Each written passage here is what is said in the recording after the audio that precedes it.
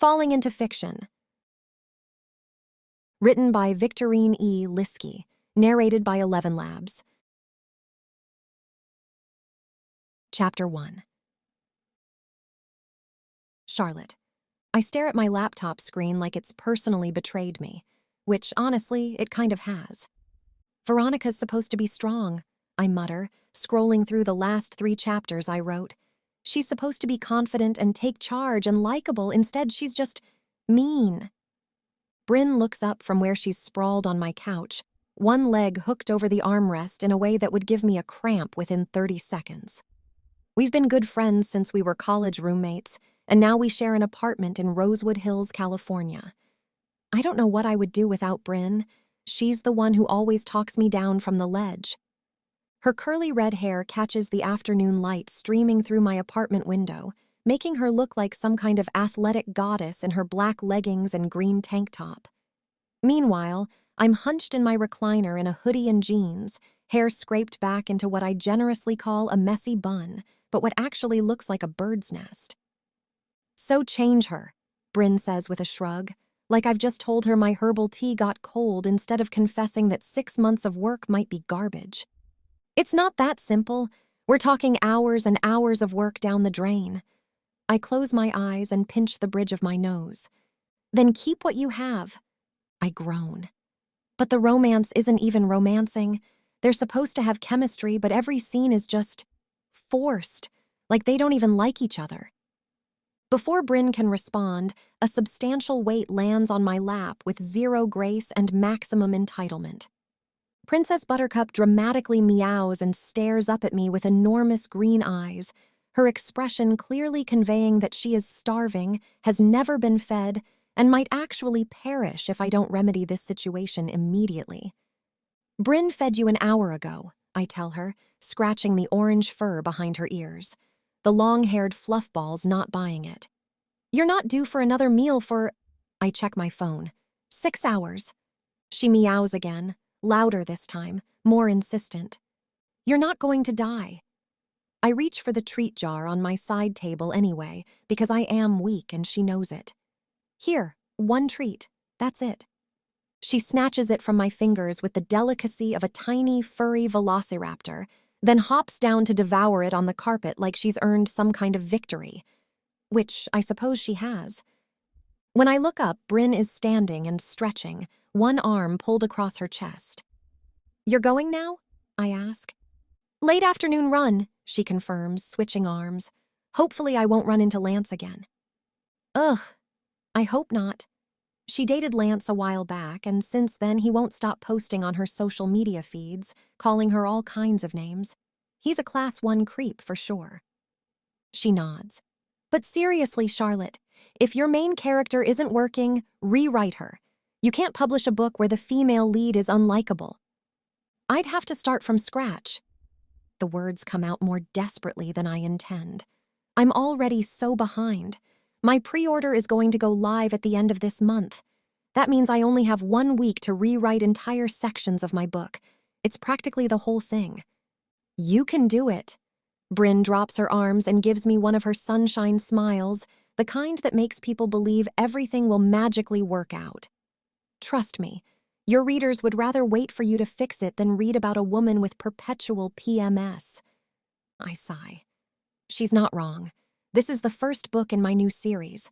I have to make sure it's good enough to carry readers through to the rest of the books. "Yeah, probably." "Definitely. It's just—" I sigh and close my eyes. Just what? "If I don't publish this book on time, I'll lose all of my pre-orders. That's over $5,000. I'll also lose my ability to put up pre-orders." Her eyes widen. "What? Don't you get to push a book release back a month or something?" I nod as I cringe. "Yeah, I already did that." "Well, I guess you'd better get cracking." She grabs her phone and earbuds from my coffee table.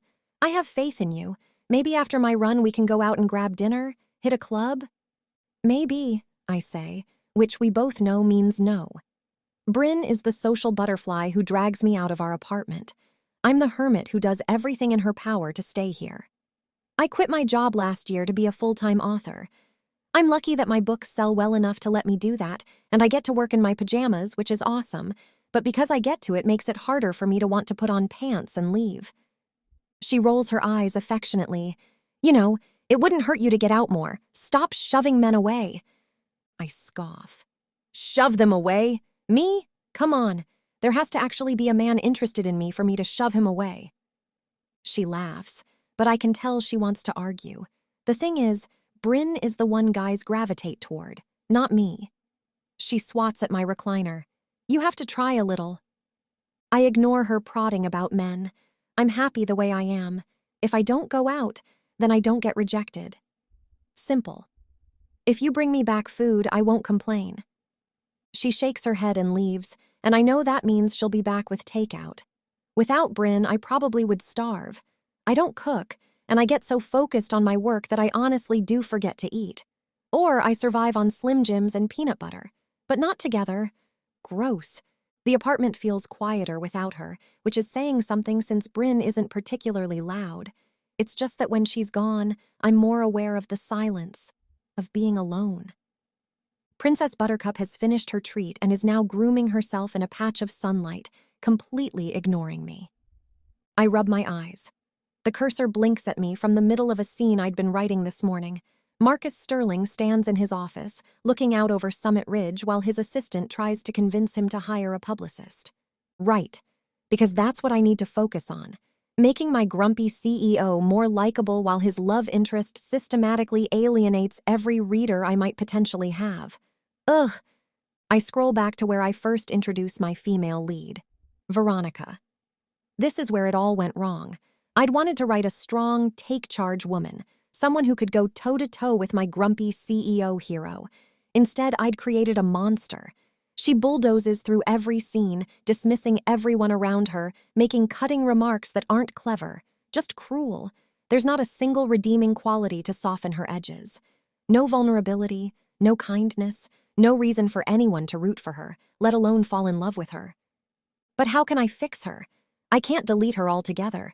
My story needs a female lead. It's a romance, for heaven's sake. I pick up my mug of chamomile tea, long gone cold, and take a sip anyway.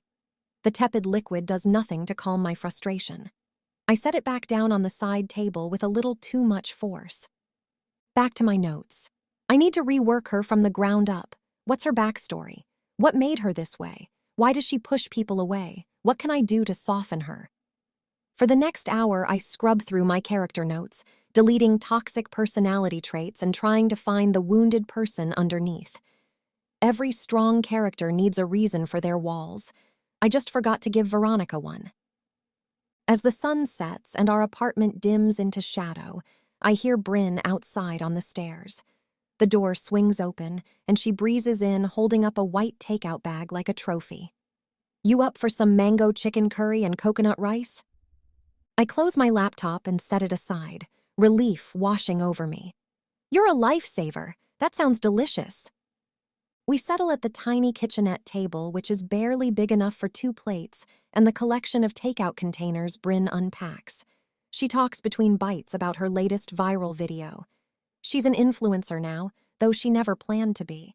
She'd majored in women's studies in college and had been teaching at the local community college when a video she made 2 years ago, ranting about a customer who'd been awful to a barista, went viral and changed everything. Now she makes videos about everyday frustrations and small acts of unkindness, calling them out. But not only that, she spreads kindness like a fertilizer, encouraging her followers to do the same. She actively seeks people out and thinks of little things she can do to make their day. Her followers love her for it.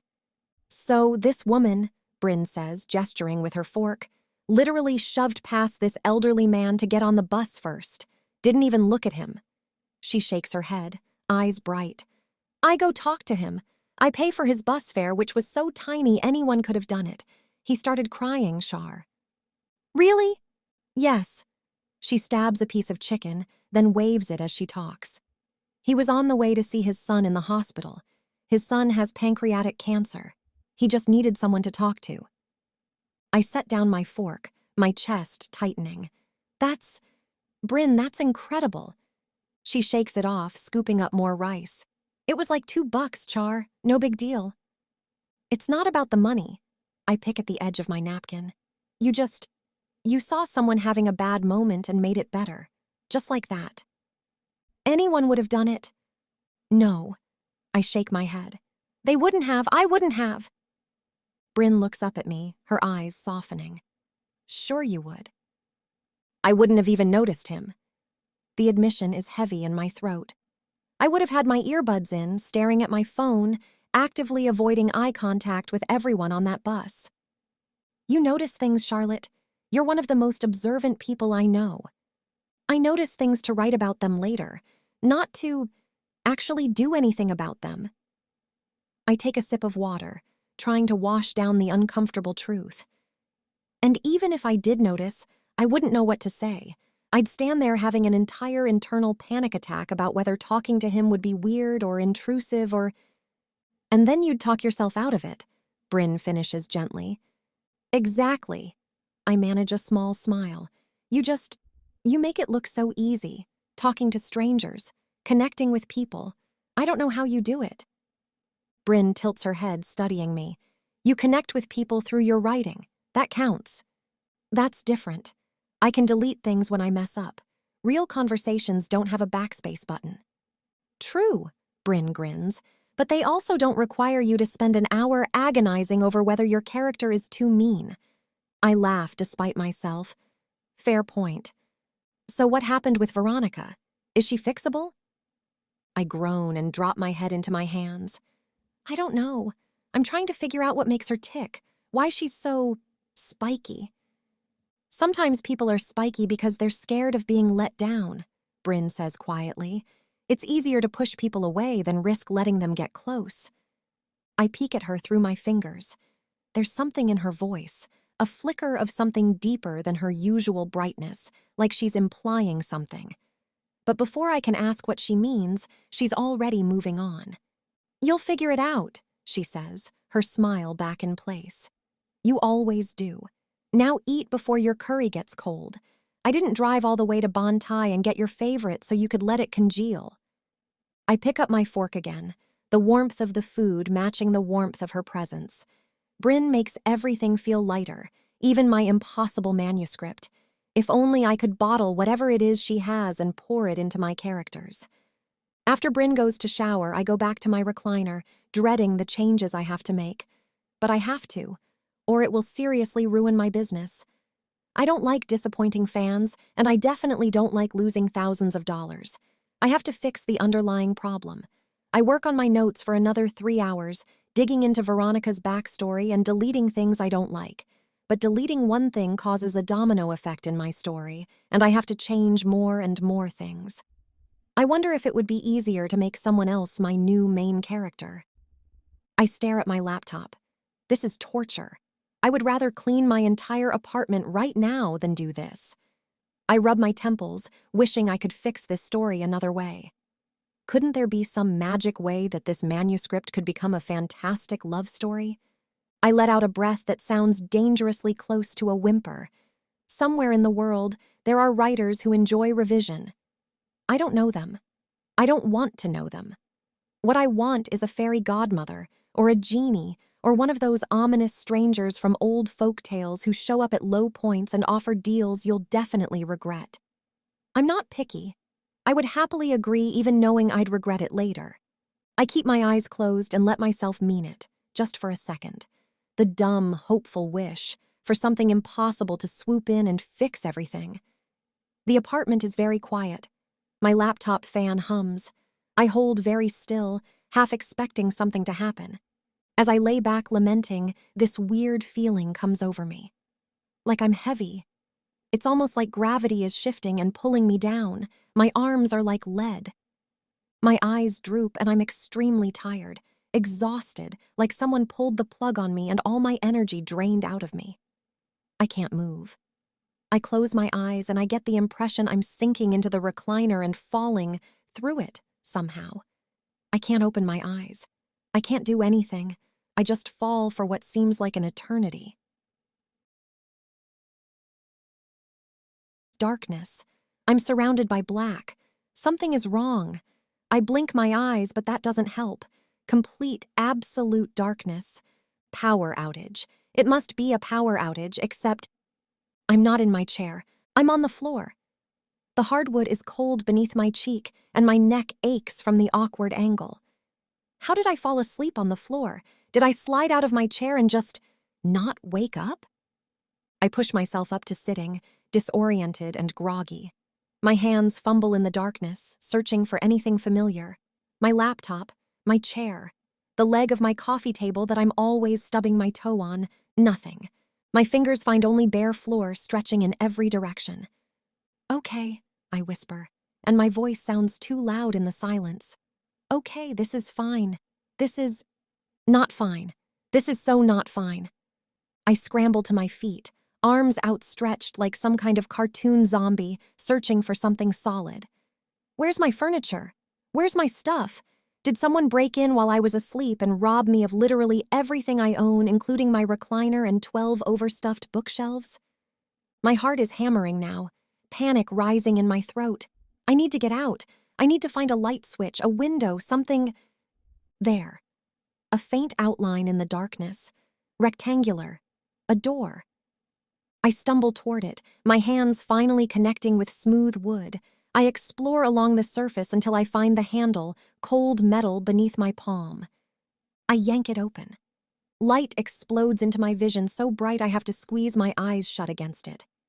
I blink rapidly, spots dancing across my retinas as my eyes adjust. It's daylight. Full, bright daylight streaming through a massive window at the end of the hallway. Wait, this isn't my apartment building. This isn't the dingy, beige-carpeted hallway of my apartment complex with its flickering fluorescent lights and the weird stain on the wall that's been there since I moved in 3 years ago. This is fancy, like really fancy. Marble floors, crown molding, actual artwork on the walls that looks expensive. A door opens across from me. Time twists, stretches out, slows down like someone's pulled the emergency brake on reality. A man steps out and I forget how to breathe. Dark brown hair styled perfectly, strong jawline, handsome profile. He sweeps his hand through his hair as he glances at his phone, and my heart stops. It's my main character. Exactly how I wrote him, which is impossible. I shake my head to clear it, but I can't stop staring because this man looks exactly like I had imagined my main character. Down to the dimple in his chin, down to the broad shoulders under his tailored suit, down to the... My eyes catch on the gleam of metal on his dark blue tie, a tie tack with the initials MS Marcus Sterling. I must make some kind of sound, a gasp or a squeak, because his eyes flick up to meet mine. They're the exact shade of brown I described in Chapter 3. Warm like melted chocolate, but guarded. This isn't possible. I take a step forward, or I try to take a step forward. What actually happens is that my foot catches on absolutely nothing. My body lurches sideways and I fall directly into him, into Marcus Sterling, into my character. His hands catch my arms, steadying me with the kind of reflexive grace that suggests he's had to help falling women before. For a second, I'm close enough to see the faint shadow of stubble along his jaw, to catch the scent of expensive cologne mixed with something else. Breath mints, maybe. Then he's setting me away from him, his expression polite but distant. "Lucy," he says, and his voice is exactly how I imagined it too. Deep and a little rough around the edges. "Good morning." "Lucy." He called me Lucy. He adjusts his briefcase, gives me a nod that somehow manages to be both polite and dismissive, and heads down the hallway toward the elevator. I stand there, frozen, my brain trying to catch up with what just happened. Marcus Sterling has a neighbor in my book, an eccentric neighbor who's always trying to run into him, who has a crush on him that's completely unrequited. Her name is Lucy, but that's not, I can't be... I force my legs to move, stumbling after him. He's already in the elevator, the doors sliding shut, and I'm left standing in the hallway alone. I turn slowly, taking in the pristine marble, the expensive light fixtures, the little brass numbers on each door. And then I see it. The building directory on the wall near the elevator. The grand view. The name I chose for Marcus Sterling's apartment building. The name I typed into my manuscript 6 months ago when I was world-building Summit Ridge, Colorado. My legs stop working. It's a dream. It has to be. I'm dreaming I'm a character in my own book. Chapter 2. Charlotte. I shake my head, trying to clear the fog from my brain. Am I really dreaming I'm in my book? My heart is hammering against my ribs like it's trying to escape, and sweat trickles down my spine. This doesn't feel like any dream I've ever had. I pinch my hand, hard. The sharp sting makes me wince, and a red mark blooms on my skin. That doesn't happen in a dream. I blink rapidly, but nothing changes. I'm still standing in this pristine hallway, staring at the brass sign that says, "The Grand View" in elegant script. The metal gleams under the lighting, each letter perfectly engraved. I made that up. It's impossible that I'm standing here. But here I am. I look down at myself.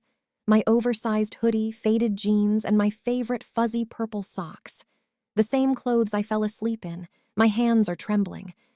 I have to still be asleep, just stuck in some kind of hyper-realistic dream. Are those called lucid dreams? That must be what this is. Some kind of weird lucid dream brought on by the tepid tea I drank.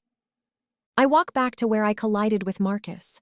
My apartment door is still standing open, a rectangle of absolute darkness that seems to swallow the hallway's light. I peek inside, my pulse quickening. It's pitch black in there, like someone hung a curtain of pure darkness across the threshold. No shapes, no shadows, nothing. I stick my arm into the void.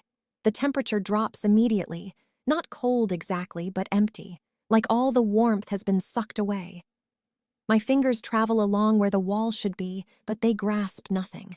There has to be a light switch, but as my hand sweeps through the space, there's only air. No wall, just void. My breathing speeds up. I need to find the switch. I need to understand what's happening. I reach further, straining to find something, and I accidentally step inside. The moment my foot crosses the threshold, the hallway behind me dissolves into nothing. Darkness envelops me like I've been plunged underwater, pressing against my skin from all sides. My arms shoot out, flinging wildly in every direction, trying to grasp onto anything solid. The air itself is thick here, resistant, like I'm moving through something heavier than it should be. My throat closes and it's hard to breathe. What is going on? This dream is awful. No, this is a nightmare. I spin around, but the door isn't there anymore. Just endless, suffocating black. No! My voice echoes strangely, the sound bouncing back wrong. Too hollow, too empty, like I'm shouting in a space that's simultaneously enormous and claustrophobic. I stumble forward, arms stretched out like a blind woman, my breath coming in short gasps. I keep walking, sure I'm heading back toward where the door must be. Still nothing. Tears prick my eyes, hot and unwelcome. My throat tightens as fear snakes through me. This is the worst dream I've ever had. It feels like I'm stuck in a black void where nothing exists, where I'll just wander forever with my arms out, searching for a wall that isn't there. I pick up my speed, desperate to get out, running blindly. My breathing is ragged, panic clawing its way up from my stomach. Just when I'm about to collapse, just when I think I might actually lose my mind, the faint outline of the door materializes in front of me. Finally! The word tears out of me, half sob, half laugh. I lunge toward it. My hands collide with solid wood, and the relief is so intense I nearly cry. I grab the handle, solid metal, blessedly real, and fling the door open. Light floods over me like a wave. I practically fall into the hallway, gulping air like I've been drowning. I'm back in the grand view, which means I'm still dreaming, and both relief and frustration flows through me. I'm ridiculously happy I'm out of that horrible darkness, but why am I still stuck in this weird dream? I slam the door shut and take in a shaky breath, pressing my back against the wall. The plaster is cool through my hoodie, grounding. I'm not going back into that void. Ever. But now I have a problem. I'm in my stocking feet in an apartment complex that doesn't exist, that I made up, that I wrote in a manuscript that's still sitting on my laptop back in my real apartment? Is that where I am? Am I lying unconscious in my recliner right now? I close my eyes and lean against the wall. Wake up. That's what I need to do. Come on, Charlotte, wake up. I stretch my neck muscles, roll my shoulders, try to shake off whatever strange sleep paralysis or lucid dreaming state this is. I squeeze my eyes shut, then slowly open them again. I'm still in the grand view. The fluorescent lights buzz softly above me. Down the hall, I can hear the muffled sound of a television through one of the doors. I close my eyes again and slowly open them. Nope, still stuck in the grand view. I try for another few minutes to wake myself. I pinch my arm until it hurts. I close my eyes and open them repeatedly. I even try slapping myself, which only succeeds in making my cheeks sting and probably making me look completely unhinged if anyone happened to see. Nothing works. I sigh, the sound echoing in the empty hallway. If I can't wake up, maybe I should go find Marcus and Veronica. Maybe this dream is here to help me figure out my characters and my storyline. Yes, that makes sense. My subconscious is probably trying to work through my plot problems.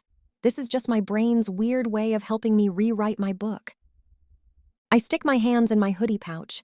My fingers brush against the 2 crumpled tissues I stuffed in there earlier. That's all I have. No phone, no wallet, no shoes. Just me and 12 blocks of cold sidewalk between here and Sterling Ventures, where Marcus is probably sitting in his corner office right now. Since this is a dream, maybe I can manipulate it. I close my eyes and imagine myself in the lobby at Sterling Ventures, the glass revolving door, the massive reception desk. I count to 3 and open my eyes. Nope. I'm still standing in the same hallway next to Lucy's void of an apartment. Crud. Looks like even in my dreams, I don't get shortcuts. The elevator dings, the sound echoing in the quiet hallway. The doors slide open, and an older woman steps out. She's wearing a blue cardigan with pearl buttons, and she's carrying a cloth grocery bag. Celery stalks poke out the top. As she approaches, her gaze lands on me, and her eyes widen. Lucy. Her voice has that gentle, motherly quality. Are you locked out of your apartment? Recognition slams into me like a semi. Mrs. Harrison? My voice comes out higher than normal. It's the motherly neighbor I wrote, the one who brings Marcus homemade bread and talks about her grandchildren who live in Virginia. I'd written that she always smells like vanilla and cinnamon, and standing here, I catch the faint scent of both. She stops a few feet away, her gaze moving past me to my apartment door. Her eyebrows raise, creating soft wrinkles across her forehead. Do you need help, dear? I raise my hand and shake my head, heat flooding my cheeks. No, Mrs. Harrison, I'm fine, I search desperately for any excuse that makes sense. Getting some fresh air. The words sound ridiculous even as they leave my mouth. There is no fresh air here, just the climate-controlled temperature and some faint scent of a lemon cleaning product. She smiles anyway, nodding like what I said was perfectly reasonable. Oh, okay, dear. Her voice is patient, understanding, like she's used to me being odd.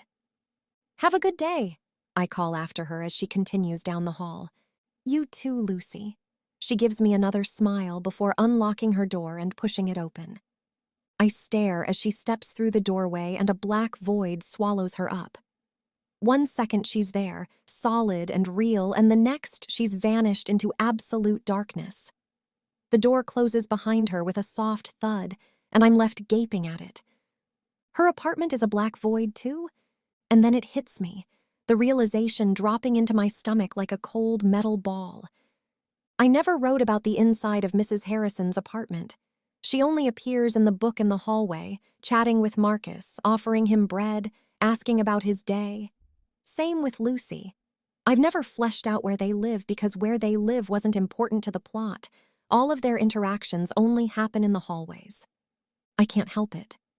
Laughter bubbles up from my chest, giggles at first, high and slightly manic, and then the giggles overtake me, and I'm laughing hysterically, the sound bouncing off the walls.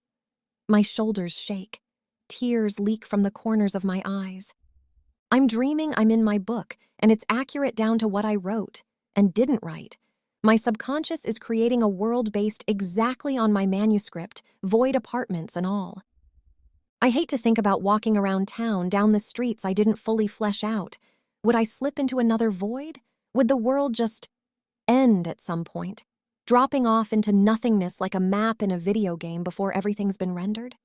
Oh, wait, map. I created one of Summit Ridge, Colorado. I try to remember it. I'd drawn it out on graph paper, labeled the major streets, marked where Sterling Ventures sat in the business district. The route from the Grand View to the office building should be safe. I wrote about Marcus's commute in Chapter 2. I described the sidewalks, the storefronts, the way the mountains rose up behind the city. I take one more look at Lucy's apartment door, wishing I'd at least written a vague description. Something like Lucy's small studio apartment or her cluttered living room. I'd love to slip on some of Lucy's shoes before walking 12 blocks in March weather in Colorado. But I'm not going back into that void.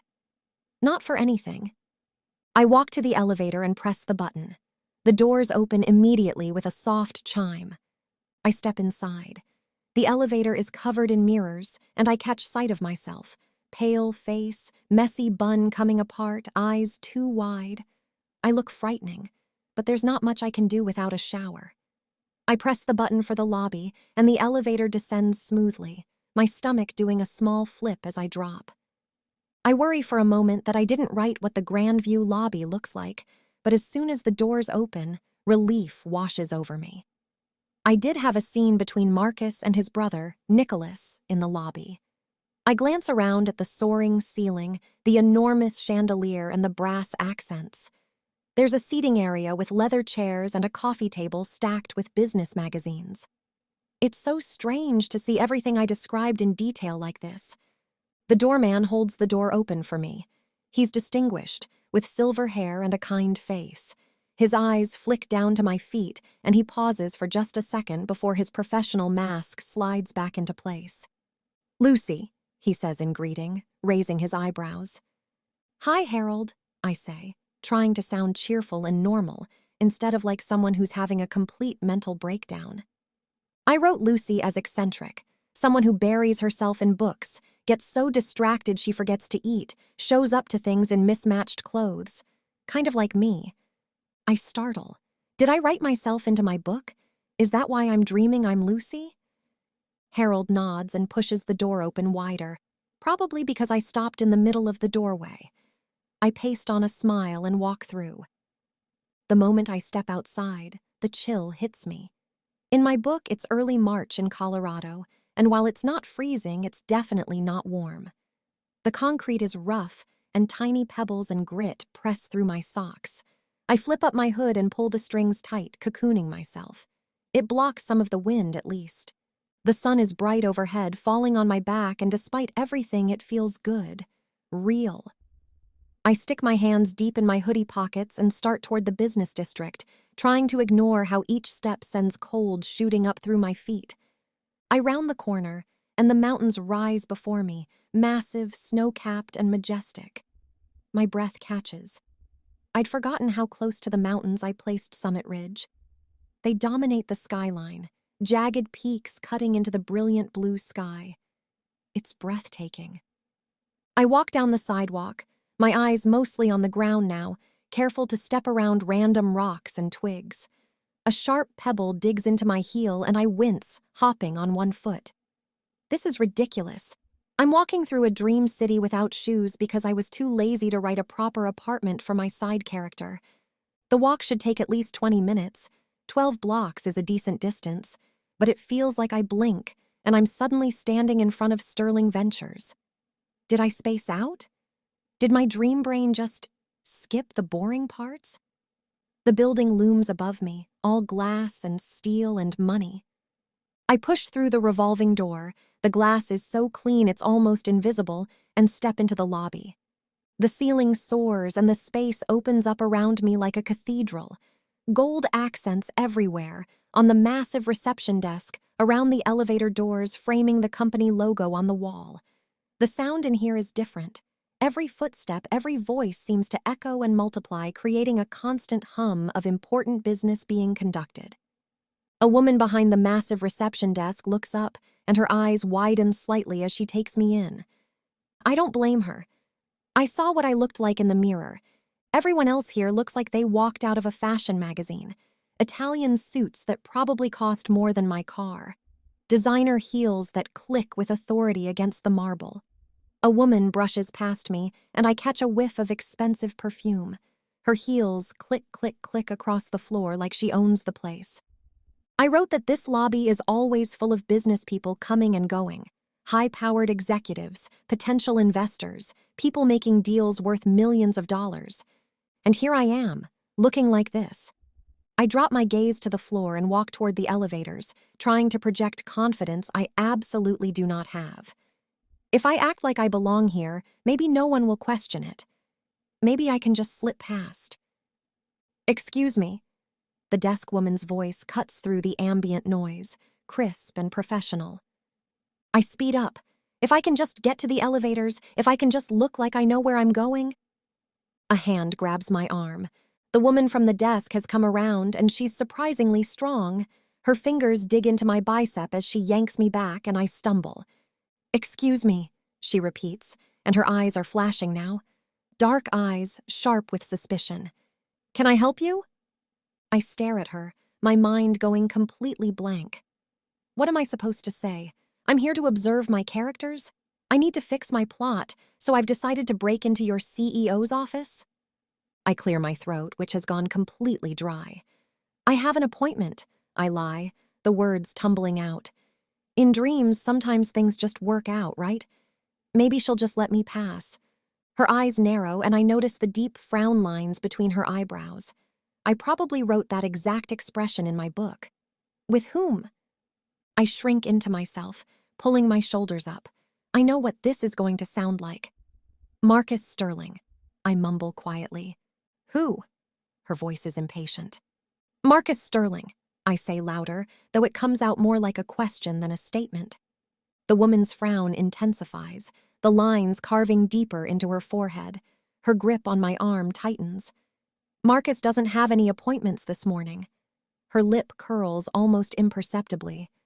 I would know. Desperation floods through me, making my heart race and my words tumble out too fast. Can I just go talk to him? Please.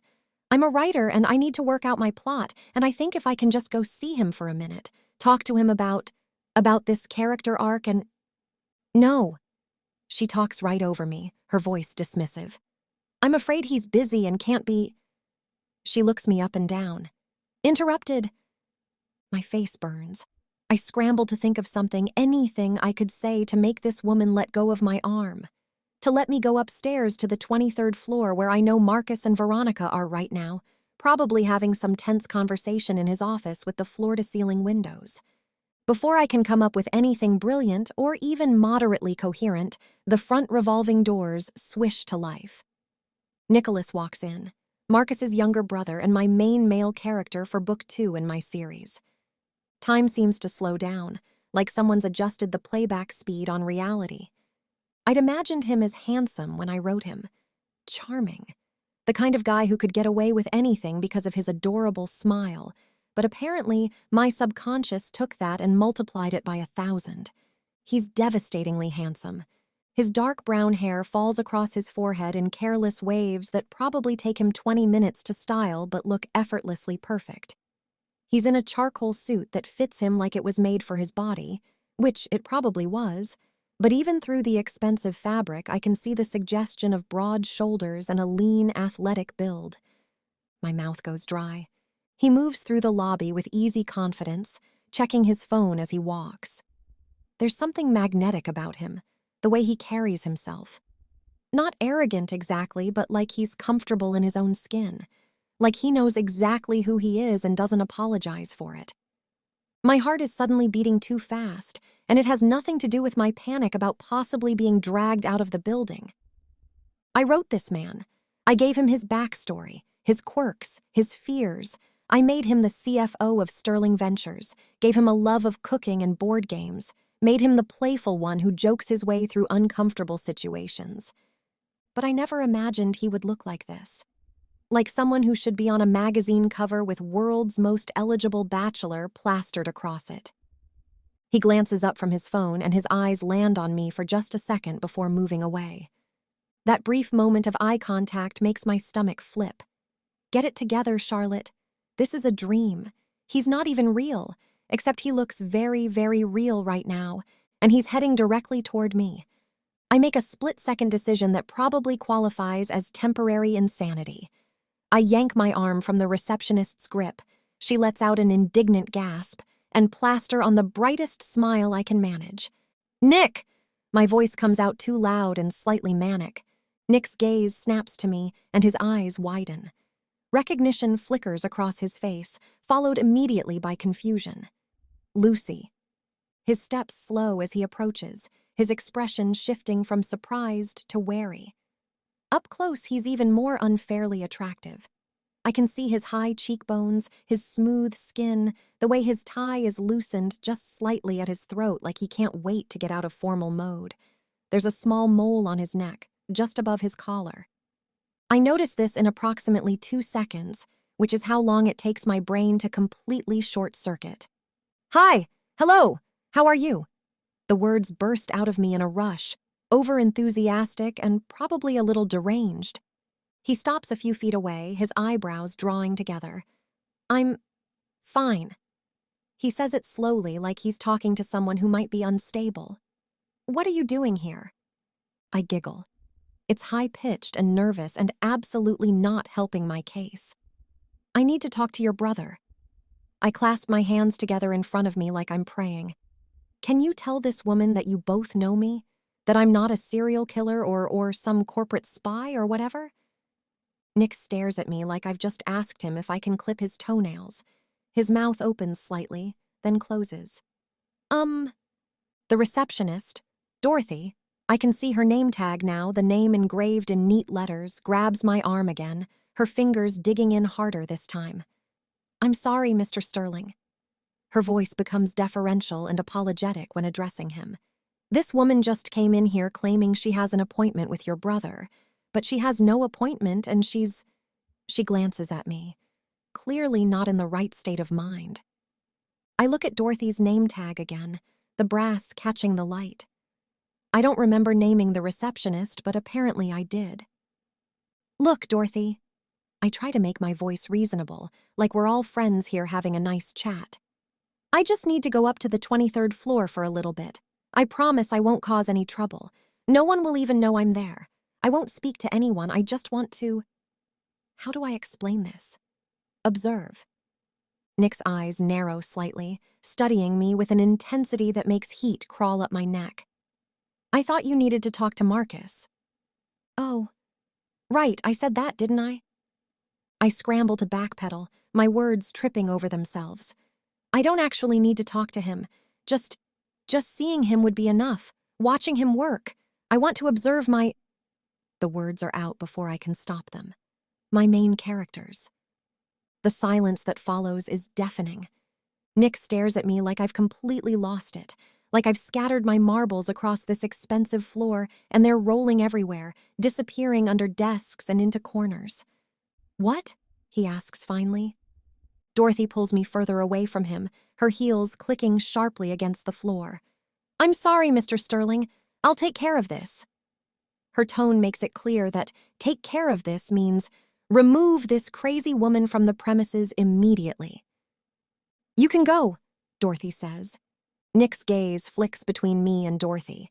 I can see him trying to decide what to do, whether to help, whether to get involved, whether to just walk away from this bizarre situation. I clasp my hands together, squeezing hard enough that my knuckles go white. "Please, Nick," my voice cracks. "Can I go upstairs? I really need..." Something behind his eyes shudders. It's like watching a door close, the warmth draining from his expression and being replaced by cool professionalism. He takes a step back from me, physically and emotionally distancing himself. "I'm sorry, Lucy." His voice is polite now, detached. He's retreated behind that charming smile that doesn't quite reach his eyes. It's a busy day today for an office tour. I'm afraid I can't accommodate you. The rejection stings more than it should. This is just a dream, just my subconscious working through plot problems. But watching him turn away still feels like a punch to the stomach. He gives me one more quick smile, practiced, meaningless, and heads toward the elevators. Dorothy's grip on my arm tightens, and she starts dragging me back toward the revolving door.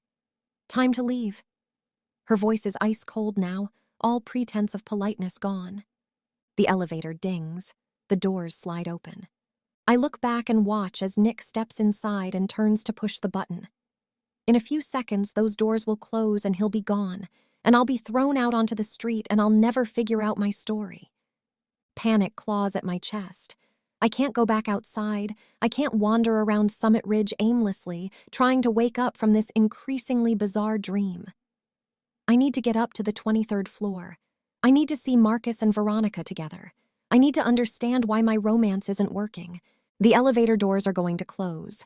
I make a decision that definitely qualifies as insane. I jerk my arm away from Dorothy with all my strength. Her fingers slip from my sleeve and she lets out a shocked gasp. Security!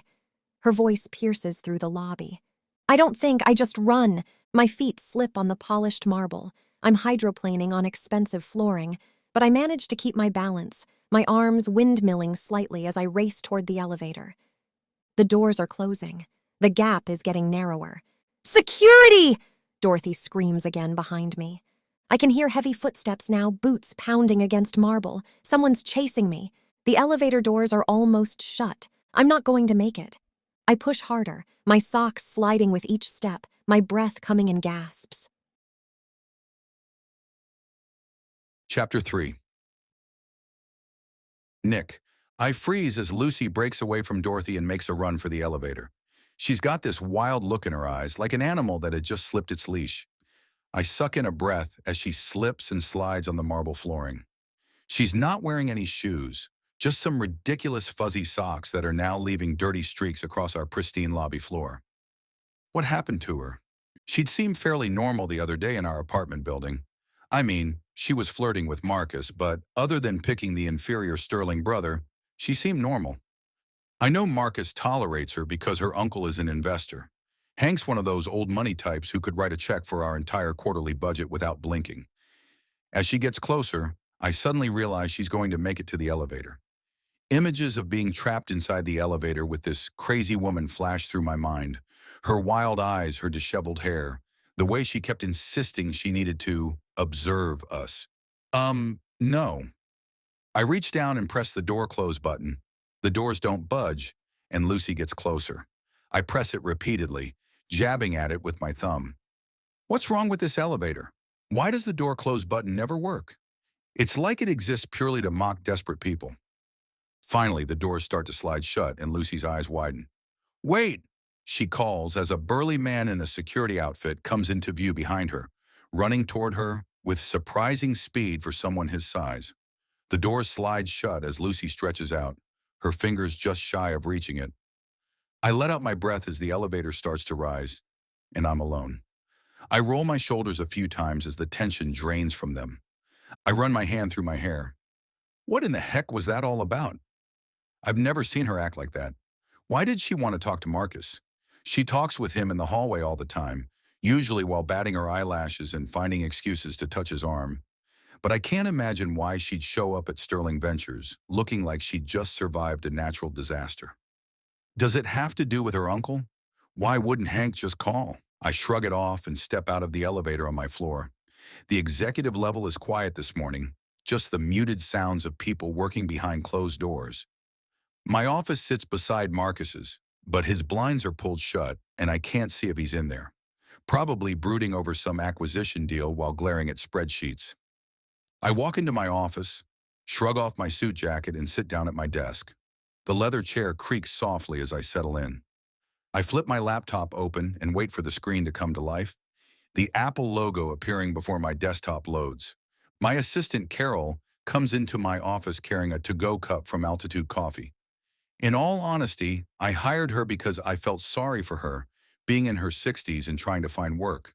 But in a shocking twist, she's the best assistant I've ever had, always anticipating what I might need and getting it for me before I even have to ask.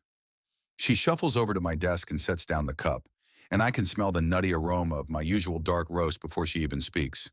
Here you go, Mr. Sterling. Thank you, Carol. I pick it up and take a sip. The hot liquid slides over my tongue, giving me a much-needed caffeine fix. You're a lifesaver. Carol twists her hands together. Did you get your car into the shop? Yes, it was just a loose hose. Imagine that. I lean back in my chair. $1,500 later, I've learned that Aston Martins don't appreciate loose hoses. Oh, good. Well, not good about the cost. She lets out a small laugh. Marcus asked if you've called the investors yet. I tense. I'll call them soon. I just need to refine my presentation before I set the meeting. Carol smiles at me, her eyes crinkling at the corners. You can do it. I give her a withering smile back. I don't know about that. This is the first major funding project that Marcus has given me. I'm great at running numbers, but I'm not sure I can charm billionaires. You ooze charm. It's what you're good at.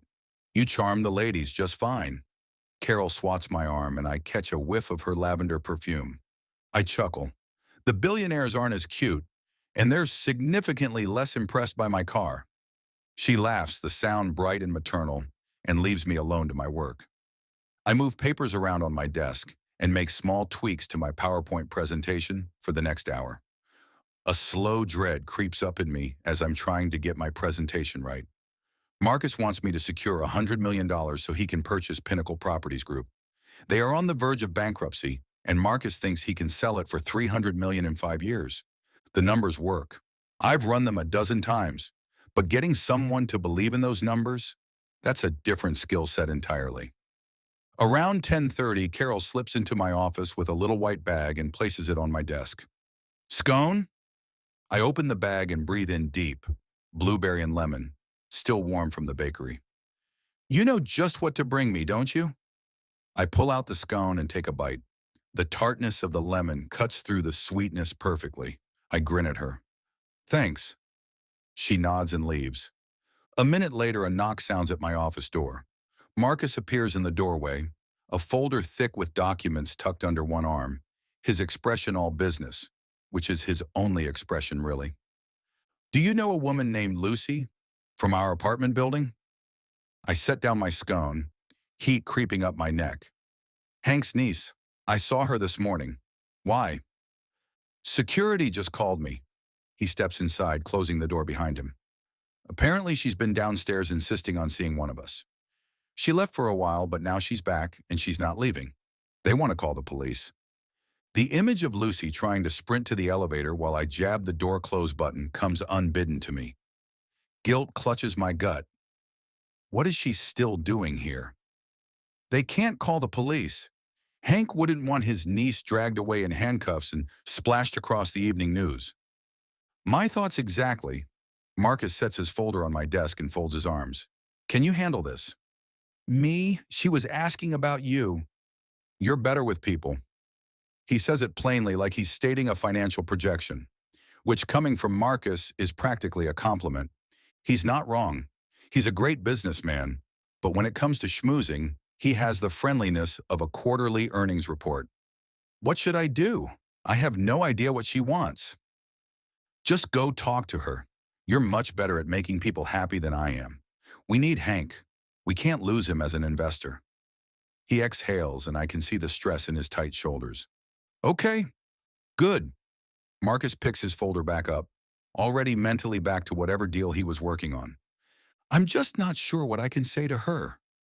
He pauses in the doorway, frowning. Handle it, Nick. Right, easy, no problem. I push back from my desk and stand, straightening my tie.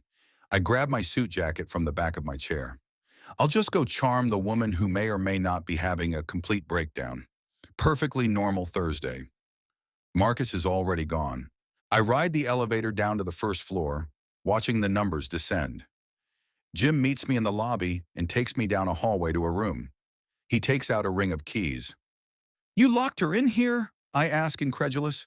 I had to. She was hysterical. It was only for a moment. He unlocks the door and opens it, then stands back like he's afraid she might lunge at us. Lucy is in there by herself, pacing the small space like a caged animal. Her hair is pulled up in a messy bun, but it's falling out and looks like she stuck her head out of a moving train. Blonde strands hang around her face in wild tangles. She's still only wearing socks, but they're filthy now, the purple barely visible under streaks of dirt and grime, and she has dirt smudged on her face. I walk in and Lucy turns toward me, startled. "Nick," she says, running to me and clutching at my arm. Her fingers dig into my bicep through my suit jacket. "Thank goodness. They locked me in here. I thought I was going back into the void. I don't want to go back in the void. It was terrifying." I have no idea what she's babbling about, but her hands are ice cold and trembling. "Lucy, have a seat." I smile at her, hoping to calm her down. She looks positively frightened, her blue eyes darting, pupils dilated, and I can see her pulse jumping in her throat. She does as I ask, perching on the edge of a stackable chair. Her hands tremble and her leg bounces. She looks like she's going to crawl out of her skin. I feel bad for her. I should have stayed and talked with her earlier. Maybe if I hadn't been such a coward and shut the elevator door on her, I wouldn't have to be here, placating her. "Are you thirsty?" I ask. "Do you want a glass of water? Coffee?" She looks at me like I suggested she go bathe in acid. "Don't leave. I don't want to be locked up again. I have no idea why I can't wake up from this nightmare." "I won't lock you in here." I gesture to the open door, Jim standing just outside the room. "There's a coffee machine down the hallway. It would take 2 seconds. Well, 3 if the machine is being temperamental." She assesses me, her gaze wary. 2 seconds? "Yes, I promise. Scout's honor." I hold up 3 fingers. "You were never a scout." I laugh and shake my head. "Guilty, you're going to be trouble, aren't you? Coffee?" She exhales and runs a hand over her hair, although it does nothing to calm it. A few more blonde strands escape from the bun. "Coffee sounds nice." "Okay, I'll be right back. Just take in some deep breaths." I make a show of breathing deeply, exaggerating it until she cracks the tiniest smile. "See? In and out. Very calming." "Don't close that door." I rest my hand on the door handle. Sheesh, what happened to her? She's like a frightened animal. "I won't." She nods. "Okay, good." I exit the room, leaving the door wide open. Jim is standing in the hallway looking uncomfortable. I nod at him and point toward the break room. "I'm getting her some coffee. Don't close the door, and for heaven's sake, don't lock her in again. I think she might actually have a heart attack." He nods. "Yes, Mr. Sterling." I get the coffee from the ancient machine in the break room. It gurgles and hisses like it's offended by the request. I come back into the small room where Lucy is sitting and hand it to her. She wraps her fingers around it like she's cold. "Thank you." I scoot the other chair in the room over and sit down next to her, close enough that our knees almost touch. I watch her as she sips the hot coffee. She's still trembling, but she seems to calm as she drinks. Steam rises from the cup and color slowly returns to her pale cheeks. I peer down at her feet. "Where are your shoes?" Lucy cringes and sits back in her chair. "That's a long story." "I have time," I lie. I don't really have time. I should be working on my presentation for the investors, but I lean back in my chair casually, like I'm telling the truth, and cross one ankle over my knee. Lucy fiddles with her coffee cup, her thumbs rubbing along the white paper. "I can't tell you because it makes no sense." I take a look at her, a really good look.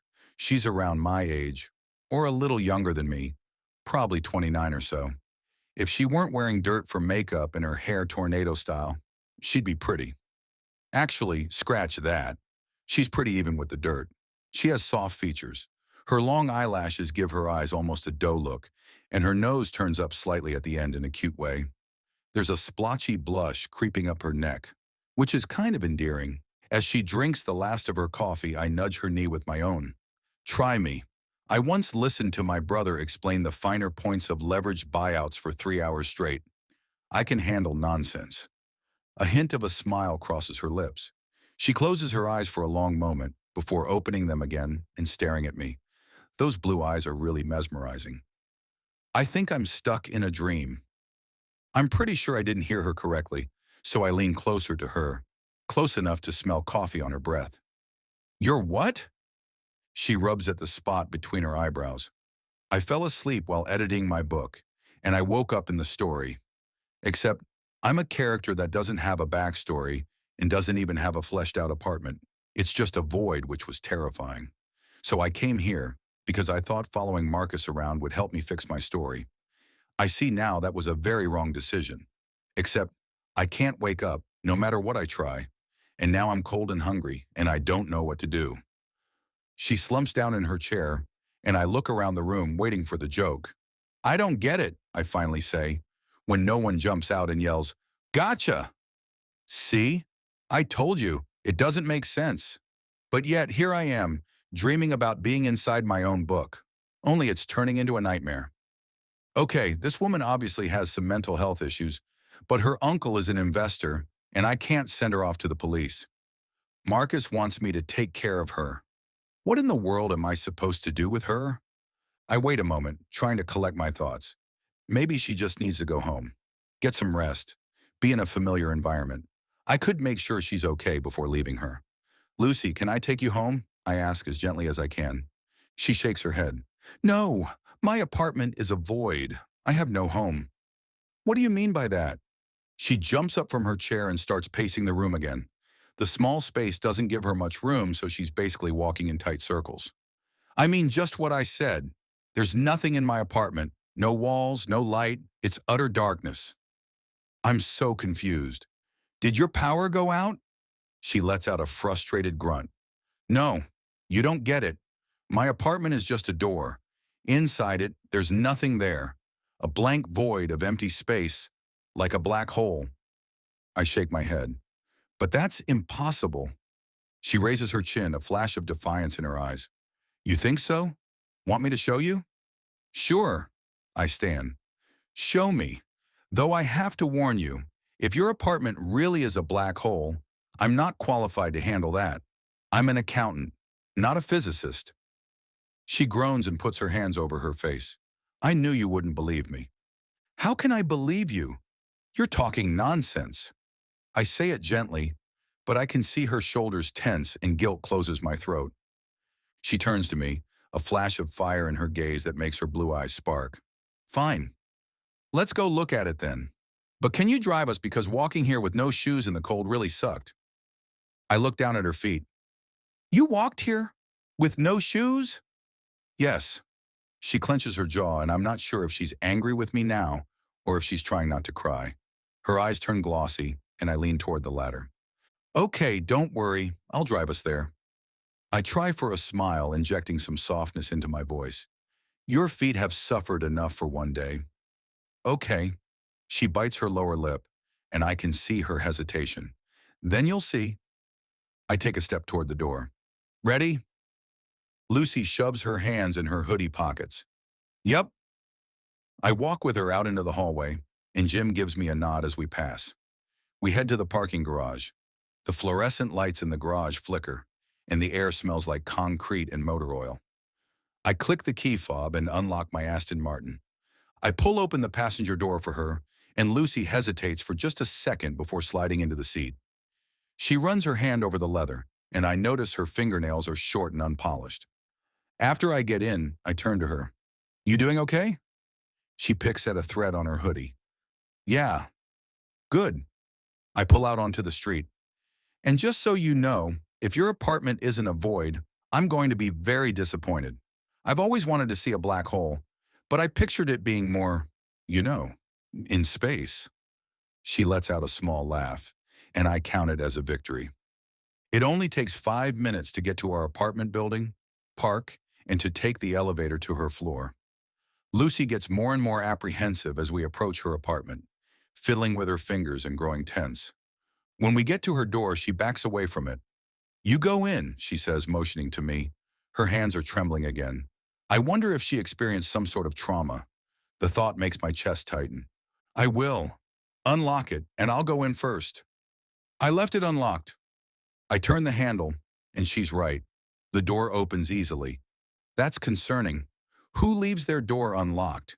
It's dark in her apartment, so I walk in to find the light switch. Lucy screams.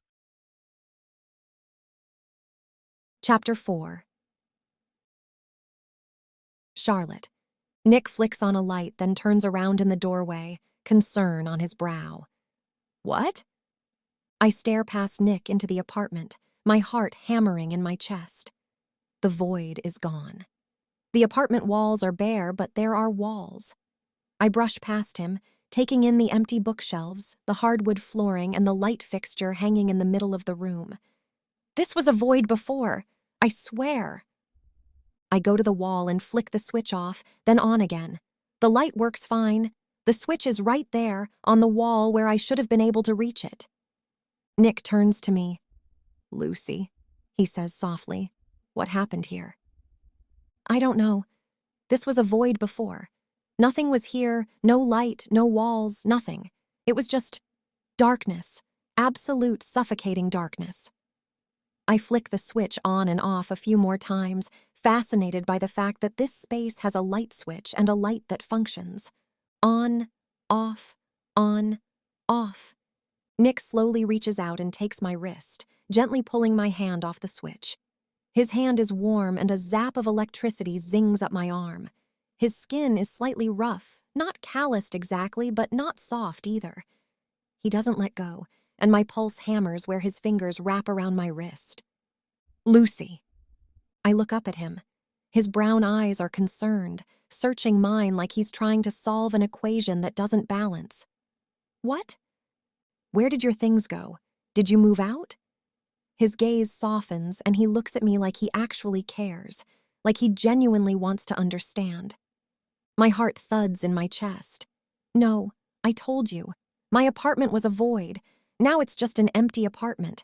I don't know if it's because you're a main character and now you're here inside this room, and so now it must be fleshed out. Or... My voice trails off and I know how I sound. The words make perfect sense in my head, but hearing them out loud? Yeah, I sound unhinged. Nick frowns like he's not sure what to do with me. A small crease appears between his eyebrows. Stay here. He releases my wrist and leaves the living room, his footsteps echoing as he checks out the rest of the rooms in the apartment. I hear doors opening and closing. The bedroom, the bathroom, the closet. The sounds bounce off empty walls, confirming what I already know. There's nothing here. He comes back in, shaking his head slightly. It's all empty. Are you sure you didn't move out? Did something bad happen here? I think you're in shock. I sigh and look to the floor, still unable to believe the void is gone. Yeah, I can see why you'd think that. He walks to me, closing the distance until he's standing close enough that I have to tilt my head back to meet his eyes. Do you have somewhere you can go? Someone you can be with? His voice is tender, and the gentleness in his tone makes my chest tighten. Panic grows inside me as I realize I don't. I have no one. I'm stuck in this dream, and I don't know how to get out. And I'm hungry, and I need a good shower, but I have no idea how to get home. The reality of my situation crashes over me like a wave, and I have to concentrate on breathing. No, I say quietly. What about your uncle? Nick asks. I stare at him, not understanding. My brain is sluggish, like it's moving through mud. My uncle? Yes, Hank. Memories slam into me. Notes I typed into my manuscript. I wrote Lucy's uncle into the story as an investor of Sterling Ventures, so Marcus wouldn't totally blow her off. But he's another unimportant character. I never even described him. What would that look like? Would he not even have a face? The thought makes my stomach lurch.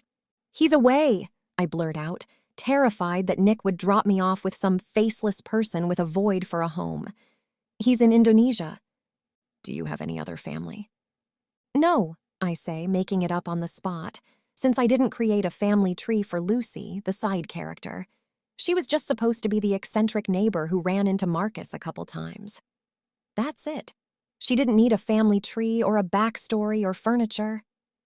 Nick sighs and rakes his hand over his hair, messing up the careful styling. I think we should call the police. Ice floods my veins. I haven't written any police into my book. I have no idea what would happen if the police came and where would they take me. I have no money, no identification. Fear grips me and I grab Nick's arm. No, please, I just need to rest. Do you have a couch I can lie down on for a little bit? Maybe if I go to sleep, I'll wake up again at home. Closing my eyes didn't work. Pinching myself didn't work. But actual sleep, maybe that's the key. Maybe I just need to complete the dream cycle. Nick glances around my empty apartment, his gaze sweeping over the bare walls and vacant floor. All right, let's get you some rest. I think that might be the best thing for you. He places his hands on my shoulders and gently guides me toward the door. My stomach makes a large growling noise that echoes embarrassingly in the empty space, and Nick stops. His hands are still on my shoulders, the heat of them seeping through my hoodie. Have you eaten today? No, I admit. This dream is such a pain. I don't remember ever being hungry while dreaming before. Usually dreams are all disjointed scenes, not this relentless, detailed simulation of reality complete with an empty stomach and cold feet. Then let's get something to eat. It's about lunchtime anyway, and I was getting hungry. He says it casually, like feeding a possibly insane woman is an everyday occurrence. Nick takes me to the elevator and up one floor. The hallway on his floor is identical to mine. He unlocks his door for me, and I walk into his apartment. I can't get used to this, standing in a space that I described on paper, seeing it come to life. The glass coffee table that I specified as modern and sleek. The expensive art hanging on his wall. Abstract pieces in blues and grays that I wrote as the kind of art a designer picks for a bachelor who doesn't care about art. Everything is exactly how I pictured it, down to the throw pillows. Have a seat. Nick motions to his couch. I look down at my filthy socks. I'm not clean enough to sit on your white couch. Doesn't matter. I hate that couch. You'd be doing me a favor by ruining it.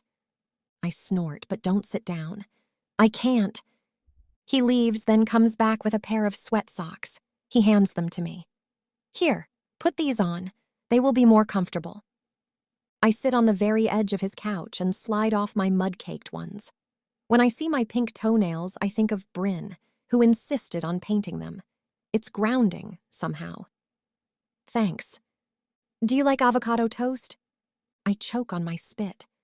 I forgot that I gave Nick great cooking skills, and he loves to make avocado toast. It's one of his favorites. I think I was craving avocado toast when I wrote that section, sitting in my recliner at 2 a.m, my stomach growling. Yes, I managed to say between coughing. You all right? He pats my back a couple times. Fine. I'll go make us lunch. Make yourself comfortable. Nick leaves and I sit back on the couch. It's a pristine white couch with a modern design, all clean lines and probably worth more than my car. I instantly regret writing it's uncomfortable because it's possibly the hardest couch I've ever been on. It's like sitting on a marble slab covered in expensive fabric. There's no give to it at all, and every muscle in my back and butt protests. I make a mental note to change it before publishing. I hate the thought of Nick forever sitting on this rock-hard, uncomfortable thing. I was cruel when I wrote that. Why didn't I give him a nice, squishy sectional? I hear the sound of plates clinking together and feel guilty for sitting and doing nothing while Nick makes me food. The guilt gnaws at me until I can't stand it anymore. So I stand up, my back grateful for the reprieve, and wander into the kitchen. Nick is working at the kitchen island, a pan on the stove, 2 poached eggs cooking in metal cups over gently bubbling water. He grabs a knife and cuts open an avocado, the blade sliding through the green flesh. Can I help? I ask. Nick jerks his gaze toward me, startled. You should be resting. I couldn't help it. I feel bad that you're in here working and I was doing nothing. Let me mash the avocado. I open his cupboard, the one to the left of the sink, and grab a bowl that looks good for mashing in. It's white ceramic, substantial in my hands. Nick raises an eyebrow but nods at me. All right. I pull out a drawer and grab a spoon. Nick stares at me as I scrape out 1/2 of the avocado into my bowl. The flesh is perfectly ripe, bright green and buttery. Go ahead and rifle through my kitchen and grab whatever you need. I laugh, The tension in my shoulders eases, and I grab the other half of the avocado. It feels good to be doing something, to be useful instead of just sitting. Seriously, how did you know that was my silverware drawer? There are like hundreds of drawers in here. For the longest time, I was opening them all before figuring out where I'd put stuff. I snort. I wrote this kitchen into life. I should know where things are. I don't understand half the things you say, Nick mumbles, shaking his head. I pull out a fork and start mashing the avocado, the tines easily breaking down the soft fruit. Sorry, I'm probably giving you existential dread talking about it. I should be more careful. He gives me a puzzled look, his head tilted slightly. There you go again. Existential dread? What are you talking about? I grin at him and shrug. Never mind me. He places 2 pieces of bread in the toaster and presses the button down. So, Lucy, what's your last name? I didn't give Lucy a last name, I say without thinking. Come again? He unbuttons the cuffs of his button-down shirt and begins to roll his sleeves, exposing his forearms.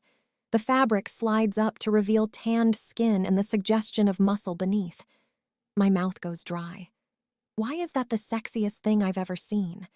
There's something about the casual intimacy of the gesture, the way his fingers work the fabric, the way his muscles move. My name isn't actually Lucy, I confess, dragging my eyes away from his forearms and back to the bowl of mashed avocado. It's Charlotte Branson. Nick squints at me, those brown eyes studying my face. Why do people call you Lucy, then? I have no good answer for him, so I say the first thing that comes to my mind. It was a childhood nickname. For Charlotte. He sounds skeptical. I stop mashing and look at him. Yes? He laughs, and the sound is genuine. All right. Do you like to go by Lucy, or would you rather I call you Charlotte? Charlotte, please. He removes the lid from the poaching pan, and steam rises into the air, carrying the scent of cooked eggs. And where did you grow up, Charlotte? The deep tone of his voice sounds delicious saying my name, and I let myself sit with that longer than I should. Good heavens, I could get used to this. California. Oh, where in California? Rosewood Hills. It's a small town in the north. The pieces of toast pop up with a cheerful ding, and I move past Nick to grab them. Our arms brush, and I catch a whiff of his woodsy cologne. I plate the slices and set them on the counter. Nick takes my bowl of mashed avocado and adds a little sprinkle of sea salt from a small dish before getting out a knife to spread it. His movements are efficient. And what brought you to Summit Ridge? A dream. Ah, your dream brought you here. What is your life dream, Charlotte? Every time Nick says my name, a zing of attraction runs down my spine. I don't even care that he totally misunderstood what I was saying to him. I just want to hear him say my name 1,000 more times. Maybe I should record it somehow. Except I don't have my phone. Because this is a dream. Right. My dream is to write for a living. His eyebrows raise in interest. What kind of writing? He finishes spreading the avocado on the toast and scoops out the 2 eggs, adding 1 to each piece. I'm a novelist. Really? How interesting. I love reading. Are any of your books published? Yes, I have a published series. I'm an indie author. What's one of your titles? He glances at me before taking out some chili oil, the kind with the crispy bits in it, and spooning a drizzle over the food in an artistic zigzag pattern. My mouth waters. I'm sure you haven't read any of my books. I laugh, because our conversation is so bizarre. I'm literally talking to one of my characters about other books I've written. When am I going to wake up from this weird dream? You never know. What's one of your titles? Until I See You Again. It's the first in my Sailing Away series. I write romance. He quirks an eyebrow. Sounds interesting. He picks up the 2 plates and carries them to the table. Can you bring us 2 forks? Sure. I grab the forks from the drawer and join him at the table. The dining area has massive windows that let in bright afternoon light, making everything open and airy. Nick pulls out my chair and my heart melts. I did write him in as a gentleman. No wonder my female characters fall so hard for my male characters. Nick is an absolute dream. Literally, apparently. I sit down and he pulls up a chair next to me, close enough that I can see the small mole on his neck. "What are your hobbies?" Nick asks as he cuts into his egg. I pick up my fork. "I like coin collecting." "That's interesting. I always think of that as an old man's hobby." He pauses a moment and his gaze slides over me. "You're definitely improving my opinion of it. Why do you like coin collecting?" I cut a piece, stab my toast, and take a bite. The flavor of the chili oil mixing with the avocado, egg, and sea salt is amazing. The toast is perfectly crispy on the outside, but still soft inside. The yolk is rich and buttery. The chili oil adds just the right amount of heat. I can't believe how realistic it tastes. Is it normal to taste in a dream? Every flavor is distinct, layered, real. I moan, pointing my fork at the toast. This is really good. Nick grins and his whole face lights up, which makes him look a bit boyish and cute. A dimple appears in his cheek. The one I wrote comes out only when he smiles a certain way. "Thanks." I take another bite, savoring it. "No, seriously, this is incredible. Where did you learn to cook?" Nick shrugs, looking pleased. "Self-taught mostly. I find it relaxing. Plus, it's cheaper than eating out every night." He points his chin at me. "So, why coin collecting?" Heat rises to my cheeks, that splotchy blush I hate creeping up my neck. "It's silly." "No, it's not. Tell me." His tone is encouraging. "When I was little, my father would get out his coin collection and talk about each coin. He would make up stories about the lands they came from and the people who used to own them. It was fun, curled up on his lap, listening to him tell stories. Collecting coins brings back those memories." My throat tightens as I remember the coins spread out on his desk, his voice weaving tales of adventure and history. Nick smiles at me, and there's a layer of understanding to him. "That's not silly at all. Do you still have a close relationship with your father?" I look down at my plate. The yolk has soaked into the toast, and I push a piece around with my fork. "He died when I was 12. "Oh, I'm sorry." The words are simple, but his tone carries genuine sympathy. "It's fine," I say, although it's not fine. It was the single worst day of my existence. My life completely changed, and I don't know that I've ever recovered from it. My mom died in childbirth, so I ended up in a foster home. It was awful. Everything stems from that one moment when the police showed up at my door. We eat in companionable silence for a while. The only sounds are our forks against the plates. It's comfortable, though, not awkward. I stab the last piece of my toast and scrape it over my plate, catching the delicious egg yolk. "Do you like living in Colorado?" I haven't fleshed out Nick's character as much yet, because he's a side character in this book. His book is coming next, though, so I might as well get to know him better. This is like the world's most immersive character interview. Nick grows thoughtful, setting down his fork. "I do," he says slowly, which tells me there's more he wants to say, but he grows silent, so I prod some more. "Tell me about what you do." I already know, but getting to know your character like this is such a rare experience. I want to dive deeper with him. Want to understand what makes him tick. "I'm the chief financial officer for Sterling Ventures. If you think it sounds boring, you'd be right." He smiles at me, but I see an underlying current of something he's not saying. There's a tightness around his eyes. "But you're good with numbers?" I don't ask. I say it like a fact, because I wrote it that way. Nick is a numbers genius. He lifts his eyebrows a fraction of an inch. "I am good with numbers. You're perceptive, or a good guesser." "Or I know things," I say cryptically. I give him a coy smile, which is so unlike me. I don't flirt with men, at all. But this is just a dream. I'll wake up later and go back to being a book nerd who doesn't talk to men. Right now, I'm feeling brave and a little bit like one of my characters instead of my old, boring self. He laughs and stands, his chair scraping on the tile floor. The sound echoes in the open space. "Okay, Charlotte, time to lie down." As if on cue, I yawn. The exhaustion hits me all at once. "Thank you." I I pray I can fall asleep and wake up back home in my comfy apartment with Bryn nagging me about eating properly, Princess Buttercup purring on my lap, and my manuscript waiting on my laptop. He picks up the dirty plates and motions to the living room. Go, take a nap. I nod and walk into the other room, my limbs heavy. Each step feels like I'm wading through water. I lie down on the couch, it's still impossibly hard, and grab one of the throw pillows. It smells like Nick, which makes me smile. It doesn't take long before sleep overtakes me, pulling me down like a tide. I'll be glad to wake up from this weird dream, but the last thing that flits through my mind is that meeting Nick in person was a nice way to end a very weird dream. Chapter 5. Nick. I pace my kitchen floor, gripping my phone, hold music playing in my ear. The generic instrumental version of some pop song grates on my nerves. I've spent the last hour on the phone with a private investigator, checking to see if Lucy, or Charlotte, was telling the truth.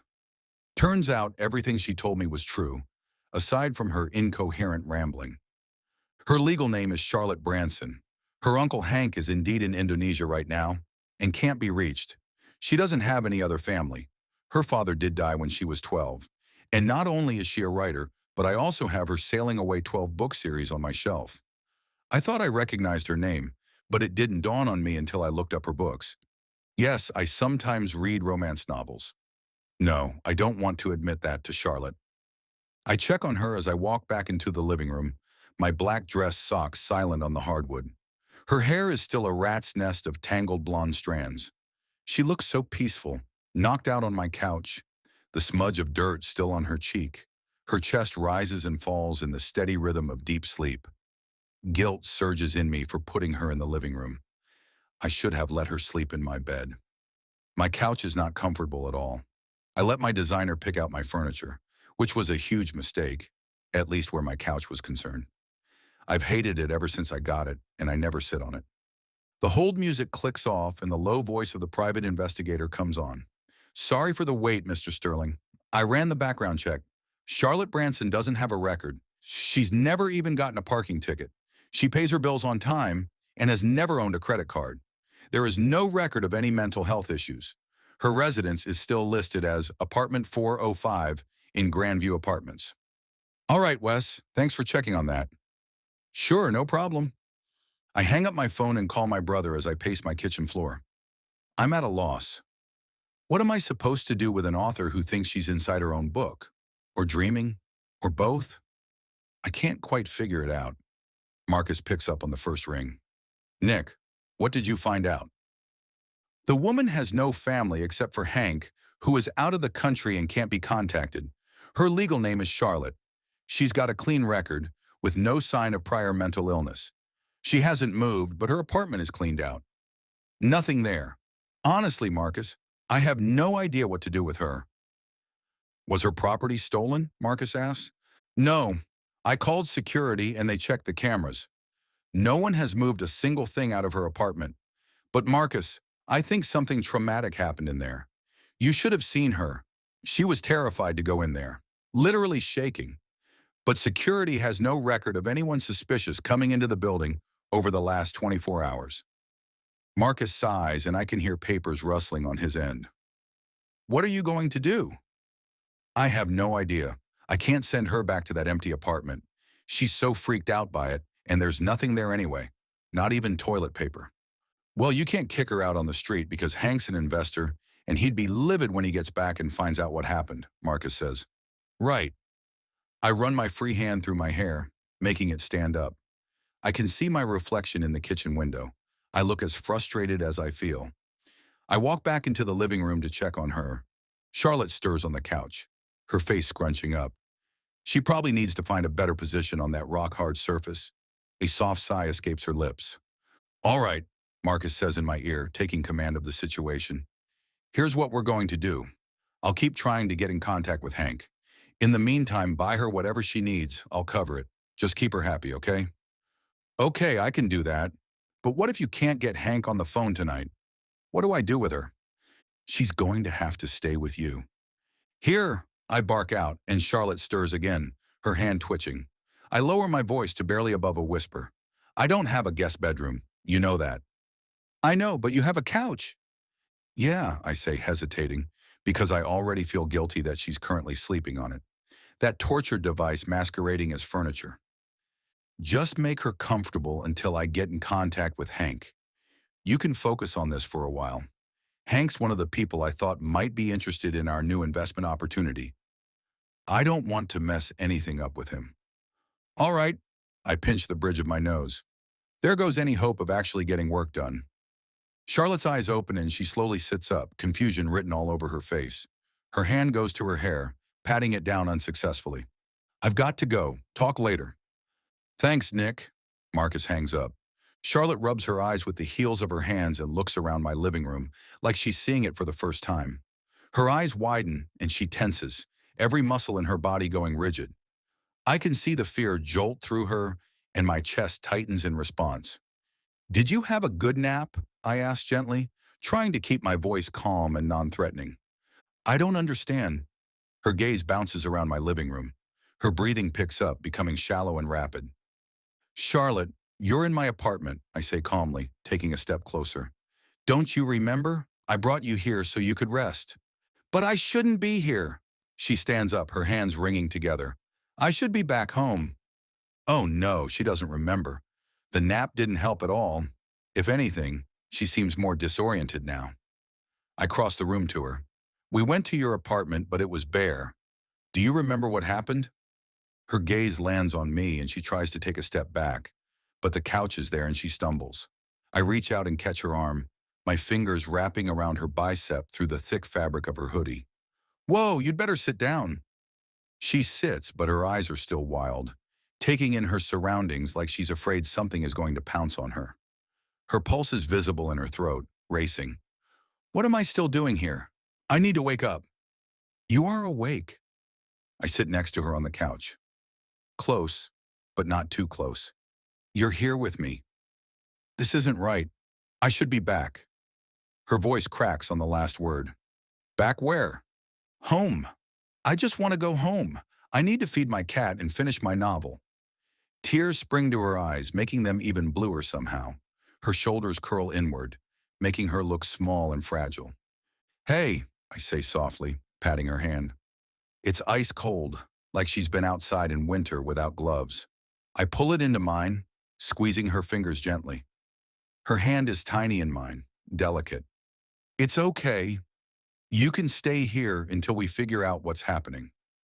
She stares at me, her eyes glossy with unshed tears. I can stay here. Yes, of course, I say, even though a moment ago I was balking at the idea. I can't stand seeing her so frightened. I want to make all her fears go away, wrap her in a blanket and tell her everything will be okay until she believes it. She closes her eyes and leans back. I just want to take a shower, she says quietly, her voice barely above a whisper. I have a shower, and you can borrow some clean clothes. She sits up, hope filling her eyes like sunlight breaking through clouds. Really? Really? Relief visibly shows on her face.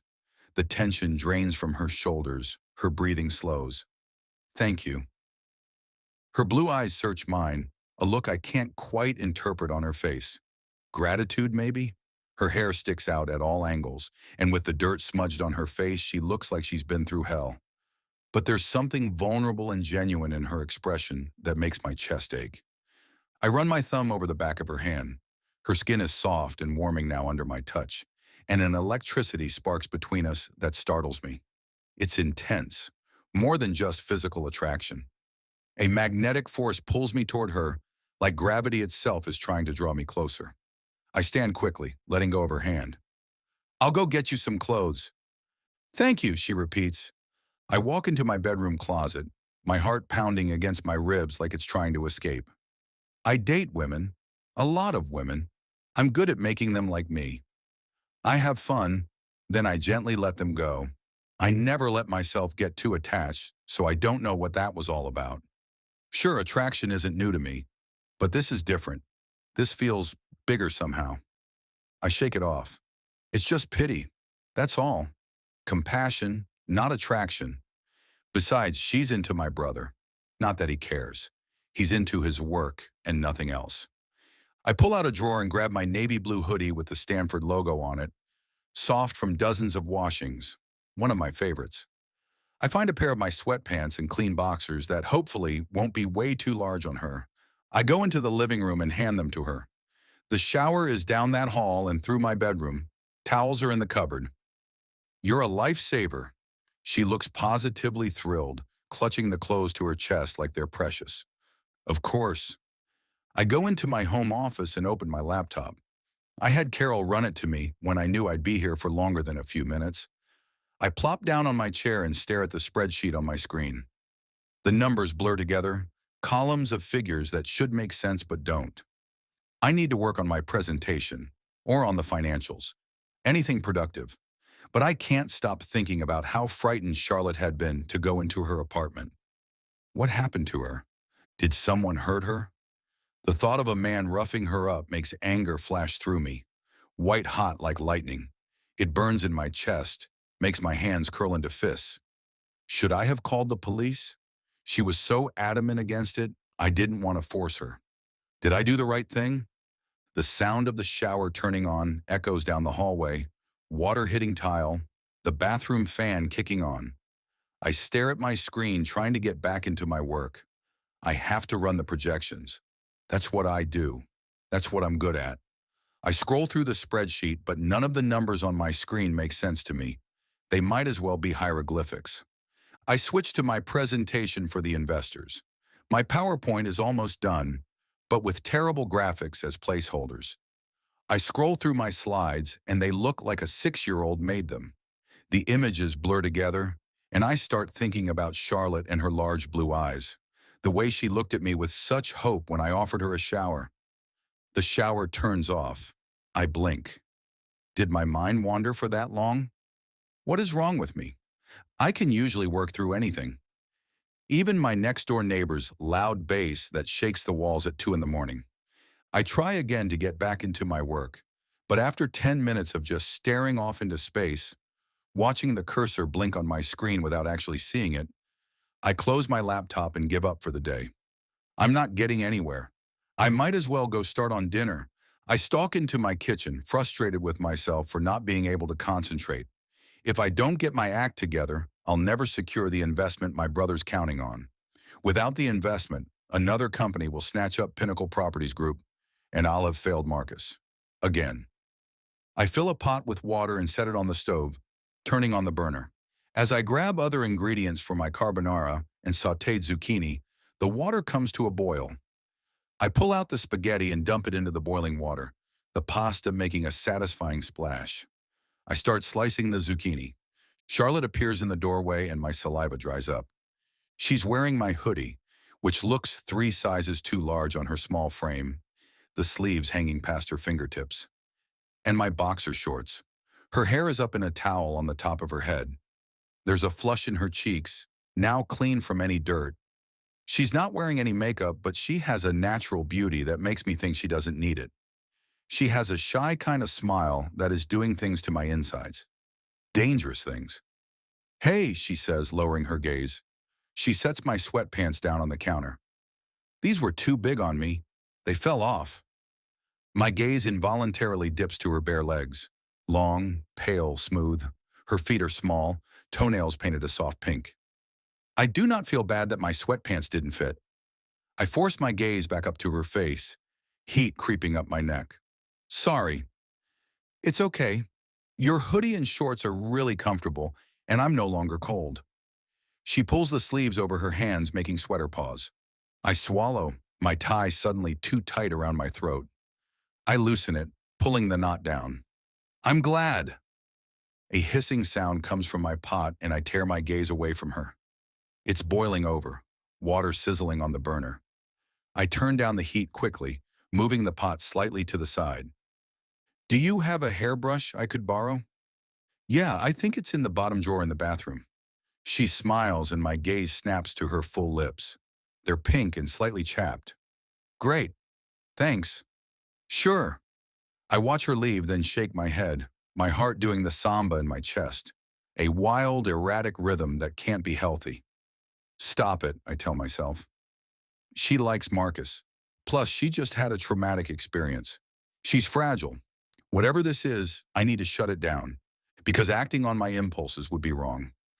I finished making the carbonara and sautéed zucchini, the smell of garlic and cheese filling my kitchen.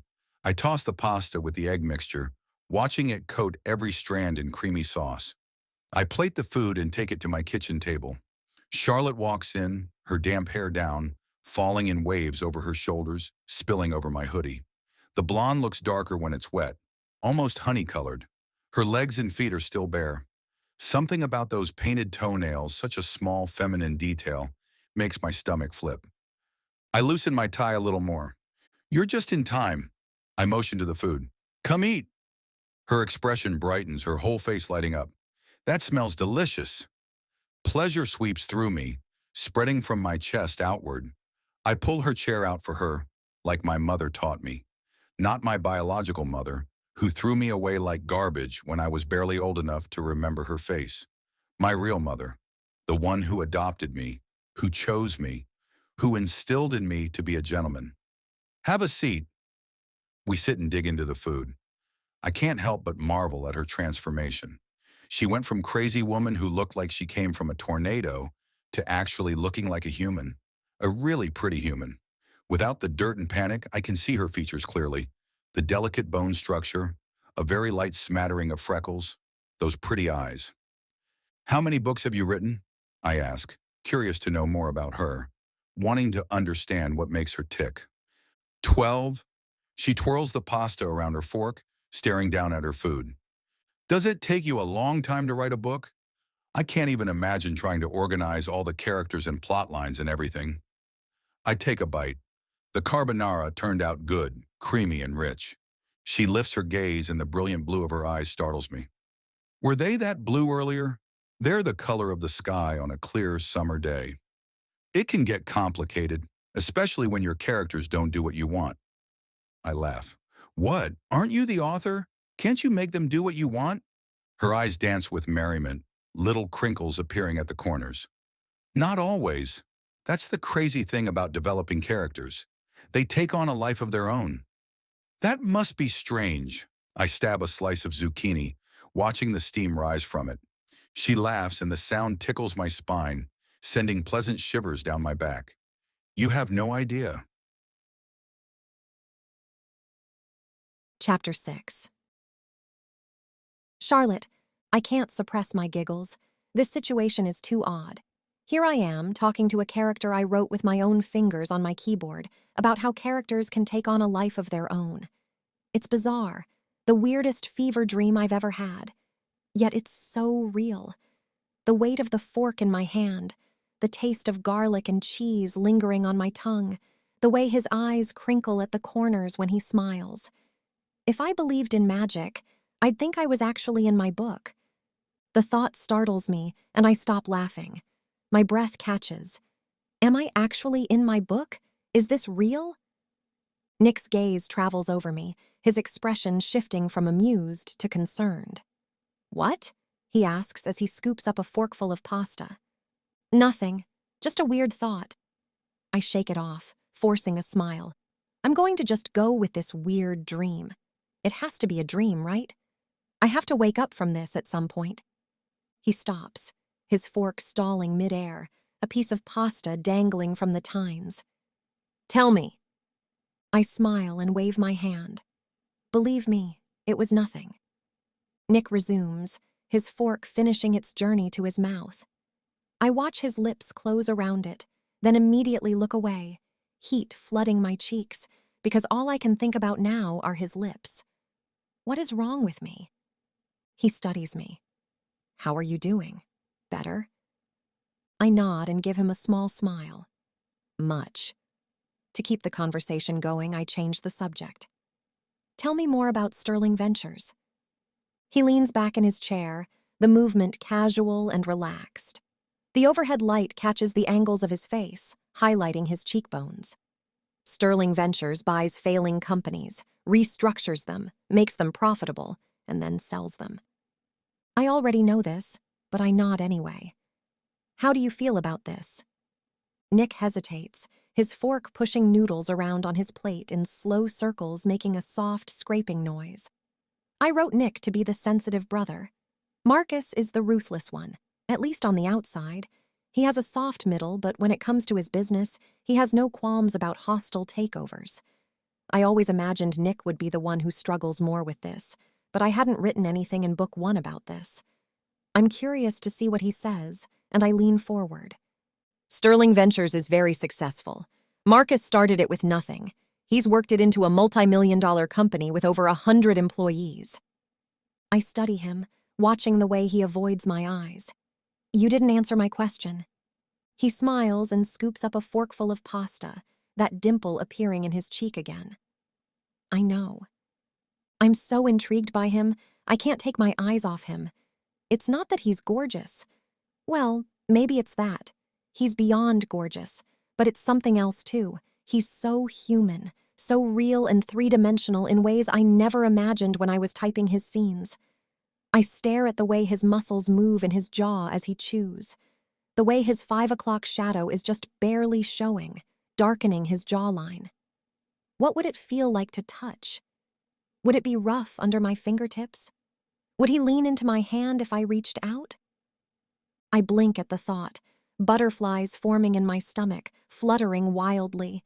I can't believe how alive I feel in this dream and how attracted to him I am right now. It's not like my usual distant admiration for a character I've created. This is visceral, immediate, real. Does it bother you what Sterling Ventures does? He sighs, resting his arms on the table. His rolled-up sleeves expose his forearms, and I can see the tendons shift as he moves. If I'm being honest, yes, sometimes it does. I look into his eyes, brown with little flecks of gold near the center, and suddenly feel guilty for giving him a conscience, a personality that would be conflicted over what he does for a living. I could have written anything. I could have made him carefree. Why did I give him this inner conflict that might cause him turmoil? I impulsively reach over and put my hand over his. His skin is warm, and I can feel the solid strength beneath. I'm sorry. His gaze dips to my hand, lingering there on his. It's not your fault. His voice is softer now, almost tender. I don't argue with him. I just squeeze his hand. He turns it over so our palms are touching, and the contact sends electricity shooting up my arm. He curls his fingers around mine, and I'm struck by how perfectly our hands fit together. An electric current runs between us, making my pulse jump. I wonder if he can feel it. I didn't have any issues with it until we bought a small shipping company. The man who started it, an older Vietnamese gentleman, came to our building and stopped me in the lobby. Nick swallows, his Adam's apple bobbing. He clears his throat, and I can hear the emotion in it. He pleaded with me to keep the staff. He didn't care that he'd lost his company, sold it for pennies on the dollar. He didn't worry about himself. He was worried about the single mothers he employed losing their jobs. I gasp. I never put that in my notes. I didn't make that story up. I stare at him, shocked that somehow he's got a backstory I never created. What happened? I whisper, sitting on the edge of my seat. Nick looks down at his plate and his pulse thrums in his hand. Marcus fired all of them. He told me he had to, that the company needed it to restructure so he could make it profitable. He wouldn't listen to me about them being single mothers. Oh no. I run my thumb along the side of his hand. That's awful. Ever since that happened, I look at my job in a different way.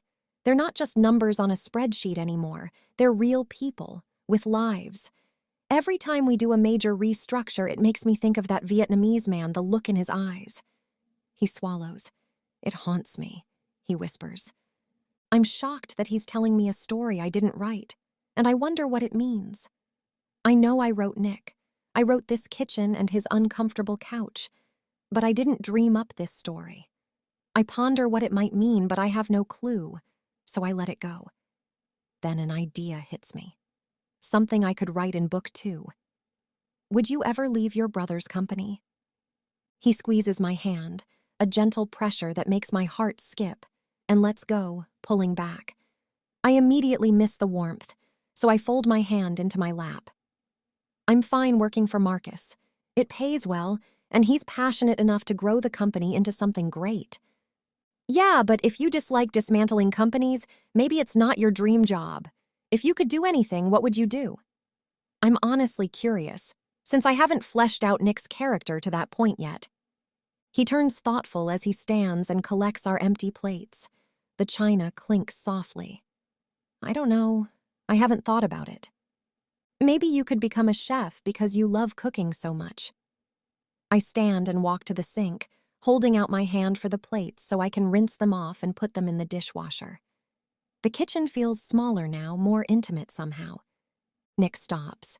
He narrows his eyes at me, but there's a playful glint in them. How did you know I like to cook? I told you. I know things. How do you know things? His voice is low, curious. He finally steps close enough to give me the plates, and I catch a whiff of his cologne mixed with the scent of garlic and butter from dinner. I turn on the water and push up my hoodie sleeves, the fabric bunching at my elbows. The water runs over my fingers as I contemplate what to say. He didn't react well when I talked about being inside my book, but I don't want to lie to him. For some reason, I have an urge to tell him the truth. I already told you that. You just didn't believe me. He comes up behind me as I grab the scrub brush and rinse off the carbonara sauce and tiny pieces of spaghetti left on our plates. The water runs clear, swirling down the drain. What didn't I believe? His voice comes from right behind me. I turn off the water, place the plates in the dishwasher, and turn to face him, my heart pounding. He's closer than I expected. You didn't listen last time I said it. I think I should just keep it to myself. He takes a small step forward. I try to take a step away, but my back is pressed up against the sink. He looks down at me, his gaze intense. Dang, he smells good. This is a romance trope, right? Is that why my pulse is racing so fast I can hear it in my ears? I'm sorry for not listening, Charlotte. He gently pushes a strand of my damp hair back, tucking it behind my ear. His fingers linger for just a moment, tracing the shell of my ear. The brief contact with his skin on mine sends my heart into a fit, and the butterflies in my stomach go insane. I've never felt an attraction so intense, and I can hardly stand with how weak my knees are. This is all just a dream. It's because I'm dreaming I'm inside my romance novel. I should take note of how I'm feeling right now for the next time I have to write this scene. Nick waits for me to respond. My brain knows he spoke to me, and now it's my turn to speak back, but I can't process his words. My insides melt.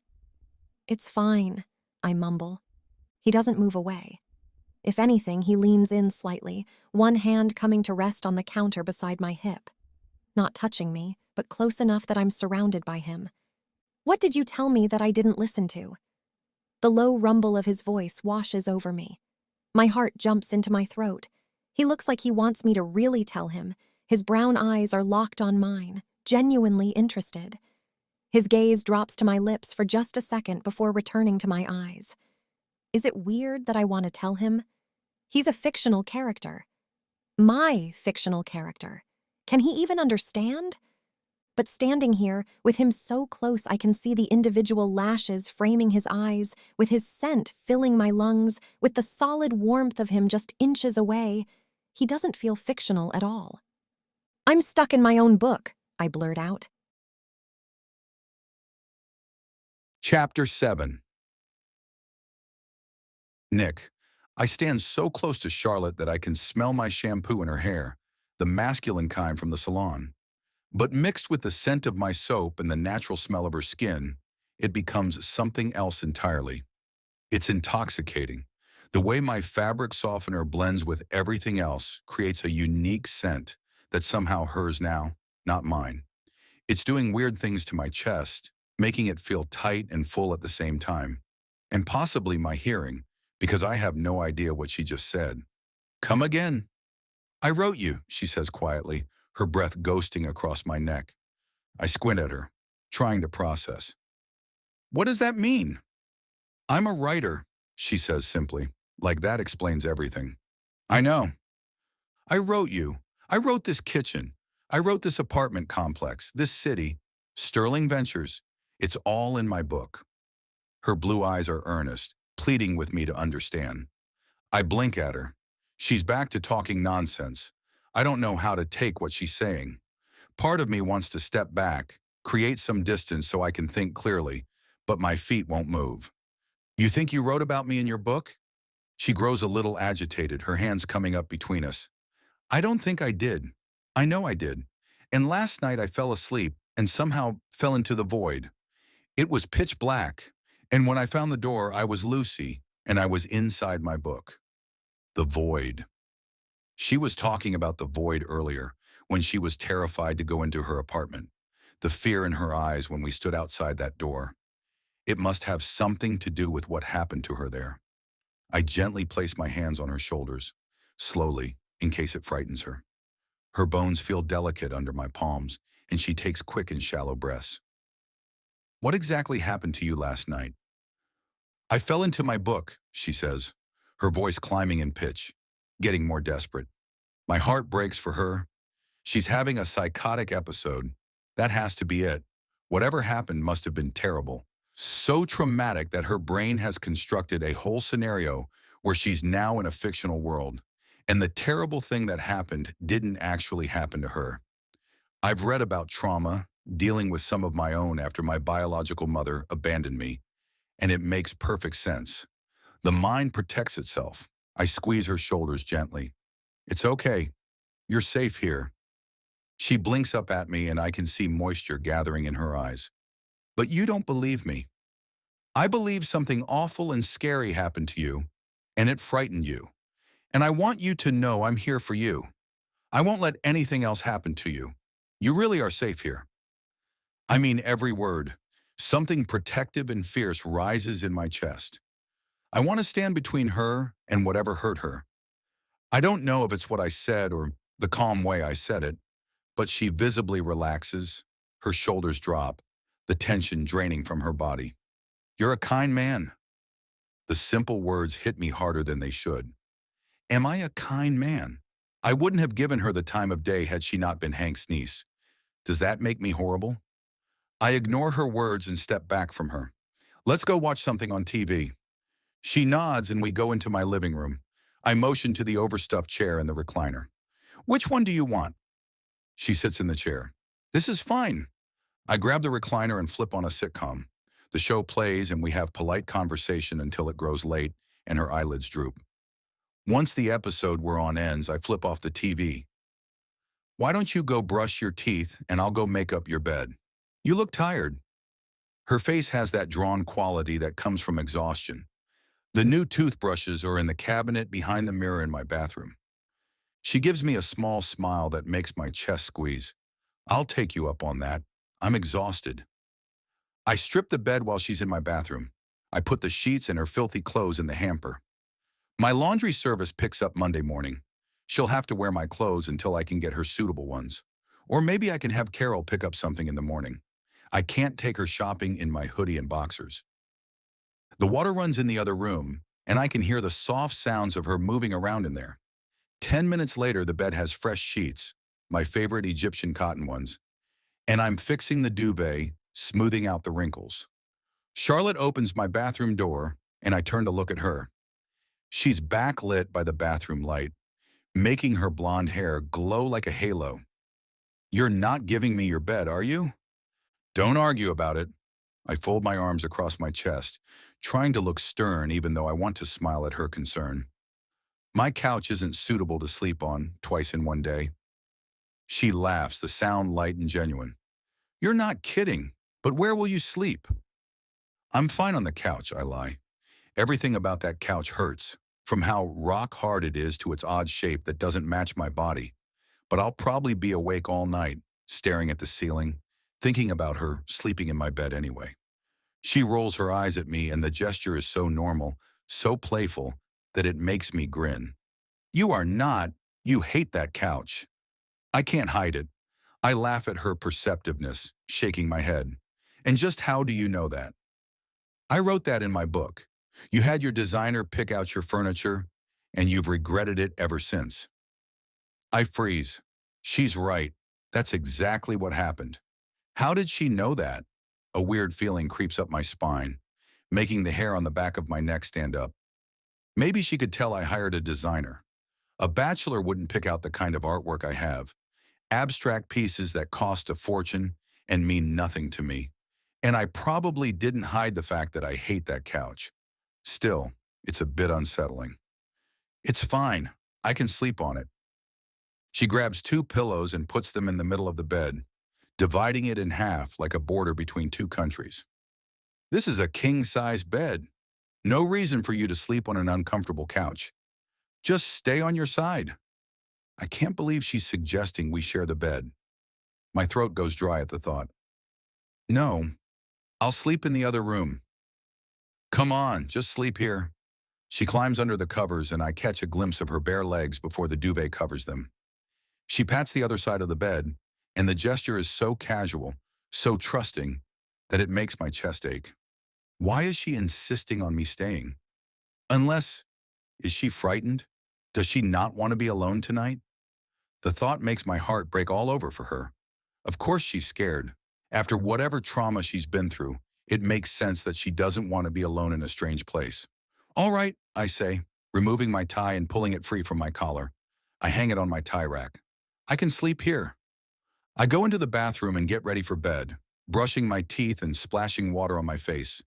I pull on a white t-shirt and jogger shorts. I'm not about to sleep in just my boxers with Charlotte here. When I look at myself in the mirror, something's different, changed, but I don't know what it is. I shake it off and head back to the bedroom. I climb into my side of the bed and click off the lamp. The room is thrown into darkness, save for the pale moonlight filtering through the window. I lie on my pillow and listen to Charlotte's breathing for a few minutes. It's soft, steady, soothing somehow. I once again wonder what happened to her and what happened to her apartment. Where did her furniture go? Who hurt her? The security cameras didn't show anything. So what exactly did happen? I shift, getting more comfortable. Charlotte rolls over and faces me. Her eyes are open, catching the moonlight, and her gaze meets mine. "What are your dreams, Nicholas Sterling?" she asks quietly. The way she asks, like she's really interested, like my answer matters, makes my chest feel funny. Nobody asked me that. They ask about my job, my car, my plans for the weekend. But dreams? I don't know, I answer honestly. Does that make me lame? She slow blinks, her lashes casting shadows on her cheeks. No, of course not. What are your goals? I only have one goal right now, and that's not to disappoint my brother. I'm surprised by my words. I didn't mean to say that, and I suddenly feel exposed, like I've opened my chest and Charlotte is looking inside at all my inadequacies and fears. She nods like she already knows this, like she can see right through me. What makes you think you disappoint your brother? He wants me to secure funding for a new business acquisition, and I've never done this before. I'm fine sitting in my office running numbers, but he wants me to present to investors. He thinks I can secure $100 million. Just saying the number out loud makes my stomach twist with anxiety. And how do you feel about this? Terrified. The word comes out before I can stop it. What is it about this woman that makes me blurt out my innermost thoughts? She's like some kind of truth serum in human form. She reaches over and places her hand on my forearm. Her skin is soft, and the touch sends my pulse racing. I can feel each individual finger where it rests on my skin. But you're good with people. You can do this. She says it like she has full confidence in me, like she knows everything will work out in the end, like she knows me. It's unsettling, like how she knew I loved to cook, or how she came into my kitchen and knew exactly where everything was. How do you know I'm good with people, Charlotte? She smiles and withdraws her hand. I must admit, I miss her touch as soon as it's gone. Just a hunch.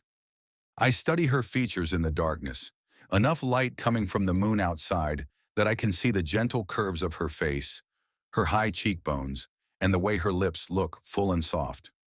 I wonder what it would be like to kiss her. The thought comes unbidden, and I push it away. That is so inappropriate. I think about her question some more. I drop my gaze as the urge to tell her something real about me surfaces. My brother built this business from scratch. Sometimes I wonder if he just hired me out of pity, I admit. She sucks in a breath. No, he wouldn't have done that. I'm not so sure. I was a little lost in my life. I didn't know what I wanted to do. He kind of rescued me, giving me direction. I guess I feel inferior sometimes because I don't have a dream. I don't have direction. I'm just here, doing what my brother tells me to do. It hurts to admit that to her. It's embarrassing, revealing this weakness. But somehow in the darkness, it feels safe to confess it. What do you like to do besides cooking? What are you good at? She asks softly, her voice barely above a whisper. Nothing, I say without thinking. That's not true. You are good with people. You have charm. The way she says it makes it sound like a compliment, not the backhanded dismissal I usually hear. What does that get me? I ask, curious to see what she'll say. Genuinely wanting to know her answer. A lot of dates. I laugh and the sound feels too loud in the quiet intimacy of the bedroom. She's not wrong. Yeah, but I'm not good with actual relationships. I date, but I never can seem to find depth. I've never admitted that to anyone before. Never put words to the hollowness when I'm with someone. She reaches out and places her hand on my cheek. The touch is so gentle, so unexpected that my breath catches. An attraction blooms in my chest, deeper than physical desire, though there's plenty of that too. A desire to be closer to her, to close the distance between us, to feel more than just her hand on my face, but I don't dare. Her palm is warm against my skin, and I have to resist the urge to turn my face into her touch. That's your character arc, she whispers. People can't leave you if you don't let them stay. For some reason, this hits me square in the gut like a sucker punch. She understands me like no one I've ever met. Not the women I've dated, not even Marcus, who knows me better than anyone. But this woman, this beautiful, strange woman who thinks she's in a fictional story, sees right through all my defenses. Yeah, I say, my voice rough with emotion. She caresses my cheek, her thumb brushing along my cheekbone, and the tenderness of the gesture makes something crack inside me. I'm sorry. Don't be sorry, I whisper, looking into her eyes. I'm just glad you're here. And I mean it. Despite the strangeness of this whole day, despite not understanding what's happening with her or to her, I'm glad she's here, looking at me like I matter. Like I'm not just Marcus's little brother or the sterling CFO or some charming guy who never lets anyone get close. For the first time in years, I feel seen. Chapter 8. Charlotte. I run my palm along Nick's cheek, the roughness of his stubble catching against my skin. Each tiny bristle pricks my fingertips with delicious friction. The sensation travels up my arm, making me hyper-aware of every point of contact between us. I have no idea how this dream is so realistic. The rasp of his 5 o'clock shadow, the heat his body throws off, the slight give of flesh beneath my touch. I'm somehow stuck in a rom-com, complete with the only one bed trope. I had to make a pillow wall. That's in all of the rom-coms. But now my character, so alive, is next to me, in a sexy white t-shirt that shows all of his chest muscles. Heaven help me. Is this massive attraction I'm feeling because I'm in a romance novel? That's probably it. My fingers travel and find their way to his neck, to the soft skin under his stubbly chin, down to the small mole on his neck. I remember writing that mole into existence. I made it up. I run my finger over it, tracing the small raised bump. His pulse jumps beneath my fingertips, rapid and strong, matching the frantic rhythm of my own heart hammering against my ribs. The beat thrums through my fingertips like Morse code, spelling out something I can't quite decipher but desperately want to understand. I'm so mesmerized by him. This man I wrote, the one I fleshed out while sitting on my recliner, the one that was just words on my laptop screen. He's here, right beside me, and he's flesh and blood. Or at least he feels that way to me, solid, real, and he smells amazing. That woodsy cologne with undertones of soap and him, heat floods through me. It makes my head swim, makes me want to lean closer and breathe him in until the scent is embedded in my memory. I trace his collarbone through the soft cotton of his t-shirt. He gently takes my hand in his fingers wrapping around mine with a pressure that's both firm and tender. He starts massaging my palm in a calming way, his thumb pressing into my flesh in slow, deliberate circles.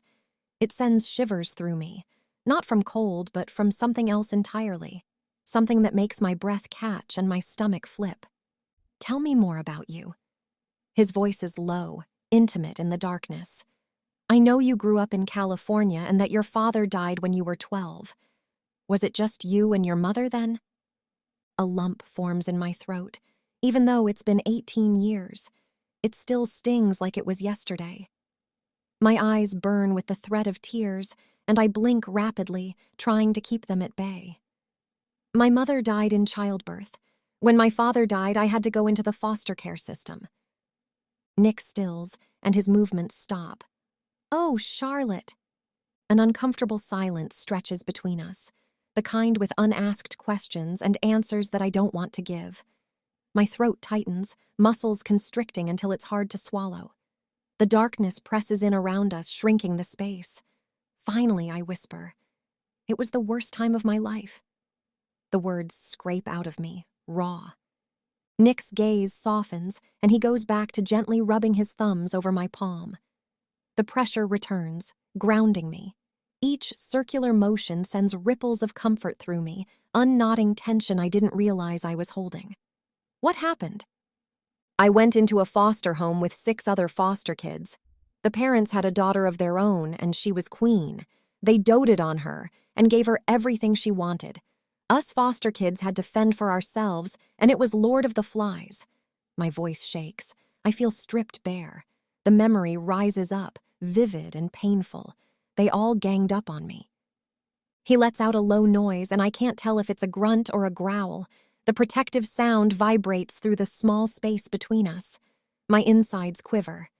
"Ganged up, how?" he asks, his voice gravelly. "They would bully me, make fun of me, take all the food, but they didn't like tuna, so that's what I would eat. Plain tuna. Tuna salad, tuna on crackers.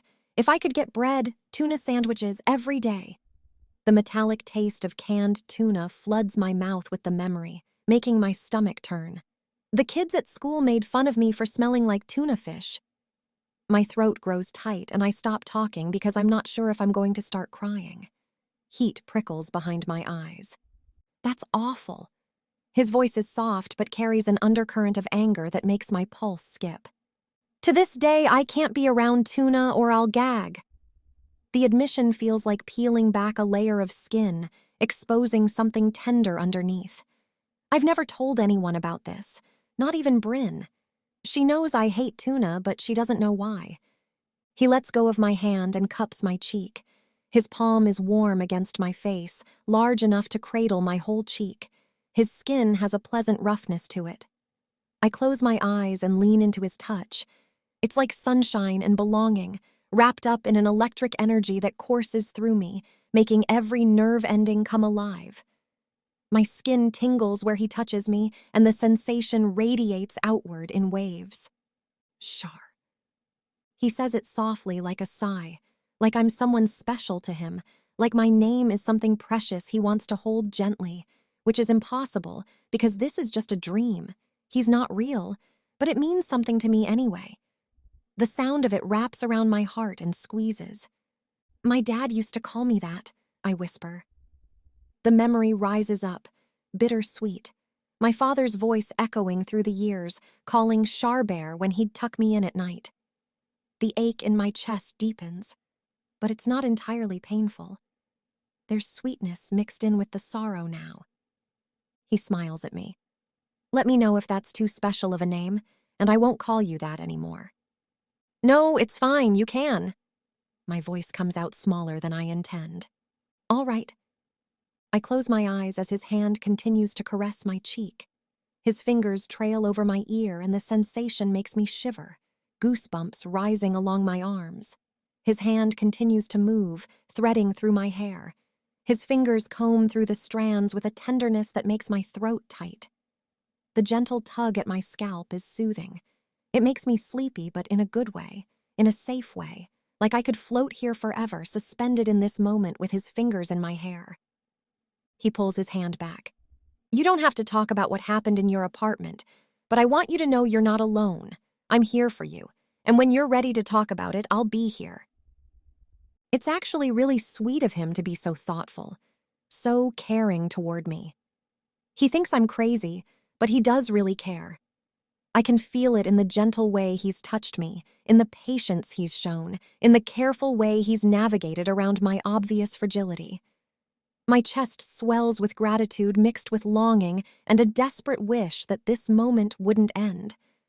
I look at him, at how perfect he is, and I'm suddenly scared that I will go to sleep and wake up in the real world, and all of this will be gone. I've only known him for one day, but the connection I'm feeling is so much deeper. The thought of losing that makes my stomach clench, a cold fist of dread wrapping around my insides. Nick? I ask, before I can fully form what I want to say to him. My heart pounds hard enough that I wonder if he can feel it through the mattress. He asks. His voice is rough with approaching sleep, deeper than before, and it sends a pleasant shiver down my spine. I close my eyes again, not fully able to form words. I want to hold on to this moment, to this thing that is between us. It's not real. I know that. But I don't want it to evaporate like morning mist just yet. The heat of him beside me, the steady sound of his breathing. I want to memorize all of it, store it away for when I wake up alone. What if this really is a dream of mine? I ask, my words sounding funny to my ears. Thick, like my tongue is too heavy. I can feel myself slipping away, consciousness ebbing like a tide going out, and I force my eyes open so I don't lose him completely. His face is partially in shadow, but I can see the gleam of his eyes watching me, the shape of his mouth. He takes in a slow breath, his chest rising and falling. The movement travels through the bed, a slight shift of the mattress. He puts his hand over mine where it rests between us on the pillow. If this is your dream, then you'll wake up tomorrow and everything will be back to normal for you. Is that what you're hoping for? I stare at him bathed in moonlight, aware of the gentle pressure of his hand on the back of mine. The moonlight cuts across his jaw, highlighting the sharp angle of it, the shadow of stubble. I breathe in, and the tingle of attraction threads through me like electricity through a wire. The nightmare from earlier has faded. This is no longer a terrifying dream. It's cozy, and I want to stay here. No, I confess, the word barely a whisper. No? His eyebrows rise, and I see the surprise in his expression, the slight widening of his eyes. I bite my lower lip, worrying the flesh between my teeth, and shake my head against the pillow. The cotton is cool against my cheek. I'm no longer trapped in a nightmare. He threads his fingers through mine, lacing them together. The gesture is deliberate, our palms pressed flat together. His hand is bigger than mine, his fingers longer, and the way they wrap around mine makes me feel small and protected. Why do you think that is? You. My face heats at the confession, flooding my cheeks and spreading down my neck. I know I'm blushing. I shake it off. This is just a dream. It doesn't matter if I say things I normally wouldn't. If I'm braver than I'd ever be in real life. With you, I feel safe. The word comes out soft but true. So true it makes my chest ache. His lips curl up into a smile. Even in the dim light, I can see the way it transforms his face, making him look younger. I'm glad you feel that way. I blink, but my eyes have a hard time opening again. My eyelids are heavy. I could fall asleep at any moment, and if I do, I might not ever see Nick again. At least, not like this. I'll only see him in my imagination, flat on a page, words on a screen instead of this warm, breathing, complicated man beside me. The thought sends panic fluttering through my chest. I force my eyes open. Can I ask you something? Yes. It's a little embarrassing, I admit. My cheeks flame hot again, and it spreads across my face like wildfire. My pulse hammers in my throat, so hard I'm sure he must be able to see it. He lifts one eyebrow. No need to be embarrassed. Ask me anything. A dizziness comes over me. and I'm not sure if it's because I'm tired or if it's because of what I'm about to ask him. My heart is racing now, thundering against my ribs like it's trying to escape. My mouth goes dry, and I have to swallow twice before I can speak. I hesitate for just a second before plunging forward. "Will you kiss me?" The words hang in the air between us, impossibly loud in the quiet room. My cheeks flame even hotter. Nick tenses for a second, every muscle in his body going rigid. I'm not sure if it's because I shocked him or if he'd rather not do as I asked. All I know is I'm in my romance novel, and I'd like to experience at least a little romance before I wake up, and I'm back to my boring life where no one looks at me the way he's looking at me now, where I'm just plain Charlotte who stays at home and drinks stale tea. Nick stares at me, and my request hangs in the air between us. The longer the seconds tick by, the more uncomfortable I become. I can hear my own heartbeat pounding in my ears, and the hot flush of embarrassment creeps down my neck. The silence stretches, elastic and painful, until finally he clears his throat. The sound is uncertain. "I don't think that's a good idea," he says softly. Disappointment and mortification flood through me in a hot, nauseating wave. My stomach drops like I've missed a step going downstairs. The rejection stings like a slap. I thought that maybe, just maybe, in a dream about my book, I could possibly be the girl who gets her true love. The girl who's brave enough to ask for what she wants and actually gets it. I'm never that girl in real life. I'm never the pretty one or the popular one. I'm never the one the men pick. I'm the invisible one. Or worse, I'm the one they make fun of. The girl who smells like fish and no one wants to sit by. The one boys whisper about, make bets about, dare each other to ask out as a joke. Heat builds behind my eyes, the warning burn of tears I absolutely will not let fall. I pull my hand away from his, even though it feels like tearing off a bandage. "Oh, okay," I say, like it doesn't matter. Like I didn't just get rejected in the most humiliating way in my own dream from a fictional character. My voice sounds strange to my ears, too high, too bright, falsely casual. I understand. Character. I turn away from him, rolling onto my other side so I don't have to face him, so he doesn't see me blinking back tears. The pillow is cool against my hot cheek, and I press my face into it, grateful for something to hide behind. "It's fine. I understand," I say again, my voice rough with emotion that I can't quite hide. Humiliation burns hot through me, no matter how much I wish it wouldn't. "Charlotte, listen to me." He places his hand on my shoulder, and even through the thick fabric of his hoodie, the heat of his palm reaches me. "No, please." I wipe the moisture from my eyes with quick, angry swipes, hating that I'm crying over this. Over him. Over my own stupid, hopeful heart. I move away from his touch, scooting to the very edge of the bed where the sheets are cool and untouched. "Don't say anything, really. I'm tired and I want to go to sleep now." My voice wavers despite my best efforts, betraying me. "I just don't think you're in the right state of mind to—" "It's fine. Stop explaining." He thinks I'm completely nuts, and that's to be expected. I am spouting out crazy talk about character arcs and being inside fictional stories. Of course he would think I'm bonkers. Of course he wouldn't want to kiss someone he thinks is having a mental breakdown. The logic is sound, but it doesn't make the rejection hurt any less. Good night. I don't mean for it to come out quite as sharp as it does, but I can't take it back now. He lets out a breath and shifts his weight on the bed. The mattress dips and sways with his movement, and the distance between us stretches. Good night, Char.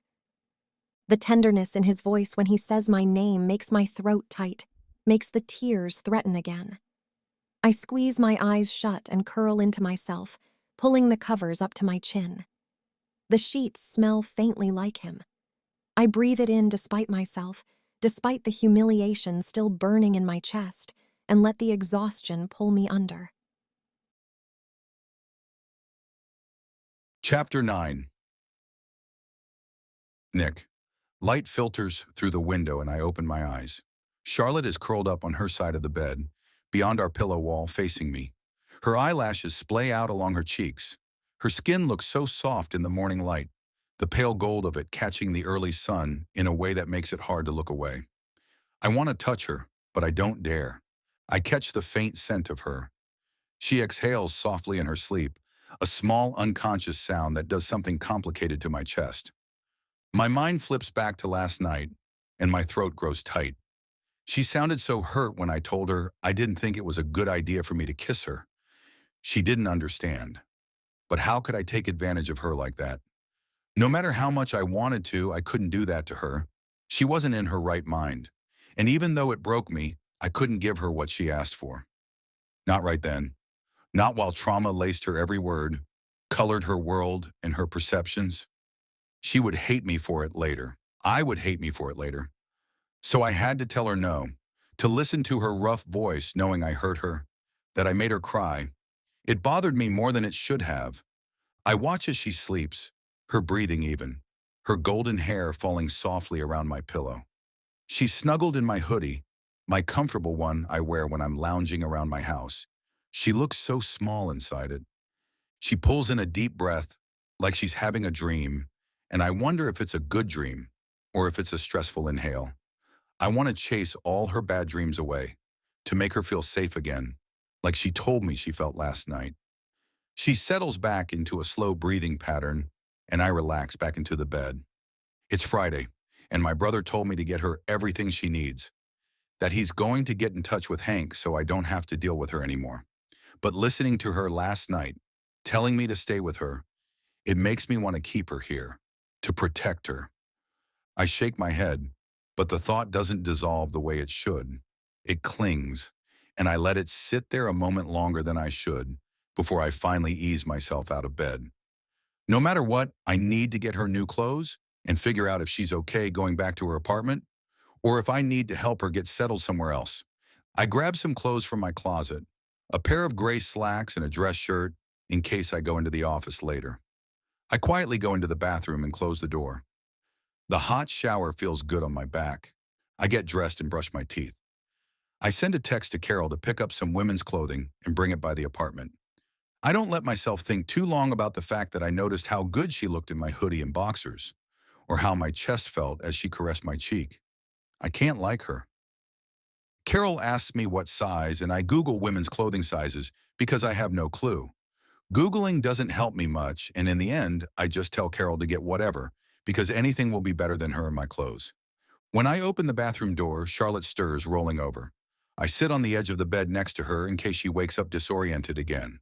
Her eyelids flutter open and she takes a moment to look around the room before her gaze lands on me. "Oh," she says softly. "Oh, you're here." "Yes, I'm here. I told you I wouldn't leave." She pulls the covers closer to her chin. "You're here," she repeats, and I hear the relief in her voice. I'm glad she's not still upset with me. At least she doesn't look upset with me. I nod. She feels safe with me, and something deep within me rears to life, a protective side of me that wants to scare all the bad things away for her. Everything is okay. She sits up and rubs her eyes. She's got bedhead, her hair sticking up in two places, and I hide a smile. She looks around the room again, a flicker of anxiety crossing her face. I don't know how to get home. I stiffen, worried she's going to start rambling again. "Do you want me to go with you to your apartment?" She shakes her head. "No. I don't want her to dissolve into her trauma. Are you okay?" She takes in a deep breath and lets it out. "Yes, I'm just going to go with it for now." "With what?" She shakes her head. "Nothing." I change the subject. "My assistant is bringing by some more appropriate clothes for you. Then I'll take you shopping." Her eyes widen. "Like a makeover scene." For some reason, that makes me laugh. She can call it whatever she wants to. "Sure. What store do you want me to take you to?" "Sage and Thread? Veronica shops there." "Perfect." I stand and turn from her, then pause and turn back, unsure that I heard her correctly. "You know Veronica? Veronica Hargrove, the vice president of Sterling Ventures?" Charlotte pulls her hands inside my hoodie sleeves. "Yes?" I squint at her, trying to figure her out. "You're not sure if you know her? Because Veronica's not the kind of woman you'd forget." Neither are you, for what it's worth. That makes her laugh and blush. It's cute on her. She looks down and curls a strand of hair behind her ear. I don't know her. I know of her. I slowly nod. That makes more sense. Charlotte doesn't look like the type of person Veronica would hang out with. The exact opposite, actually. Veronica's social circle tends toward women who would absolutely eat their young. I motion to the bathroom. You get ready and I'll make some coffee. When Carol gets here with your clothes, I'll put them right outside the door for you. Okay. I go into the kitchen and start some coffee brewing. I sit at the kitchen table with my laptop and open it. Maybe I can get a slide or two done for my presentation. Unfortunately, I end up scrolling social media, and I get nothing done before there's a knock on my apartment door. Carol smiles when I open my door. I won't ask why you need women's clothing. It's none of my business. Thanks. I hold out my hand, but she doesn't give me the shopping bag. I'm not a nosy person. I don't care that you asked me to run to the store before office hours, like you spent the night with that crazy woman. And I appreciate it, Carol. She peeks over my shoulder, probably hoping to catch a glimpse of Charlotte. Luckily, she's still in my bathroom. Disappointment creeps into her gaze, and she hands me the shopping bag. Let me know if you need anything else, Mr. Sterling. I will, thanks. I close the door and peek into the bag. A purple lacy pair of underwear sits on top, and I decide it's probably not a good idea for me to snoop through the bag. I go into my bedroom and head for the bathroom where Charlotte is. Just as I reach the door, Charlotte swings it open. She's wrapped in one of my towels, and surprise fills her face before she trips and falls, directly at me. I do the only thing I can do, fling the bag and throw my arms out to catch her. My hands snake around her waist, and for 1/2 second I have her. Her hands clutching her towel, the warmth of her radiating straight through my shirt. Then her momentum carries me backward, and we go down hard, me flat on my back, her landing across my chest. I'm very aware of several things at once. Her weight against me, the cool ends of her damp hair against my jaw, the little drops of water on her bare shoulders. I become aware of my heartbeat next. It is absolutely not behaving. You okay? Charlotte's face turns pink as she looks down at me. Guess I get the fall onto the guy in a towel trope. She scrambles off me, hugging the towel to her. Thank goodness I write clean romance, she says under her breath. What? My brain is muddled and I don't know what she's saying. Nothing. She holds out a hand and helps me to my feet. I didn't hurt you, did I? You didn't bruise your coccyx, did you? My what? I stare at her, still unable to think straight. Is it too hot in here? It's like 1,000 degrees. Tailbone. She steps back from me, her gaze running over me. You okay? Fine, you? A little embarrassed, but fine. She quirks up one eyebrow. What were you doing? I was going to leave you the clothes my assistant brought. I realize I'm empty-handed, and I glance around for the shopping bag of clothes. I don't see the bag immediately, but I do see a lacy pair of lavender underwear hanging from my lamp. And if that's not bad enough, a matching bra is dangling from the ceiling fan. There are also a pair of sandals and a floral dress on the floor. Nice. Charlotte's gaze lands on the hanging underwear, and she presses her lips together, holding back a smile. Classic rom-com moment, she mutters. I'll leave you to get dressed. I back out of my bedroom and close the door, my face heating. Thank you, she calls through the door. You're welcome, I call back. I stand in the hallway for a beat longer than necessary, my back against the closed door, listening to the quiet from the other side. Then I push off the door, walk to the kitchen, pour myself a cup of coffee, and stare out at the mountains. I am absolutely not thinking about Charlotte in that lacy underwear. Not at all. I take another sip of my coffee and force my thoughts back to my presentation. What is wrong with me? She likes my brother. Chapter 10. Charlotte. The dress Carol bought me hangs off my shoulders. It's essentially a floral printed parachute with cap sleeves. The fabric billows around me in great, generous waves, the hem hitting somewhere between my knee and my ankle, and the waist, if there is one, is somewhere in the general vicinity of my hips. I look like a woman who has given up, or possibly a woman who is about to be launched from a catapult. Nick has been very polite about it. He opened doors for me, walked beside me like he wasn't escorting someone dressed for medieval siege warfare, and only glanced at the dress twice. Both times, he pressed his lips together and looked away quickly. I can't believe I didn't wake up at home this morning. I fell asleep last night. I even had a dream that I was at home, in the real world. But when I woke up, I was still in Nick's apartment. I'm starting to think I'm in my book for real, which is a ridiculous thought, but I have no other explanation. I honestly don't know what to do. How do I get back home? Is Bryn worried about me? Has she called the police and reported me missing? Or is my body asleep at home, and Bryn might wake me up at any moment? At least I'm not stuck in that void, and I desperately need clothes, and I think this is helping me with my world building. So I'm going to swallow my fear and just roll with it for now. Maybe this will make it easier to pound out my book when I get back.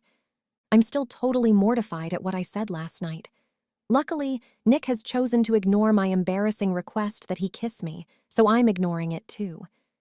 The front door of Sage and Thread opens with a soft chime, and I step inside and immediately understand that I am in over my head. I picked this store because I knew I mentioned it in my book. I didn't think too hard about it, but now I'm kind of regretting blurting this store name out. It smells expensive in here. That blend of accent wood and clean fabric with a subtle citrus in the mix. The lighting is golden, the kind that makes everything look softer, prettier, more worth the price tag. Racks of clothing are spaced wide apart the way they are in stores that don't need to cram merchandise together, because every single item is worth a month of my grocery budget. Silk blouses hang next to tailored blazers. Soft cashmere in dusty rose and sage green draped over velvet hangers. A display near the front holds 3 dresses arranged like an art installation. I glance at the nearest price tag and my left eye twitches. Just browsing, I say immediately to no one in particular. I do realize how silly I'm being since I wrote the Sterling brothers as millionaires. But still, I suddenly go awkward having Nick spend this kind of money on me. This feels less and less like fiction, and more like I'm really here, spending someone else's money. Now I know why all the heroines protest when the heroes buy them expensive clothes. It's disorienting, like I don't deserve it, like I'm cheating somehow. Nick puts his hand on the small of my back, the lightest touch, just steering me further into the store. Take a look around, we have time. A woman in all black materializes from between 2 racks. She has sleek dark hair and the particular kind of polish that makes me feel like I've wandered into the wrong store. Her name tag says Diane. Her gaze lands on my tent dress for exactly half a second before she redirects to my face with a smile. Welcome to Sage and Thread. Can I help you find anything? Everything, Nick says pleasantly. I turn to look at him. He's already moved toward the nearest rack, pulling out a hanger and holding it up. A deep emerald wrap dress, the fabric so soft it moves like water. He considers it, tilts his head, looks at me, back at the dress, then he puts it back. What was wrong with that one? I ask. Nothing, I'm just looking. He slides to the next rack. I follow him, slightly baffled. What are you doing? I'm helping. He pulls out a caramel-colored blouse and holds it toward me, comparing it against my coloring the way I've only ever seen done in movies or by mothers in department stores. This one. I do like that color. He grins. I think it would look good on you. He drapes it over his arm. I bite my lower lip. The awkwardness hasn't left. I don't need that many clothes. 1 or 2 things would be... He's already moved on, pulling out a pair of dark, slim-cut trousers and adding them to his arm. I trail after him, watching the pile grow with low-grade dread. Nick, those pants alone are probably... I flip over the tag and suck in a breath. They're $240. He glances at the tag. I stare at him. That's your response? They'll fit well. He holds them up, assessing. Good fabric. I watch him add a soft burgundy knit top to the pile and my vision goes swimmy. I can't let you spend this much on me. He looks at me over the stack of clothes growing in his arms. I'll make you a deal. If nothing looks good, you win. The corner of his mouth lifts. But I think we both know how this ends. I open my mouth. Close it. Is he flirting with me? No one flirts with me. Ever. I'm not sure how to respond. Is it because I really am in a romance novel? Is all of this just a trope? And I'm falling right into the role of the main female lead? Diane appears at Nick's elbow, taking garments from him as he selects them and hanging them on a rolling rack. She adds a few suggestions of her own, pulling pieces from places I wouldn't have found. A soft gray sweater, a silk blouse in a deep plum, a pair of dark jeans.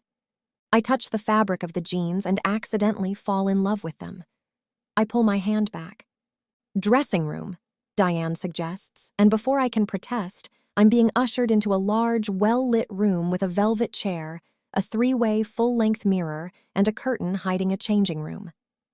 "I'll be right out here," Nick says, dropping easily into the chair like he's done this before. He crosses one ankle over his knee, pulls out his phone, and looks like a man who is comfortable waiting. I pull the curtain shut. The caramel blouse and the dark trousers pull on easily.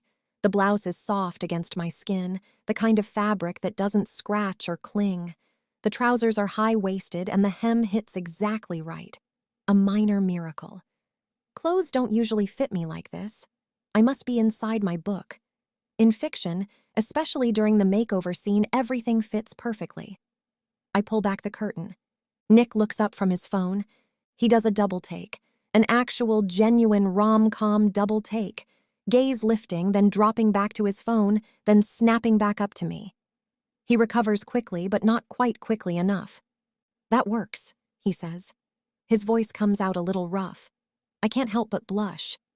I turn toward the three-way mirror at the end of the dressing area, and I barely recognize the woman staring back at me. There's a flush in her cheeks. Her waist exists. The color of the blouse makes her eyes look a shade brighter, more vivid, like someone turned up the contrast. I stare at her for a moment, this tidied, put-together version of me, and something flickers inside me. Not vanity, exactly. More like recognition. Like seeing a page you wrote and realizing it's actually good. I squint at my reflection. I've never been pretty. I've never been the girl to catch a man's attention. But right now, I'm more than pretty. I feel beautiful. But I guess that's part of the makeover trope, too. Maybe it's because I'm in a romance novel. All the women in romance novels are beautiful. "It's nice," I say, which is the most I trust myself to say. Nick motions. "Go try the next one." I obey and go back into the dressing room. The burgundy knit goes on without incident. The plum blouse is gorgeous and I privately love it. The gray sweater is the softest thing I've ever put on my body, and I consider simply living in it forever. Then I get to the dress.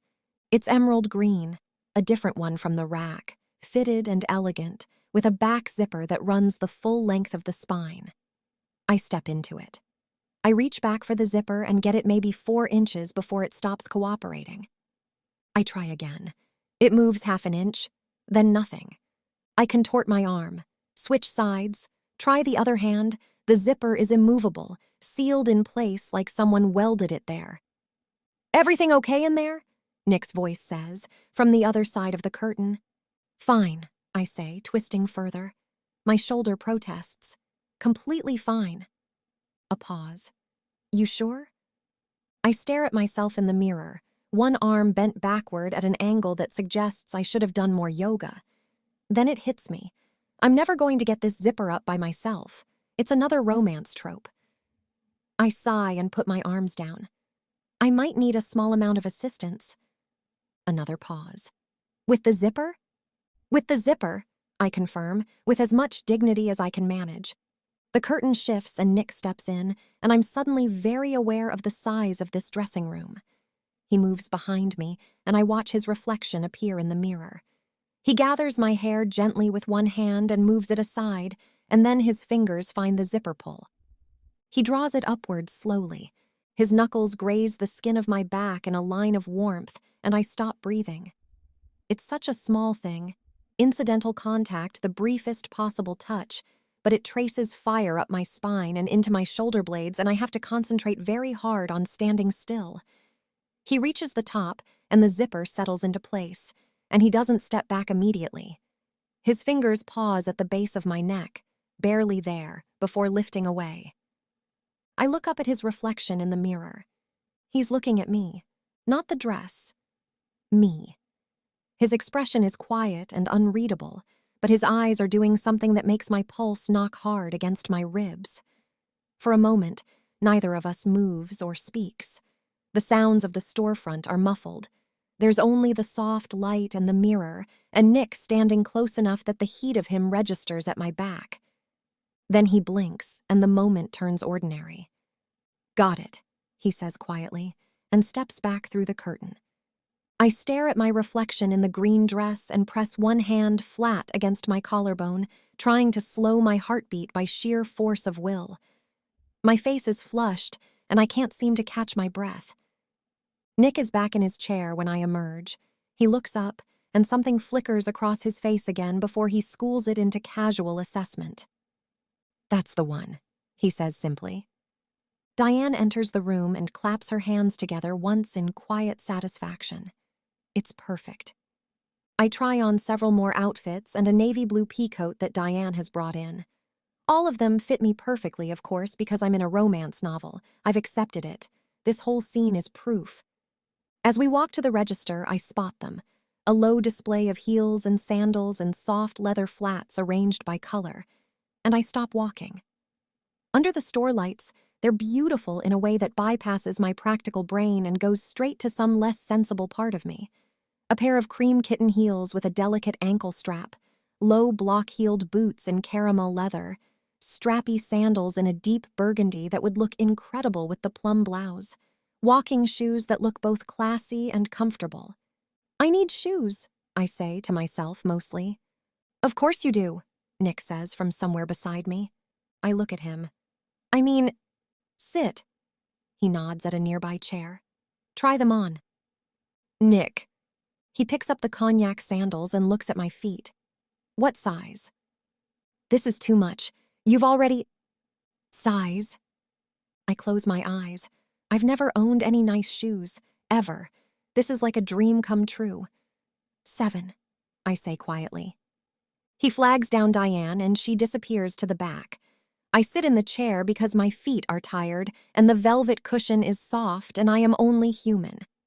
She returns with 3 boxes. The burgundy sandals go on first. They're breathtaking, absolutely mouth-wateringly gorgeous. I stand up and take approximately 3 steps before I have to grab the display shelf to keep from falling on my butt. Yeah, I don't wear heels. I've never had occasion to. Nick watches this. "How are the heels working for you?" "Great," I say, clutching the shelf. "Totally natural. This is how I always walk." He bites back a smile, and the almost smile is somehow more devastating than the full one. I take 3 more careful steps, finding my footing. On the 4th step, I overcorrect and lurch sideways and Nick jumps up, catching me before I can go down. Of course he does, because I'm stuck in a freaking rom-com.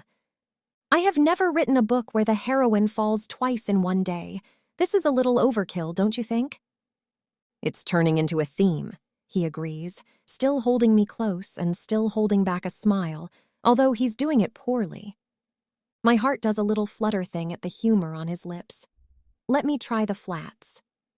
The flats are perfect. Soft leather, small heel, the kind of shoe that looks beautiful and doesn't require an engineering degree to walk in.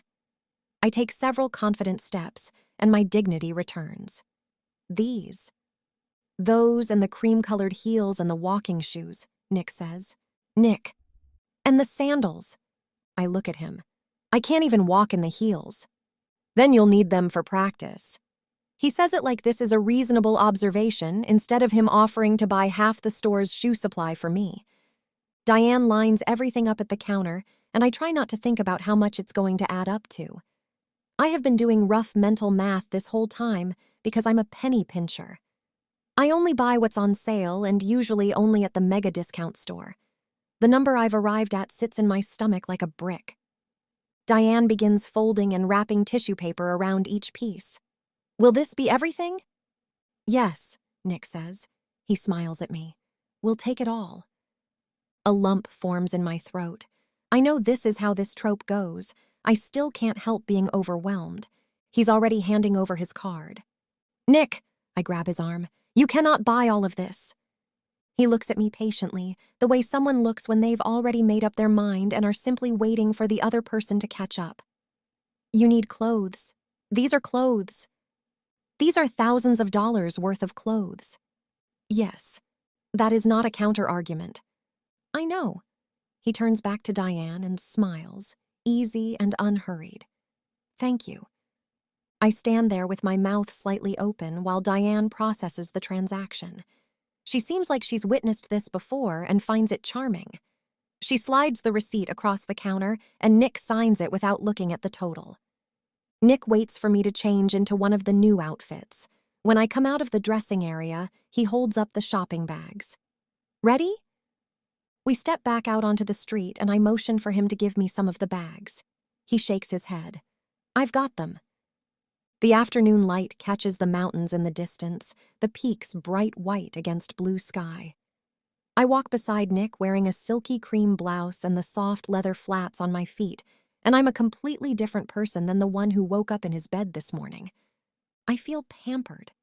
Genuinely, absurdly pampered. The kind of feeling I've only ever given to characters I've written. The kind that belongs to women in books who have heroes who show up and take care of things and make them feel seen without being asked to. I look sideways at Nick, at his relaxed profile, his easy gait, the way he carries the heavy shopping bags without any particular effort. Am I really in my romance novel? If I've left my other world, what's going to happen to me in reality? Will Bryn feed my cat? I know the answer to that one. She feeds my cat more than I do. But my novel, I need to finish my book and publish it. What's happening to my actual book if I'm inside of it? The question flits around in my head with uncertainty, with desperate hope and desperate dread in equal measure. Whether this is a dream or something else entirely, impossible and real at once, the feeling in my chest right now is genuine. The unfamiliar fullness, the disorienting sense that my life has quietly tilted toward better. That's not a line I wrote. That's not a gift I gave to a character. That's mine. I have spent 2 years writing women who get the grand gestures, the moments, the men who notice them. I have written every version of this scene, the shopping trip, the too expensive clothes, the charged moment in the dressing room, and given it to characters I invented because I didn't believe it could belong to me. I'm not the eccentric neighbor who runs into the protagonist in the hallway, the side character with no backstory and no personality. I feel for the first time like maybe I'm the one the story is actually about. Nick glances over at me. What are you thinking? I look at him and smile. I think I might be the main character. He holds my gaze for a moment, then the corner of his mouth lifts. Obviously. Chapter 11. Nick. I check my mirrors and merge into traffic. We're on our way back to my apartment. We've been to 3 stores now, and Charlotte should have enough clothes, toiletries, and personal items. She seems much better today. She's much more relaxed, stable. I haven't seen any signs of the panic from yesterday. She's been pleasant, happy, even while protesting my splurging for her. And her sense of humor is coming through. Her cheeks have color, and she's not talking about the void anymore. Although she has been joking quite a bit about being inside a romance novel. I'm still taking that as a win. She's sitting in the passenger seat, wearing one of the new outfits I purchased, and she seems totally with it. I tap the steering wheel, gathering up my courage to speak. So, about your apartment. My phone rings out the Imperial March. I suppress a grin as Charlotte's eyebrow rises at my ringtone. Marcus, I say, then press a button on my steering wheel and answer the call. Hey, how are things going? His voice fills the car, and Charlotte glances at the speaker panel, her lips pressed together in an obvious attempt to keep from laughing. Fine. Things are under control. Good. He pauses and shuffles some papers. Is she doing better? Yes, she's right here, actually. A beat passes. Right. Hello, Lucy. Charlotte's lips twitch. It's actually Charlotte, she says. Another pause from Marcus, shorter this time. Charlotte, Right. He moves on. Nick, we may have a problem. I tighten my grip on the wheel. What is it? Whitmore Capital is moving on Pinnacle Properties. I heard it from 2 sources this morning. If we don't get our bid in first, we could lose this acquisition entirely. His voice is measured, but I know Marcus well enough to hear the pressure underneath it. He doesn't exaggerate. If he's saying it, it's real. I need you to finish the presentation and get the investor meeting on the calendar. The familiar twist of anxiety settles into my stomach. I know, I've been busy. Yes, you're handling things. He says it plainly. Now I need you to handle this. I exhale, knowing if Marcus says it needs to happen now, it needs to happen now. I'll finish the presentation today and set the meeting for Monday. Good. A silence follows that feels like it should be the end of the call, but Marcus doesn't hang up. I wait. One more thing. His voice softens, almost imperceptible, but I've known him my whole life. Mom called. I exhale because I'd forgotten, and that makes me feel like a terrible brother. Jules' birthday dinner. Yes, tomorrow night. Mom's worried we won't come because of the forecast. Snow? 6 to 10 inches. I cringe. That's a lot. I know it is, but Jules only turns 24 once, and she's been talking about this dinner for 2 weeks. If we don't show up, she's going to be devastated, even though she'll tell us it's completely fine, and she doesn't mind at all. And then she'll bring it up for the rest of our lives in that sad, quiet way she has. That's somehow worse than if she just yelled at us. He delivers all of this without particular emotion, like he's reciting a projection. But I can hear it underneath, the way he always sounds when it comes to our sisters. They're the one thing in his life that bypasses his defenses entirely. I'm quiet for a second. She does have that way. She does. I now hear the smile in his voice. I drum my fingers on the steering wheel. Charlotte is looking out the window with very deliberate casualness, clearly trying not to appear like she's listening, and very obviously listening. All right, maybe we can beat the snow if we get out of there fast enough. I'll be there. Sounds good. See you at the office. And this time he does hang up. The car goes quiet. I navigate through an intersection, and after a moment Charlotte says without turning from the window, Jules is your youngest sister? Yeah, she's a sculptor.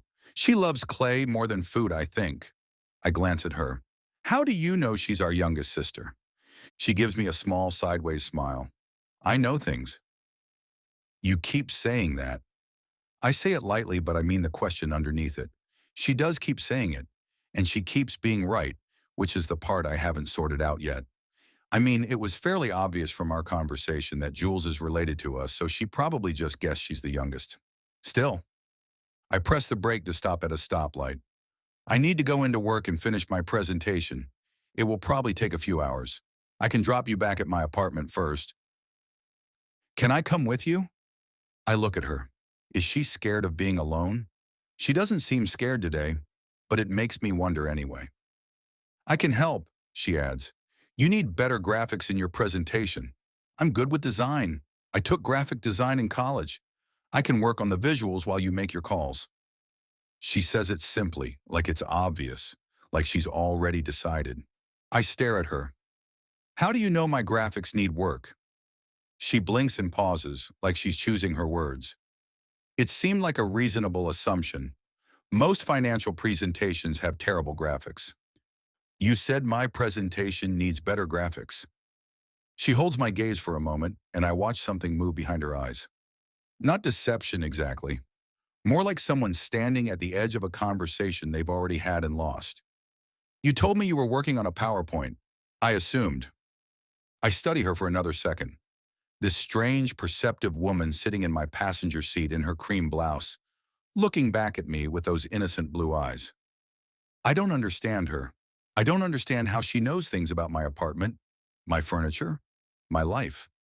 I don't understand her talk about the void, or her empty apartment, or half of what she said since she showed up at Sterling Ventures without shoes. And I haven't been able to explain any of it, despite trying.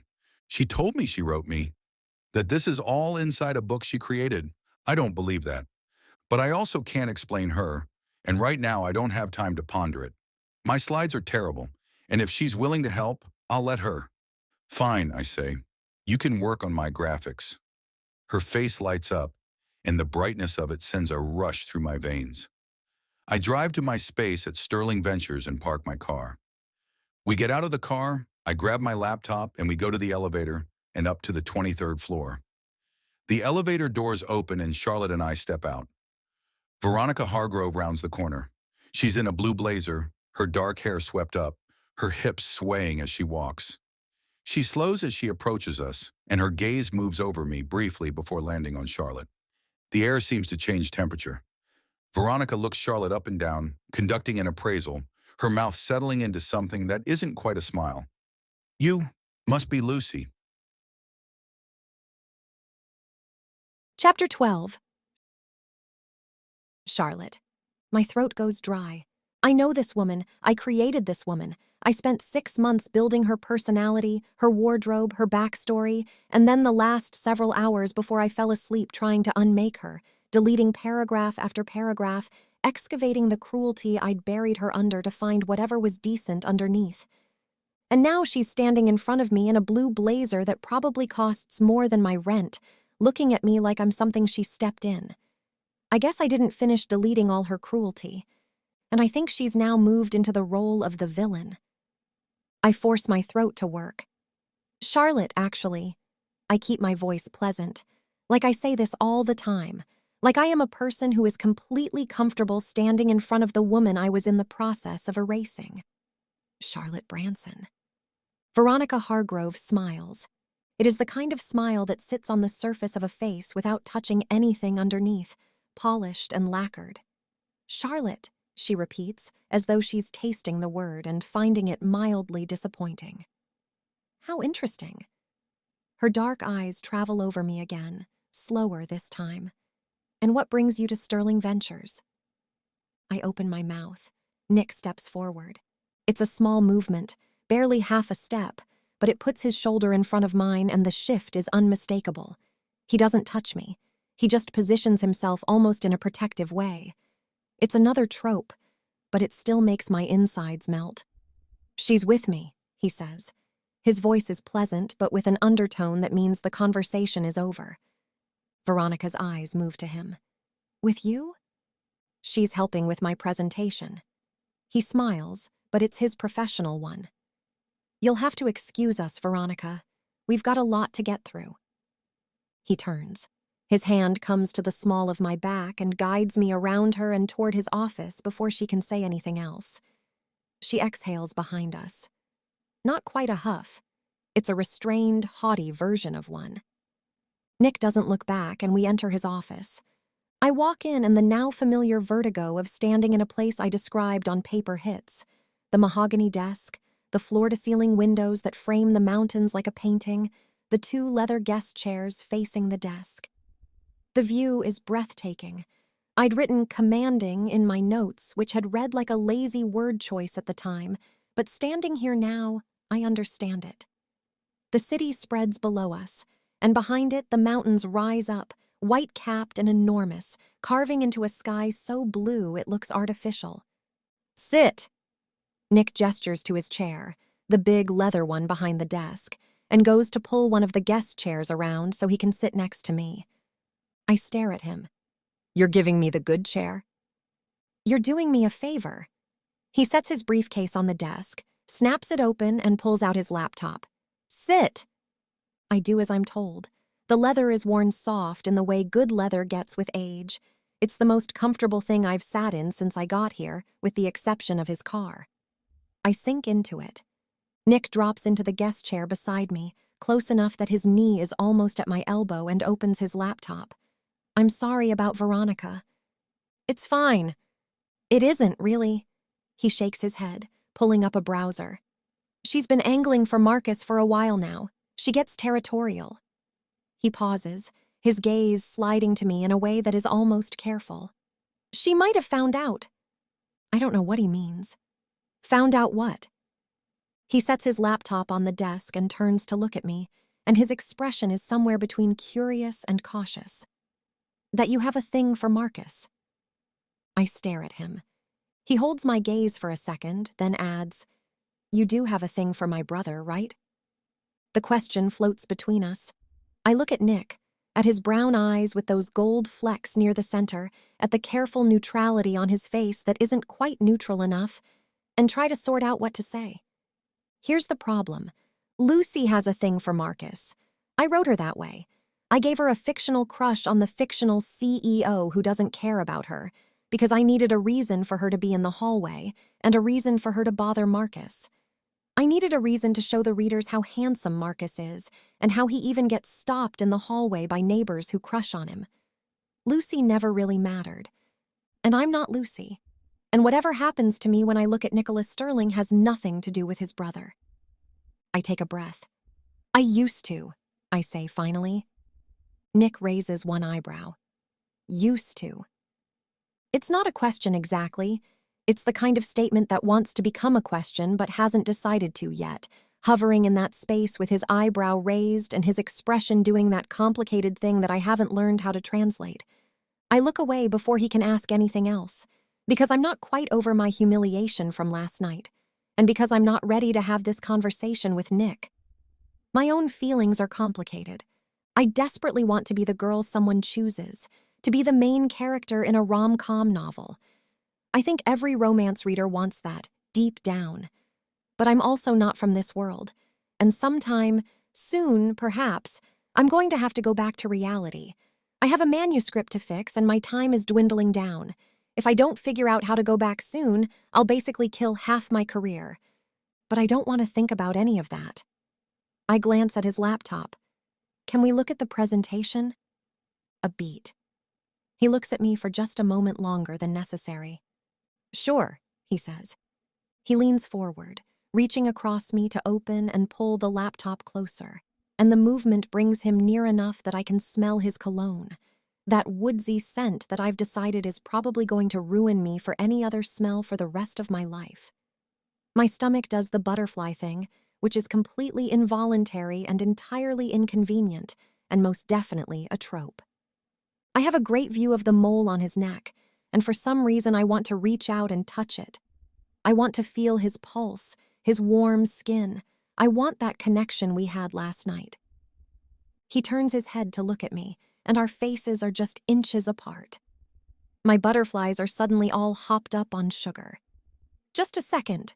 It has to load. His voice is low, and his breath fans across my cheeks. I nod, because all thought has left my brain. All I can do is stare into his brown eyes and wonder once again if I am indeed now the main character in my own book. The book that used to be about Marcus and Veronica, but somehow has become about me and Nick. I have no other way to explain what's crackling between us. His gaze dips to my lips, and my heart picks up speed. I know what this means in a romance novel. He refused last night, but things are different between us today. The air is charged with electricity, and he moves ever so slowly toward me. I can't look away. I go still, my heart beating so fast I fear Carol can hear it in the other room. An invisible string pulls me toward him, and I can't help but stare at his lips moving toward mine. Ever. So slowly. Gah. This is taking forever. Why doesn't he just kiss me already? The laptop chimes and his screen comes to life. He pulls back from me. I let out a breath, disappointment flowing through me. For a moment, I really thought he was going to kiss me. Like, his lips were right there.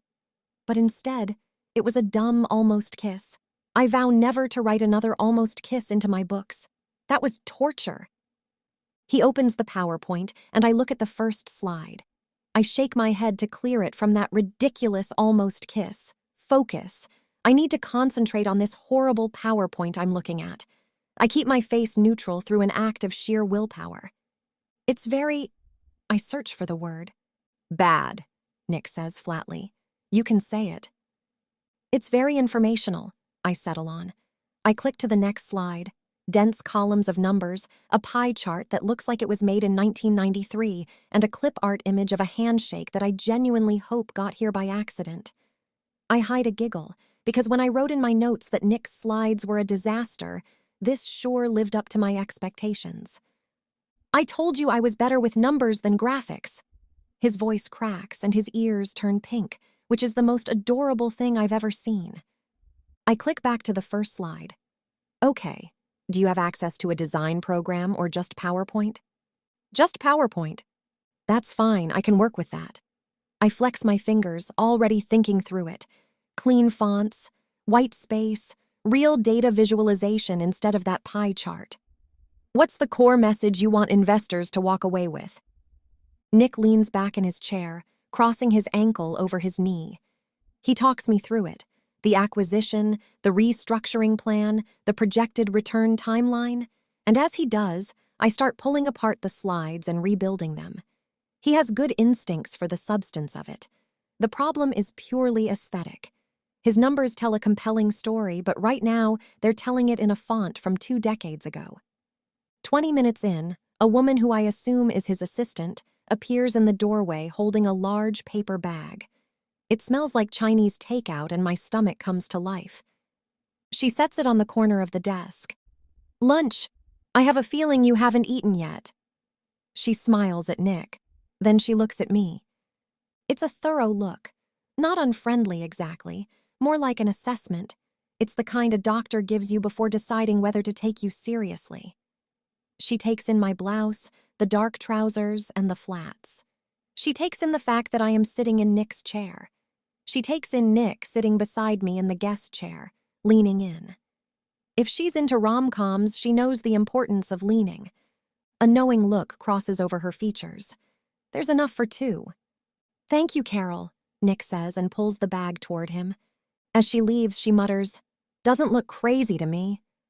The door swings half shut behind her. Nick freezes and makes a sound. It might have been the beginning of a word. It dies before it gets there. He clears his throat as he sits there with one hand holding a takeout container. I may have... He stops. I didn't say the word crazy. I press my lips together, fighting the smile. I might have said unusual, possibly erratic, in terms of behavior, yesterday morning, which was a stressful morning for everyone. I laugh. I can't help it. The laugh loosens my shoulders, the way laughing does when you haven't done it in a while and your body remembers why it likes to. I was acting crazy, I tell him. It's okay. Relief floods his face. He smiles and the dimple appears in his cheek. You like Chinese? Love it. Good, because it looks like Carol bought one of everything. He finishes getting out all the containers, then turns to me. His smile fades, and he looks at me with an expression I've started to recognize. The one that shows up when he's dropping his defenses and getting more serious. Are you doing better today than yesterday? The question is gentle, not prying exactly, just honest. I think about it for a moment. I think about the void and the cold hallway and the absolute terror of those first hours. I think about last night, our conversation, my hand on his cheek, and how safe I felt with him. My terror has faded. I still can't explain everything, but I'm no longer afraid I'll be swallowed up by darkness. I've come to terms with me being inside my story. And even though I need to leave soon, I'm putting that on hold for now. I don't want to lie to him, and I know he's asking me if the crazy has left me. The funny thing is, I feel less crazy today, even though I still believe I'm inside a book I wrote. Still, I'm tired of having him look at me like that, like he feels sorry for me. It might be time to pretend I'm normal. Yes, I finally say. A lot better. He nods, like this matters to him. Good. He hands me a plastic fork. Let's eat. We eat the takeout and then fall into a rhythm after that. Nick works the phone, calling investors, his voice shifting registers depending on who's on the other end. Warmer for the relationships he's cultivated, crisper for the ones he's building. I listen while my fingers slide over his trackpad, and I notice the way he does this, the way he reads a room over the phone through nothing but tone and timing. He's good at it. Better than he gives himself credit for. I pull up his font library and switch everything to one that's clean and modern. I rework his color scheme, navy and white with a single red accent color, and rebuild his charts from scratch with the data that's already there. The pie chart gets replaced with a waterfall chart that tells the story of Pinnacle Properties Group's projected turnaround in a way that's actually legible. I find stock images that don't look like clip art. I break up information and add white space until the slides can breathe.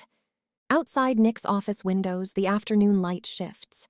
People start leaving, and the muted sounds of the office winding down filter through the room.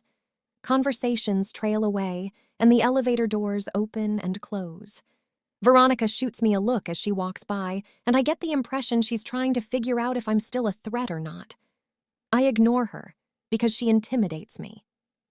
Nick wraps up his last call, sets down his phone, and stretches, rolling his neck with a faint crack that sounds like relief. "I've got the Monday meeting set," he says. 6 investors. 1 is flying in from Boston. He leans back and looks at the ceiling for a second. "Please tell me the slides look better than they did." "Come see." I push the laptop toward him. He leans toward me and looks at the first slide. He goes still. I watch his eyes move across it, across the clean lines, the bold header, the mountain skyline photograph I found that ties back to the Sterling Ventures logo without me having to say that I was thinking about it. He clicks to the next slide, then the next. "Charlotte." He says my name in kind of a hushed reverence. "This is..." He shakes his head. "These are really good." A quiet warmth blooms in my chest. The bones were already there. Your data tells a good story. No. He clicks through to the end, then back again, and his jaw muscles clench.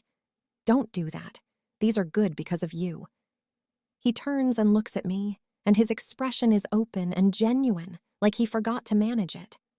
"I actually think I can walk in there Monday and make this work." "You could have done that before," I say. "Your numbers are solid." "Maybe, but this," he gestures at the screen, "makes me want to believe them. That's different." He holds my gaze. "I owe you." "You bought me an entire wardrobe," I point out. "I think we're even." "We are not even." He closes the laptop with a soft click and sits back. "Let me take you to dinner." My heart does some kind of somersault in my chest. "To celebrate," he adds. "Getting this finished. I know a place. Good food, quiet enough to actually talk, and the window tables have a spectacular view of the mountains." He says it easily, like it's a simple thing, like it's just logistics and gratitude, like he isn't looking at me with those brown eyes that are making my heart thump loud in my ears, like he didn't just describe the restaurant where he takes all of the women he's attracted to wine, to dine, and to flirt with, and he wants to take me there. "Okay," I hear myself say. He smiles. Not the professional one, the real one, the one with the dimple, the one that does things to my structural integrity. "Give me 5 minutes." He stands and heads toward the door, presumably to go tell Marcus about the Monday meeting, and I sit in his leather chair and press one hand flat against my sternum and try to have a rational thought. I could easily fall for this man. That's not the rational thought I was going for, and it startles me. The story unspooling around me, the shopping trip, the shared bed with the pillow wall, the dressing room and the zipper and his hands in my hair, it's all classic rom-com, a story I might write about. But things like this don't happen to me. I am a woman who lives alone in Rosewood Hills, California, with a cat named Princess Buttercup and a manuscript on her laptop. I have a published series and a best friend who brings me takeout, and I do not, categorically do not, have a person who looks at me the way Nicholas Sterling looks at me. I write that about other women. I write it and give it away and never expected to feel it myself. The problem is, I feel it. Right now, sitting in this chair in this office in this city that I made up, with the sound of his voice floating back down the hallway, I feel it. The terrifying realness of it, the way it's not convenient or logical or safe. I rub the spot between my eyebrows as I try to process what's happening to me. This isn't real. Nick isn't real. I need to go home and finish my manuscript. But the more time I spend with him, the more I understand that the question of whether any of this is real may be the least useful question I have ever asked myself. Whatever the answer is, I am going to walk out of this office with Nicholas Sterling and sit across from him at his usual table and watch the mountains go dark through the window. And I am going to feel every second of it. Because right now, everything feels real. Chapter 13. Nick.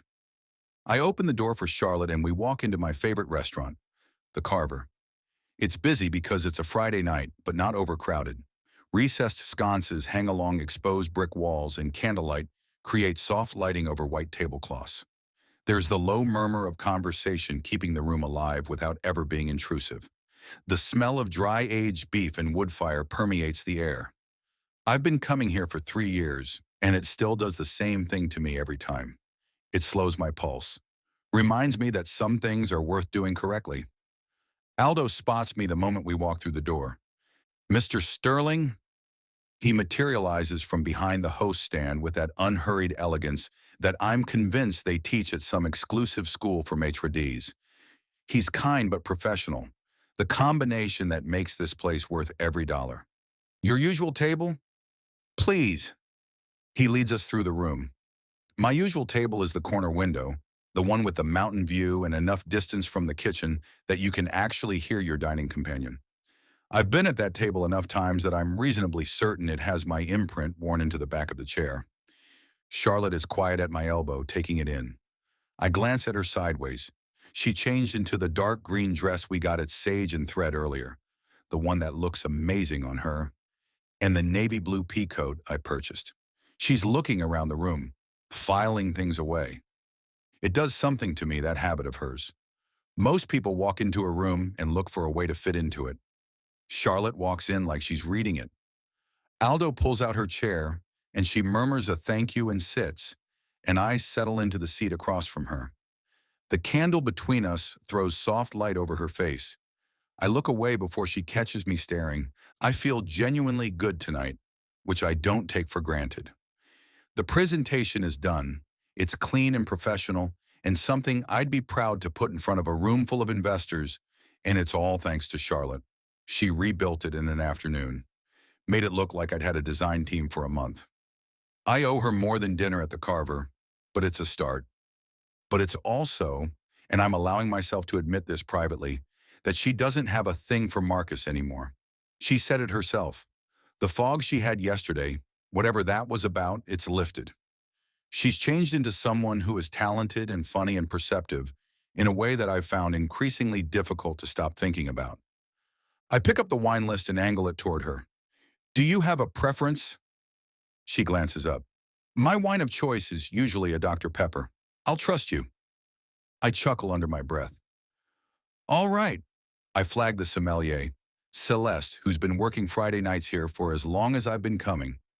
She raises an eyebrow the smallest fraction of an inch when she sees Charlotte, which I interpret as acknowledgement that Charlotte isn't my usual kind of date. "The Camus," I say. "The Napa cab." "Excellent choice, Mr. Sterling." Celeste collects the wine menus and disappears. Charlotte unfolds her napkin and lays it in her lap with a small smile that I can't fully read. "This is a beautiful place. Best steakhouse in Summit Ridge. Possibly in the state, though I'm biased." I lean back and let myself relax into the familiar comfort of the room. The ribeye is the reason to be here. Although the lamb chops are not to be underestimated, how hungry are you? "Genuinely starving," she says. "Why is it that Chinese food tastes great, but for some reason you're twice as hungry an hour after you eat it?" "You also worked through most of it without looking up from my slides, so I'm not sure Chinese food is the variable here." She laughs and it crinkles the corners of her eyes. "Fair. There was a gradient that was bothering me. It looks perfect now." "Thanks," she says with a satisfied tone. She smiles and I find her impossibly charming, and I'm not going to examine why. The wine arrives, Celeste pours, and I lift my glass toward Charlotte. "To the most competent accidental house guest I've ever had." Her chin dips. A slight blush colors her cheekbones. She lifts her glass anyway. "To actually finishing the thing." We drink. Charlotte closes her eyes for a half second when she swallows. It's endearing. I catch myself staring at her lips, at how her tongue flicks out after she pulls the glass away, and I decide to stop noticing things before I embarrass myself. Veronica sure backed off when she found out we were going out. She lifts one eyebrow. Oh? Yeah, I told her I was taking you here. She seemed happy. The thing is, Marcus doesn't have any interest in her, so I don't know why she's so territorial. Hmm. Charlotte shrugs, but I see something in her eyes that tells me she's got thoughts about this she's not telling me. So tell me something about yourself, I say, my standard opener. Charlotte tilts her head. What do you want to know? Whatever you want to tell me. I smile, the smile that works. I'm very easy to talk to. She studies me for a beat. I know you are. And then, after a pause that's just slightly longer than expected, she says, what about you? Tell me something. I asked first. You did, she agrees pleasantly. And I already told you some pretty personal things last night, so I'm redirecting. Your move. I laugh despite myself. Okay, I grew up in Colorado with my 4 siblings. Marcus and I are biological siblings, but we're adopted. My sisters are also biological siblings, and also adopted. I've been at Sterling Ventures for 6 years. I make a very good carbonara, as you have personally verified, and I have excellent taste in restaurants. I spread a hand to indicate the room. All things I already knew, she says. I look at her. You knew about the carbonara, I'll give you that. But I doubt you knew about my siblings and our adoption status. She just smiles into her wine glass. The appetizers arrive. I ordered a charcuterie board for the table, because I know the chef cures his own prosciutto, and it would be a crime not to. We eat and fall into an easy rhythm. Charlotte is good at this, I'm realizing. Conversation. She listens in a way that most people don't, the kind of listening that has actual weight to it, and she asks questions that aren't quite the questions you expected her to ask. I find myself trying to charm her, like I always charm my dates. It's effortless the way it usually is. I know how to be entertaining, know how to read a table, know how to keep energy light and pleasant. I tell her about the time Marcus accidentally closed a deal on a company he was trying to walk away from because he couldn't stop negotiating even after he decided not to. I tell her about my sisters, about Jules's birthday cakes, which are elaborate sculptural projects that look stunning but taste like cardboard because Jules approaches baking as a visual medium rather than a culinary one, and about Elizabeth's competitive streak and her ice skating aspirations. Charlotte laughs at all the right moments. She leans forward when I get to the good part of a story. She's present and interested, and the dinner is going exactly the way a dinner at the Carver should go. The main courses arrive. Ribeye for me, the lamb chops for Charlotte after I talked her into it, and we're midway through both when the mood shifts. I'm in the middle of a story about a ski trip Marcus took, and Charlotte sets down her fork. Not dramatically, she just sets it down quietly and looks at me. What? I say, though I haven't finished the story. She's quiet for a moment. Can I say something? Of course. You've been very entertaining tonight. I hold her gaze. Something in her tone is careful in a way I can't quite place. Thank you. I mean it as an observation more than a compliment. She turns the stem of her wine glass slowly between her fingers. You're very good at this. Your stories are funny. You make great eye contact. You know exactly when to smile. She pauses. But you haven't answered a single personal question I've asked since we sat down. I open my mouth, close it. I stop. When I asked what you were most proud of in your work, you told me a Marcus story. When I asked what you do outside of the office, you talked about Jules's birthday. When I asked if you'd ever wanted to do something other than finance, she tilts her head. You made a joke. The candlelight flickers between us. I'm aware suddenly of the ambient noise of the restaurant in a way I wasn't a moment ago. I wasn't aware I was doing that, I say. Charlotte doesn't say anything. She just keeps looking at me, like she's not waiting for me to admit something, like she already knows. It's not intentional, I add. I didn't mean to sidestep. I know, she says. Her voice is gentle. That might almost be worse. I'm not. I exhale, setting down my fork and making myself hold her gaze because I owe her at least that much.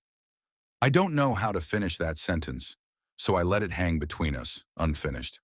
I shift in my seat. Charlotte nods slowly. The stories are good, she says. I'm not saying you're being fake.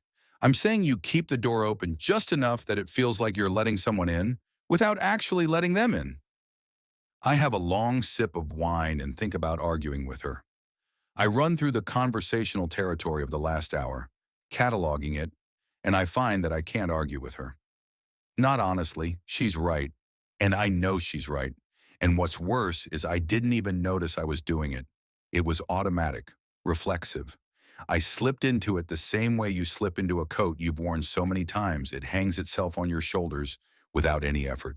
I did the same thing I always do with Charlotte, the one person who has somehow, inexplicably, already seen more of me in 48 hours than most people get in a year. There's something distinctly uncomfortable about this realization. The kind of discomfort that sits low in your chest and won't move when you try to breathe past it. I'm not used to being read. I'm the one who does the reading. I'm the one who knows the room. You weren't like that yesterday, Charlotte says quietly. When you told me about the Vietnamese man, when you... She stops and lowers her gaze. You were just you. It was different. I look at her across the candle, across the white tablecloth and the lamb chops and the wine, and I don't have a smooth answer to reach for. That's the thing. There's no story about Marcus to slide in here. No easy redirect, no timing the smile correctly. I'm just sitting here in my usual chair at my usual table, completely caught, and for some reason the part of me that should be reaching for an exit isn't. I start, stop, try again. You're very perceptive, Charlotte. You've said that before. I keep meaning it more each time. The corner of her mouth lifts, not a full smile, it's smaller than that. She picks up her fork and cuts a small piece of lamb chop and eats it. She's calm, composed, like she just dismantled me and isn't particularly bothered by the wreckage. I lean back in my chair and look at her. This woman who appeared in my lobby yesterday without shoes, who ate my pasta, who fixed my presentation, who apparently has been watching me with those perceptive eyes and cataloging every evasion and deflection I've made. It's like she already knows exactly how the story goes. How does she know me this well? The question sits in my chest alongside the discomfort, and it's strange because it doesn't feel threatening. It just feels like a puzzle I can't put down. She'd known about Jules, about my cooking, about the graphics, about the way I dodge. All of it from almost the first moment. Like she came preloaded with information that should have taken months to accumulate. She said she wrote me. I didn't believe her. I still don't rationally because that isn't how reality works. I deal in numbers and reality works in concrete ways that do not include authors showing up in their own books. But the fact remains, Charlotte Branson knows me. In some inexplicable, slightly maddening way, she knows me. For the record, I say, she looks up. I'm aware that I keep the door open sometimes. I mean, it's not always on purpose, but I have noticed myself doing it. I just don't usually. I pause, searching for the honest word and finding it uncomfortable when I do. Get called out on it. She nods. I know. I study her. Why did you call me out on it? She considers this seriously, which I appreciate. She doesn't give automatic answers. I think you have reasons. I think most people who build that kind of, she gestures vaguely, architecture around themselves have reasons. She looks at me steadily. I called you out on it because I want to know the real you, not the polished, practiced you. I want to know the one underneath the protective shell. I stare at her. She looks at me over the rim of her wine glass with the slightest edge of amusement. You can go ahead and be thrown by that. I don't mind. I am thrown by that, I say. I know. You say that a lot. You're predictable. I laugh. It comes out genuine, surprised out of me, which seems to be a thing that happens around her. That is the least flattering thing anyone has said to me at this table. I meant it affectionately, she says, and she's smiling now, and the evening has gone somewhere I didn't plan for, and somehow that's not a problem. I reach for the wine bottle and refill her glass, then mine. Okay, I say. Okay, she repeats. Okay. I set the bottle down. Ask me something real. I'll try to answer it. Her eyes soften the smallest amount. Uncertainty moves through them. unguarded, just for a second, before she looks down at her plate and considers. Then she looks up. What are you actually afraid of? I look at Charlotte, thrown as she predicted and aware that I am, and somehow unwilling to reach for the door, and I take a breath. That, I say, is genuinely a good question. Chapter 14. Charlotte. I pick up my knife and fork and work through the last of my lamb chop while Nick sits with the question hanging between us. He's not deflecting. That's good. He's just sitting with it, and the fact that he is makes my ribs squeeze tight. I'm being bold. I know I'm being bold, and I never would be this way in my real life. But this doesn't feel like my real life. This is something besides my real life, and I'm allowing myself to be someone I'm normally not. This is the rom-com Charlotte. The meat is tender and perfectly seasoned, and I've been paying too much attention to Nick to fully appreciate it until now. The asparagus is still warm. Everything here feels so real that I find myself fully in this world, in this moment. I eat and don't push him, because I know that look. He's thinking. Spiders, he says finally. I look up, startled. What? He's got a very controlled expression, but there's the smallest suggestion of playfulness in it. I'm afraid of spiders, deeply and sincerely afraid of them. The number of legs is just unnecessary. A laugh bursts out of me before I can stop it, because I genuinely wasn't expecting that. I give him the side eye. You're lying. He shakes his head. Nope, not lying. I'm positively afraid of spiders. They creep me out. I'm surprised by this. I did not give him a fear of spiders. Is it possible he's growing past the parameters I gave him? This isn't the first time it's happened. Is my story taking on a life of its own somehow? I'm coming up against this more and more, the longer I'm here. Things are happening that I didn't write. Story beats are unfolding that I didn't make up. Is the fact that I'm here allowing my story to take a different shape than before? I shake the thought away. I hate spiders too. My cat once knocked one off the wall with her paw and I screamed and locked myself in the bathroom. He raises his eyebrows. In the bathroom? There were no spiders in the bathroom. It was a safe room. Nick laughs, and it sends a zing of attraction down my spine. All right, I don't blame you. Did you stay in there long? Long enough that when I finally got up the guts to come out, the spider was gone. I think Princess Buttercup ate it since she was playing with it, but I never had confirmation. I've never fully recovered. Princess Buttercup? His eyes hold a twinkle that wasn't there a minute ago. My cat. I pause for a moment and look down at my meal, an intense longing to get back to my other life surfaces. I miss my cat. And Bryn. And I've spent 2 days here, getting to know Nick when I really should be fixing my book so I don't lose all of my pre-orders, disappoint my fans, and ruin my business. I force myself to stop thinking about it. If I obsess about getting back home, I'm positive it will ruin the night. He nods, and the candlelight flickers across his face in a way that makes it impossible not to stare at him. I look back at my plate. So, you're afraid of spiders? I didn't know that. Thanks for sharing. I soften my voice. But that's not your biggest fear, is it? He pauses. I keep eating. They're pretty frightening, he says, and his voice is lighter than it's been all evening. It's his attempt at being casual. Nick, I say. He meets my eyes and my heart stutters. You know what I'm asking. He does. I can see it in the way his jaw moves, in the small adjustment of his expression, in the way he sets down his wine glass and seems to be taking a breath. Not dramatically, just enough. The way you breathe before you step off a ledge. Yeah, he says quietly. I know.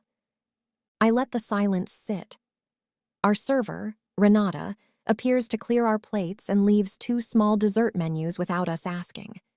Nick doesn't even glance at his. He's looking at the candle, or maybe past it, at something I can't see. When Renata comes back, I order the creme brulee. Nick orders a flourless chocolate cake, and she disappears again. Low voices sound from other tables, and there's a faint percussion of silverware against porcelain carrying through the air. Nick turns his wine glass once, then again. "I think my biggest fear," he says, in a voice that is quiet and level and absolutely does not match the feeling underneath it, "is being left behind." His eyes come up and meet mine, and my throat constricts. That's the honest answer. "Left behind? In what way?" I ask carefully, gently, the way you'd set down a fragile piece of art. He's quiet for a moment. Renata reappears with desserts, places them on the table, and then she's gone again, almost like she senses the heaviness in the air. I pick up my small spoon and tap the sugar crust but don't break it. Nick looks at his plate. "My earliest memory," he says, and then stops. He starts again.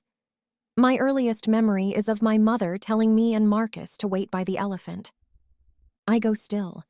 I did give them the backstory that they were abandoned, but I hadn't fleshed it out yet. Now Nick is telling it to me.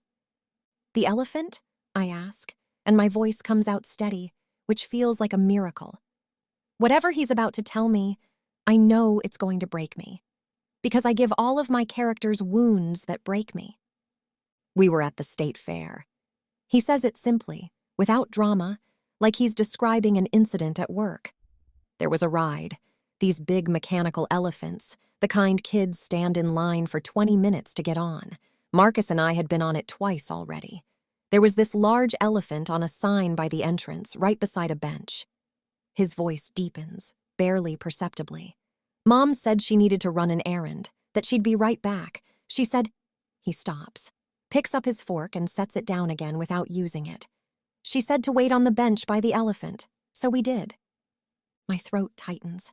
I press my spoon against the surface of the creme brulee, but I don't lower my gaze to it. I keep my eyes on him. "I didn't want her to leave," he says. "I was trying to hold on to her hand and she—" He pauses, and it's not a dramatic pause. It's just the kind where the words stop because something else is sitting in the space where they're supposed to go. "She pulled her hand away." I still remember the sting of it, how my hand felt instantly cold, how it felt like rejection. "And then she walked away." He swallows, his Adam's apple bobbing. "She didn't come back." Somewhere behind us, a table erupts in raucous laughter. The sounds are all wrong, too happy. My fingers tremble as I try not to let him know what I'm feeling inside. "It got dark," Nick says, continuing his story. "We stayed there. Marcus kept saying she was coming, and I kept believing it, and the fair started to close up, and eventually there was a policeman." He meets my gaze, finally. He's still careful, still controlled, but there's something underneath it that doesn't have any veneer on it at all. "And that was it. We never saw her again. She signed away her rights to us in court without a goodbye. I was only 6 years old." I open my mouth and nothing comes out because there is nothing to say to a story like this, and I know it. It's horrible, just like what I would make up to give my character a reason not to trust. But this story isn't familiar to me at all. Things are changing in my story, without me changing them. The realization lands like cold water. I blink. Try to anchor myself. I know I wrote Nick and Marcus. I know I gave Nick Sterling a tragic background, gave it to him like you'd place a stone in the foundation of a building, and now he's carrying it around inside himself, and it's as real to him as anything that has ever happened. But I'm sitting here hearing this story for the first time. I don't know what that means, but it frightens me, like my story is spinning out of control and I have no way to wrangle it under submission. My chest contracts with panic and I breathe through it, quiet and slow, and I don't say anything about it because Nick didn't take it well the last time I tried to explain what I am and what this is. And this isn't the moment. This is his moment. So I reach across the table. My hand finds his and I wrap my fingers around and hold on. He looks down at our hands and then up at me, and a raw emotion moves through his face that he doesn't bother to manage or smooth over. Just lets it be there. I keep my expression steady. My eyes have gone hot in a way I'm fighting, but I don't let it become anything he has to respond to. This isn't about me. We sit like that for a moment. I'm sorry, I say finally. It's not enough. It never is. But it's true. He nods once, looks out the window at the dark mountains. I don't tell people that, he says, and his voice is nearly normal again, almost back to him. Thank you for trusting me with it. The corner of his mouth lifts and the tension in his hand eases slightly against mine. He turns his hand and runs his thumb over my fingers. The warmth of it zings up my arm and my butterflies do a dance. It was a small action, but it feels quite intimate somehow. We sit for a moment before he squeezes my hand and pulls his back. I eat my creme brulee in small, careful bites. Nick picks at his chocolate cake. The restaurant moves around us, plates cleared somewhere to our left, the piano playing slow and unhurried near the bar. He looks at me. Do you want to go for a drive? Where to? Just somewhere I used to go as a kid. It's just up the mountain a little bit. You can see the whole city there. He seems shy about it, ducking his chin. Do you take all the ladies up there? I ask, teasing him, because I did write that he's a creature of habit with his dates. He shakes his head. No, I've never taken a date there. My insides melt a little and I smile at him. All right, let's go. Chapter 15. Nick. The road up this mountain has always straightened me out, like the altitude scrubs the static clean, and I can finally hear myself think. It's done that for me every time I've come up since I left home, and it has never once failed to work. Tonight it's not working. I keep both hands on the wheel and watch the headlights cut through the dark ahead of us, the pines crowding in close on either side of the two-lane road. And I am aware with an almost clinical precision that I am nervous. That's strange. I don't get nervous. Not with women. I've dated a lot of beautiful and accomplished women. Nervous is not a thing I do. And yet, I glance at Charlotte in my peripheral. She's got hands on her knees, her shoulder resting against the door, watching the trees go by. She shifts slightly, tucking one foot behind the other, and the movement catches the glow from the dashboard. For a second, the light finds the curve of her cheek, the slope of her neck. My pulse jumps and I look back at the road. I've been telling myself all day that this is manageable, that whatever I was feeling for Charlotte Branson was a passing thing, the natural result of proximity in an unusual situation, and that it would sort itself out once the novelty wore off. People say that. Give it time. It'll pass. It has not passed. If anything, the novelty has compounded. She keeps doing things I don't expect, and every time she does, I have to recalibrate. She called me out tonight, not in an unkind way, but in a perceptive and intuitive way, and I didn't mind it. In fact, as I told her about my biological mother, her expression was so unguarded, so accessible, that I had to look away. Not because it was uncomfortable, but because it wasn't. That's the part I can't wrap my head around. How familiar she is. I grew up managing women, keeping a pleasant distance, being charming without getting close, never letting anything get complicated. I know how to do the dinner, the conversation, the light connection that doesn't cost you anything. I've been doing it for years. Charlotte is making me aware of how automatic that's always been. And tonight, she disarmed me. She took my script for the night and changed it. She tossed away my shield, ripped through it like it was paper, and forced me to be real with her. And the crazy thing is, I liked it. She was so different when I first met her. In our hallway, when she was flirting with Marcus. She was all giggly and obviously infatuated.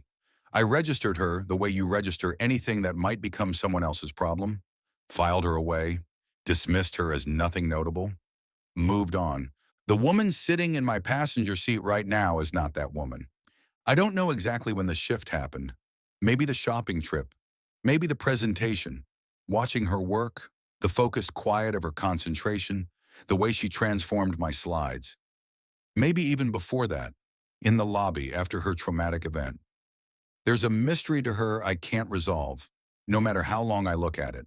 She knows things she shouldn't know. She says things that are too precisely right. She looks at me sometimes like she's checking for what she already found.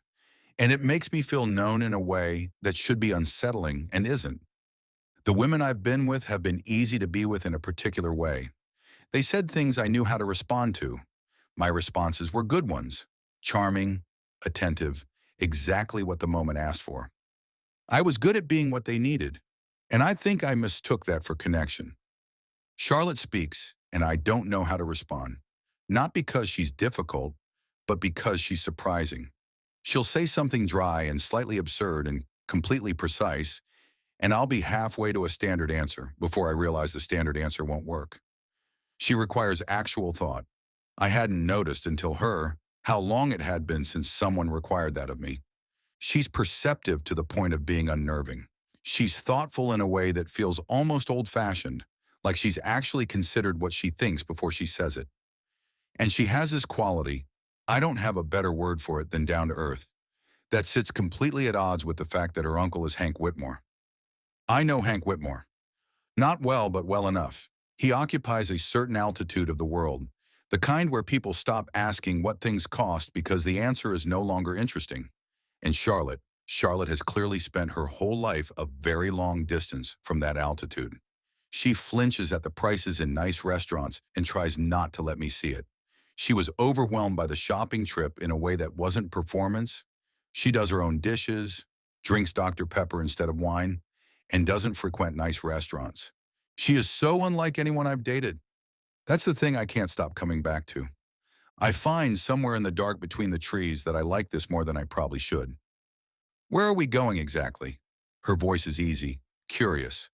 I realize she's been content this whole drive to just watch the trees and not fill the silence. And that's another thing. She's comfortable with quiet. Most people aren't. I've been in cars with women who need the radio, need conversation, need the silence occupied. Charlotte just sits in it like she lives there. Up the mountain a little way, I say. It's about a half-mile more up this road. She turns her head toward me. I feel it more than see it. You go here a lot? Yeah. I adjust my grip on the wheel.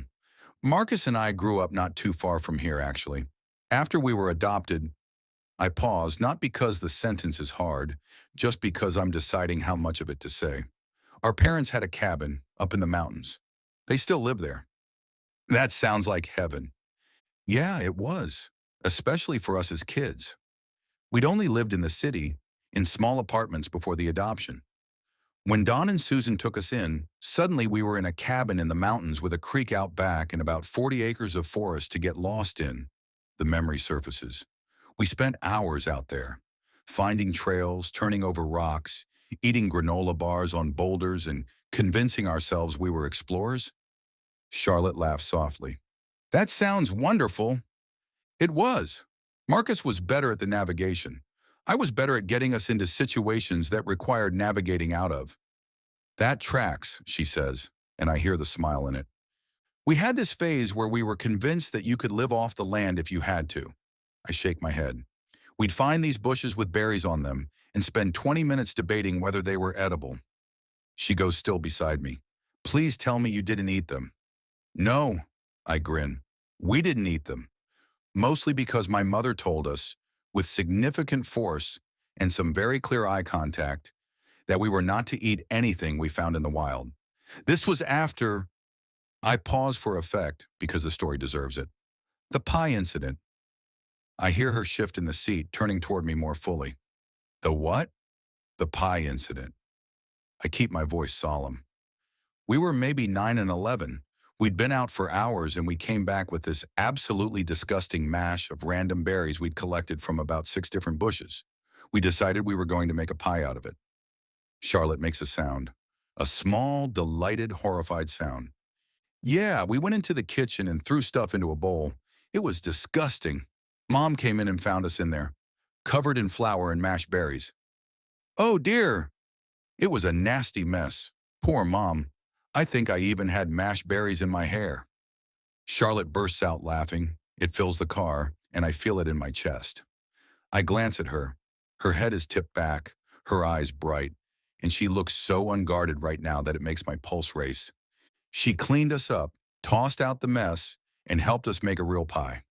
She dropped what she was doing, just like that, and spent the rest of the afternoon in the kitchen with us, showing us how to make it. Oh, that's sweet. A glow fills my chest. After that, she made it a whole lesson. took us out herself, showed us the berries by the house that were safe, and told us never to eat any from out beyond our yard. She taught us a lot. She knew every plant on those 40 acres by name. I slow the car as the road curves upward. She was like that, very patient. She didn't tell us we'd done something stupid. She just turned it into something useful. Charlotte doesn't say anything for a moment. She sounds like someone worth knowing. She is, I say simply. 2 years after Susan and Don adopted me and my brother, they adopted Elizabeth and Jules. We've been like real siblings ever since. That's wonderful. The lookout appears ahead, a widening in the road where the trees pull back from the mountain's edge. I pull off and cut the engine. Silence folds in around us, the sound of wind in pines and nothing else. I get out and come around to Charlotte's door before she can open it herself. She looks up at me when I pull it open, and there's a flicker in her expression that she doesn't quite manage to smooth over before I see it. I don't name it. I just offer my hand. She takes it and we walk to the guardrail. She gasps. I've seen this view 200 times and I still know exactly what she's feeling because it does it to me too, every single time. The valley below is a sprawl of light. City lights for miles, gold and white and amber, dissolving at the edges into the dark shapes of the mountains beyond. The sky above is enormous and full of stars. The kind of stars you can only see when you're above the light pollution. The air is cold and clean and smells like pine and snowmelt. Charlotte stands at the rail and doesn't say anything, and I watch her face instead of the view. She takes it all in with a kind of reverence that I wasn't expecting. I like her all the more for it. And then I do something that isn't calculated. I slide my hand around her waist under her open pea coat and pull her gently toward me. She comes without hesitation, tucking herself against my side, her shoulder fitting under mine like it was built for the space. She exhales, slow and soft, and she settles, and for a moment I just stand here with her in my arms and the whole valley spread out below us, and I go very, very still. She fits here. That's the whole thought. Just that, plain and unargued. She fits here, against my side in my kitchen, at my table, in the space these last 48 hours has carved out. She fits in a way that I was not prepared for and have no good protocol for managing. I want to kiss her. The thought is not new, but the clarity of it is. I want to tip her chin up and close the 2 inches between us and find out if she tastes like the creme brulee she ordered for dessert. And I want it with a specificity that I'm finding increasingly difficult to file under passing interest. But she's fragile. She was crying in the dark just last night, and she still has that look sometimes, the one she gets when her eyes shift and she goes somewhere I can't follow. Whatever happened to her before she landed in my lobby, the trauma, the break from reality, I fear it isn't done with her yet. I press my lips to the top of her head, her hair is soft, and she goes still for just a second before she relaxes again, and I keep my arm around her and look out at the lights. Can I ask you something? I didn't mean to speak. It simply happened. She's still looking at the valley. That feeling you had. I choose the words carefully. About being in a dream or inside your book. I pause. Has your panic about that faded at all? She's quiet for long enough that I feel her consider it. Then she pulls back slightly and looks up at me, and her eyes are serious and clear and very close. She holds my gaze. I'm no longer panicked, she says, and I believe her. I exhale a breath I was apparently holding. That's good, I say. You're healing. She's quiet for a moment. I get the impression she wants to say more, but she doesn't. She holds the silence like she's carrying something with weight. What if we found out it was true, though, she says, barely above a whisper. I look at her, and I can tell she's wrestling with something. I hook my finger under her chin and tilt her face up to mine. I think something happened to you, I say carefully. It was real and terrible, and your mind found a way to... I search for the right shape of it, to process it, to make sense of it. Writing yourself into a story, being the author, it gave you a framework for it. I hold her gaze. But the framework is loosening now, because you're safe and you're healing. That's what it means when the panic dies and you no longer feel this urgency that something is wrong. It means you don't need the illusion as much anymore. I pause. Therapy will help, and time, and letting yourself move forward. She looks at me for a long moment. Her gaze breaks from mine and she looks down at the lights and then back up, still silent. Seconds tick by. Maybe. She doesn't say it like she's convinced. She says it like she's deciding to set something down for a little while, and that's close enough. We stand like that.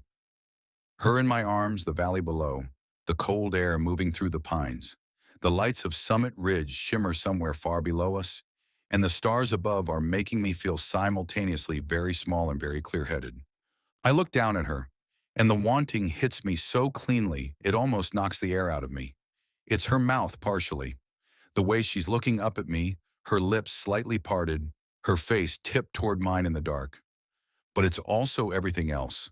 The weight of her against my side, the warmth of her where my hand rests at her waist, the way she smells like cold mountain air and something underneath it that is just her. I want her the way you want things that are going to matter. Not casually, not conveniently. In that inconvenient way that makes you aware that you are in some amount of trouble. I stop. That's not what I want to say. I start again. There's something you asked me for last night. She tips her face up. I can already see she knows what I mean, but she asks anyway. What's that? I hold her gaze and the corner of my mouth lifts. A kiss. She stiffens. And you said no. My thumb grazes her waist and I pull her in tighter. What if I've changed my mind? Chapter 16. Charlotte. My heart is hammering, not in a delicate, fluttery way, in an embarrassing, pounding, he can probably hear it way, and I'm grateful for the cold air because at least my face has an excuse for being flushed. What if I've changed my mind? Nick is looking at me the way I've written men looking at women. The way I've described it 100 times. The way he's focused on me. The way it somehow makes everything else peripheral. I've sat alone in my apartment at midnight and typed that look into existence and given it away to fictional people, and I'm standing in it right now, and I didn't actually prepare for this. I still feel the sting of last night. I asked him to kiss me, something I'd never do in my real life, and he said no. He said no. I spent a significant portion of today carefully not thinking about it. It's a small, bruised pocket of hurt still sitting just below my sternum, and part of me wants to protect myself and to tell myself to remember that. But then there's the rest of me. The rest of me is very aware that Nicholas Sterling is looking at me like I'm the only thing in this entire world worth looking at. His thumb traces a slow arc at my waist, and the heat of it travels through my clothes to my skin, and I think the bruised part of me is going to have to take a number. I meet his eyes. Then kiss me, I whisper. He does. I've written a lot of first kisses. I've agonized over them, actually. The balance of tension and release, the choreography, the exact moment when the air changes and everything tips over. I know how it's supposed to go. I know the mechanics and the magic of it, and I've rendered both in careful sentences, in exactly the right mood, in Word documents that I've read and revised until the words stopped meaning anything. None of that prepared me for this. His lips brush mine, just barely, just enough, and the gentleness of it is the most disarming thing he's ever done to me. I wasn't prepared for careful. I don't know what to do with careful. The kiss continues, and I can't believe how soft his lips are. It surprises me because he isn't soft anywhere else. A shiver travels all the way down my spine and into my fingertips, which have stopped taking instructions from my brain. Then his arms come around me, under my coat, pulling me close, and everything spins. He is warm and solid against me. My breath catches somewhere between my lungs and my throat. He tilts his head, and the kiss changes, deepens, slow and deliberate, like he's decided to make this matter and he's taking his time about it. It moves through me in a hot, unraveling wave, from my sternum down to the backs of my wobbly knees. I bring my hand to his chest without meaning to, my palm landing below his collar, and I find his heartbeat. Strong and steady. Not words on a page. This is real. His hand slides up into my hair, fingers curling at the back of my head, and the pressure of it sends tingles through me. I gasp against his mouth, a small sound that I feel more than hear. The intensity of the kiss deepens, flames hotter. It ignites inside of me, and all I want is to press closer to him, to feel him, to be here, in this moment. He tastes faintly like dark chocolate and red wine, and he smells like expensive cologne. I don't have a word for what he's doing to me, but my body apparently knows what it is. Because my pulse is skipping erratically, and my fingers have found a fistful of his jacket without me making any conscious decision about it. I always thought I was romanticizing kisses when I wrote them like this. I thought I was doing what writers do. We take a real thing and make it better for the page, because real life is messier and quieter and less cinematic. I wasn't romanticizing it. I was just clueless about how a kiss should really feel, because as his teeth nip at my lower lip, barely there, the sensation of it moves through me like a door swinging open on a room I didn't know existed, and I understand now that I had no idea. I had no idea. I typed these moments into existence for other people and gave them away because I didn't believe they could belong to me. When he finally pulls back, it's slow, the kind of slow that is deliberate. And then he looks at me, and his eyes are some combination of warm and certain. My blood is loud in my ears. The stars overhead are extraordinary, stretching forever. The city lights sparkle below us, and all of it feels like too much and exactly right at the same time. "Wow," he says. It's barely a word. More like a breath shaped like one. I let out a sound that might be a laugh. "Yeah." He tucks a strand of hair back from my face with a careless, easy gesture. His hand lingers at my cheek, and I tip into it without thinking, turning my face slightly into his palm the way Princess Buttercup does when she wants me to keep petting her and isn't above being shameless about it. I'm not above being shameless about it either, apparently. He watches me do it, and his gaze goes soft. "There's something I want to ask you," he says. I wait. The wind moves through the pines. "Tomorrow night," he starts. "You know about Jules?" I nod. "Your sister." "Her birthday dinner is tomorrow night." He holds my gaze steadily, and there's something underneath his usual composure. Something a little careful, a little exposed. "At the cabin. My parents will be there. Marcus and Elizabeth." A pause. "I want you to come." The air goes very still around me. He means this. I can see that he means it. Not because it's convenient, not because it fell into place naturally and required no particular consideration. He means it the way you mean something when you've turned it over and looked at both sides and chosen anyway. I know this man's history with people. I built this man's history. I know he doesn't let people in without a cost, without serious consideration. I know what it means for Nick Sterling to introduce someone to his family. The warmth in my chest is immediately complicated by doubt. His family, his parents, his sisters, a whole table full of people who know him and love him and will look at me and want to know who I am and what I'm doing here, and I won't have a good answer. I don't exist, officially. I appeared in their city without identification, without a bank account, without any of the reasonable anchors of a real person. I'm Charlotte Branson from Rosewood Hills, California, except I'm not, exactly. I came into this world as Lucy, and now I'm having an identity crisis. I'm also feeling an urgency to get back to my real life, to stop daydreaming here, in this fantasy, and get my work done. I know what I need to do to fix my story. It's no longer about Marcus and Veronica. I need this book to be about Nick, and I have a lot of really good backstory to make him believable, and I need to write it quickly. My career is at stake. Also, he wants me to meet his family. He's inviting me in, to share in something with him, and a table full of people he loves fills me with an ache I don't entirely understand.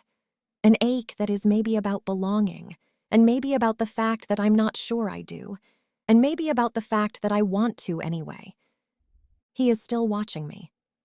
"You don't bring dates to your family's cabin," I say, and my voice comes out even, which I'm proud of. He holds my gaze. "No, I don't." That means something. I say it carefully because I'm not trying to put words in his mouth, but I need to understand what I'm walking into. Yes, he agrees. I take a breath. The cold comes in and steadies me. The stars overhead are the same stars they always are, and Nick Sterling is looking at me with his heart on his face in a way that I know costs him. I think about the fact that this feels real, but I don't know how long I get to keep it. I'll go, I say, deciding in a split second and saying it out loud before I can change my mind. I'd love to go. His exhale is quiet, barely there, but the ease moves through him visibly, the small release of what he'd been holding. The corner of his mouth lifts, and then it's a real smile, the one with a dimple. Good, he says. Just that. One word. But the way he says it makes it mean a great deal more. He tucks me back against his side, and I turn back to the lights, letting myself go and resting my cheek against his shoulder. We stand there in the cold for a little while longer, not saying much, just watching the valley from above it. Every so often his thumb moves across my hip, almost like he isn't aware he's doing it. Almost like keeping contact is just something that happens now. I notice. I notice every single time. Eventually, the cold wins. We walk back to the car, his hand at the small of my back the whole way. He opens my door again, and I get in, and he joins me, and for a moment neither of us moves. He turns his head and looks at me.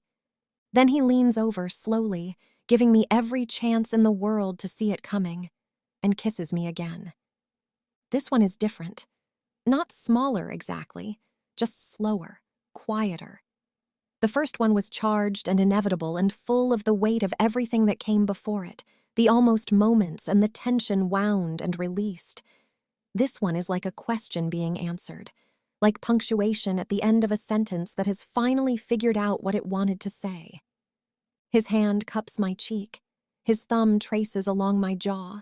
He takes his time, and my body appreciates every slow, tantalizing movement of his lips over mine.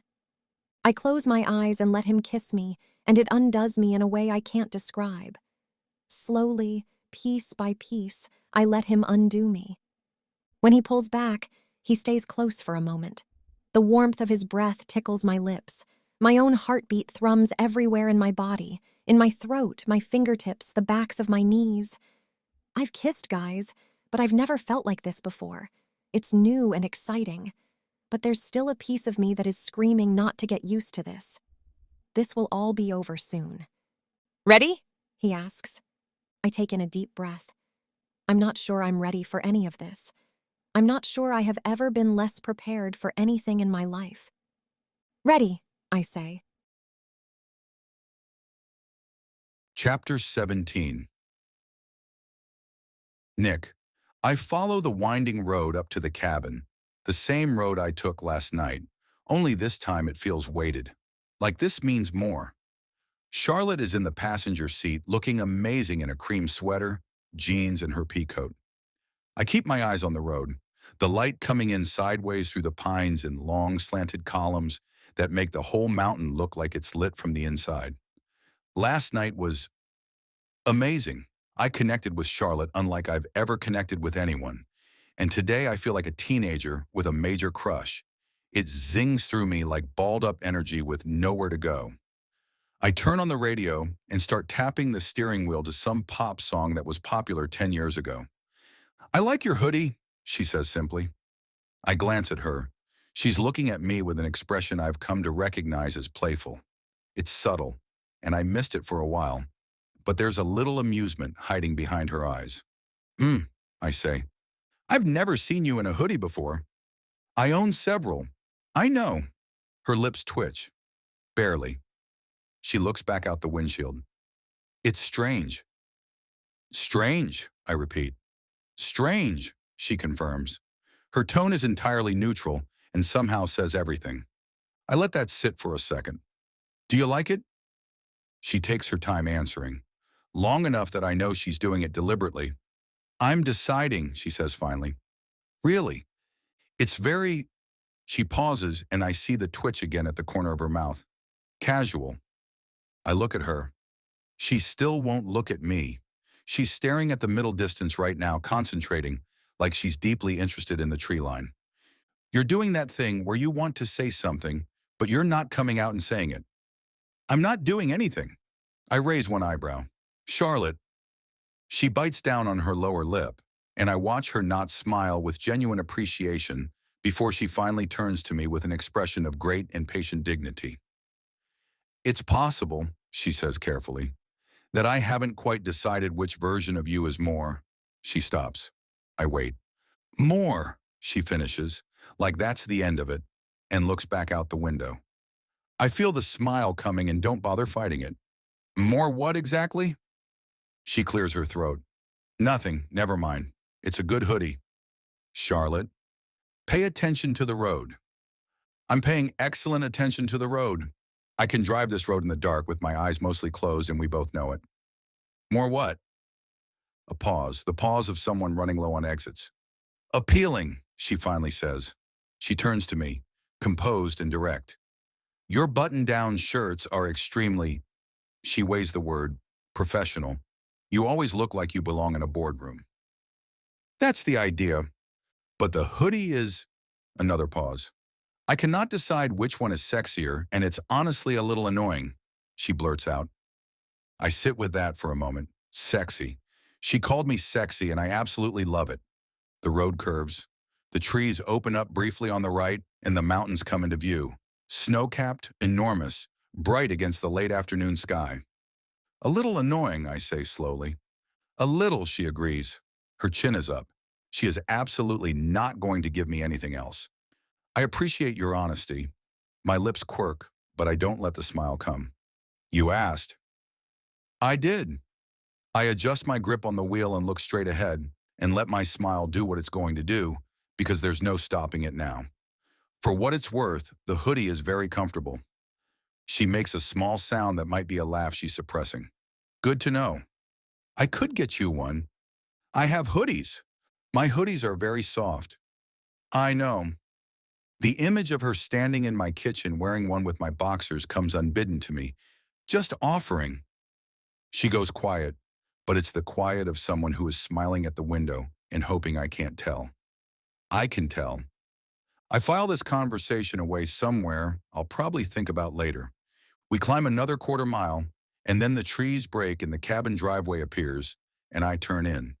The cabin itself comes into view through the aspens, the same as it was when I first came here at 6 years old and thought it was the most extraordinary place I'd ever seen. 2 stories of rough-hewn timber and stone, a covered porch running the length of it, smoke working its way out of the chimney in a thin gray column. The kind of place that looks like it grew out of the mountain, rather than being built on it. I park beside my sister's cars and kill the engine. Neither of us moves immediately. Charlotte is looking at the cabin through the window with that expression she gets, the one where she goes somewhere quiet inside herself and just takes it all in. It's beautiful. Yeah, I look at it. After all these years, it still catches in my chest in a way that I haven't got a better word for than home. Yeah, it is. I get out of the car. She's already got her door open, and I come around to meet her. She's standing in the driveway with her hands in her coat pockets, looking up at the pines towering over the cabin roof, her hair caught by the wind coming off the mountain. I'm about to say something about Jules' present sitting in the back seat when a thought occurs to me. Hey, Char. She looks at me. I keep my expression neutral as I run a hand through my hair. When we get inside, try not to make it obvious. She blinks. Make what obvious? How into me you are. The beat of silence that follows is extremely satisfying. She stares at me. Then the laugh comes. It's completely unguarded and free and light, the kind of laugh that tumbles out of a person when they've forgotten to manage it, when they're not watching themselves at all. It fills the driveway, and then it fills some part of me, and I don't move or say anything because I'm very carefully memorizing it. I decide that getting Charlotte to laugh like that is now the primary goal of my life. Everything else is secondary. She gets herself together and points at me. You're very funny for someone who... The front door opens. Nick! My mother appears on the porch before Charlotte can finish the sentence, and I make a mental note to ask her about it later. My mother rushes out of the door with the kind of excited momentum that cannot be diverted or slowed. She's cut her hair shorter than the last time I saw it, just touching her shoulders, and there are a few more gray hairs amongst the dark ones. Mom! I take 2 steps toward the porch, and she comes down the stairs and walks straight into my arms.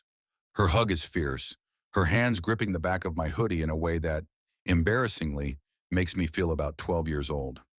She holds on for a second longer than I'm expecting, and something in my chest loosens that I wasn't aware was tight. You look thin, she says into my shoulder. I'm not thin. You're not eating enough. I eat. I make my own meals. I'm a very good cook. I'm just worried about you. I know you are. I pat her back twice, which is the universal signal for, I'm fine, Mom. Pleased that she has been choosing to ignore since 1999. She pulls back and holds my face in her hands the way she's done since I was a child, and gives me a thorough examination. She apparently finds what she's looking for, because she gives a small, satisfied nod and lets go. And then she notices Charlotte. She turns and Charlotte is standing exactly where I left her, in the driveway, with her hands still in her coat pockets and an expression of polite uncertainty on her face. My mother's whole expression shifts. It goes from curiosity to pleasure in a fraction of a second. Oh! She looks from Charlotte to me and back to Charlotte. Oh, I didn't know you were bringing someone. Last-minute decision, I say as I take Jules' present out of my car. Of course it was. My mother is already closing the distance between herself and Charlotte with the same warmth that she smothered me with about 45 seconds ago. This is Charlotte, I say. My mother extends her hand. Welcome, I'm Susan. Charlotte takes the handshake my mother offers and then finds herself, apparently to her complete surprise, pulled into a hug. She goes still for a half second, and then she softens into it, her eyes closing for just a moment. My mother holds her the way she holds everyone, like she means it. Come in, come in. She's already ushering us both toward the porch, one hand at Charlotte's elbow and one at my back. She turns to Charlotte. You must come in and meet Nick's sisters. She holds the door open. Jules and Elizabeth are already inside. Dinner's at 6. I notice a few snowflakes falling. We need to eat and leave so we don't get caught in the forecasted snowstorm. We step inside and the fireplace takes away the late afternoon chill. My mother closes the door behind us, then disappears into the kitchen.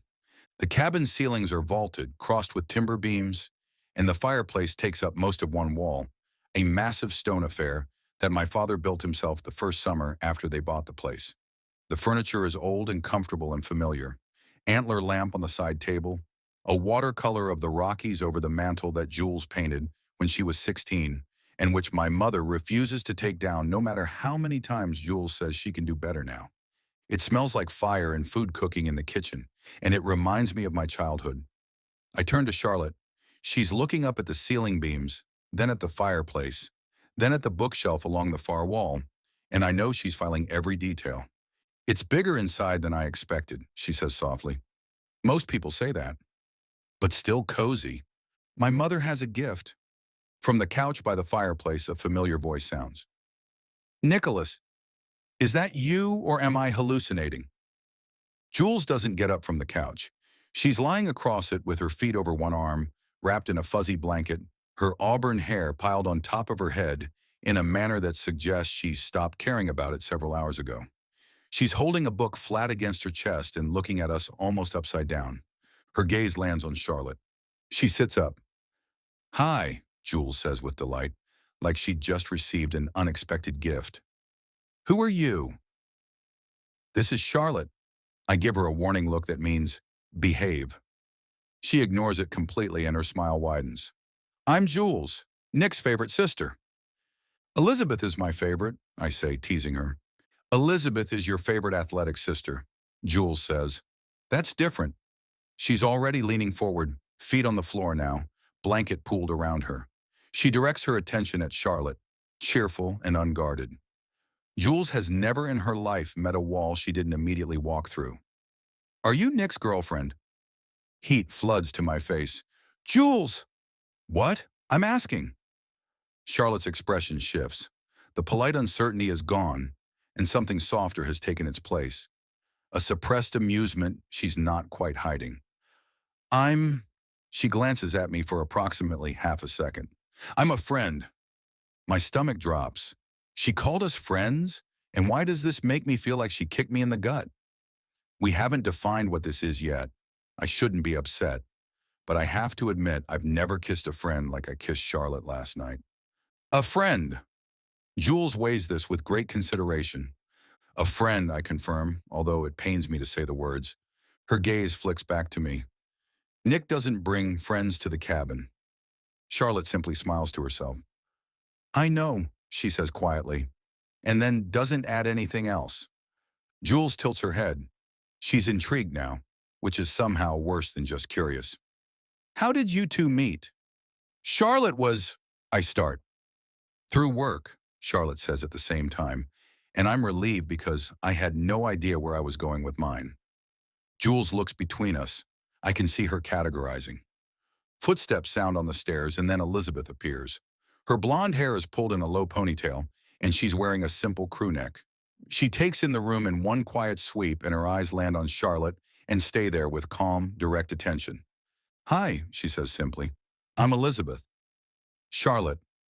She offers her hand, and Elizabeth shakes it. Elizabeth holds my gaze for just a beat before she lets it go. Her eyebrow rises a fraction of an inch. Nothing overt. Just Elizabeth noticing things and keeping the information until she decides what to do with it. She crosses the room and sits on the couch beside Jules. So, Charlotte, Jules has the cheerful, unstoppable energy of an Irish setter. Do you live in Summit Ridge? Where'd you grow up? What do you do? Jules, I set her present down on the side table. We just got here.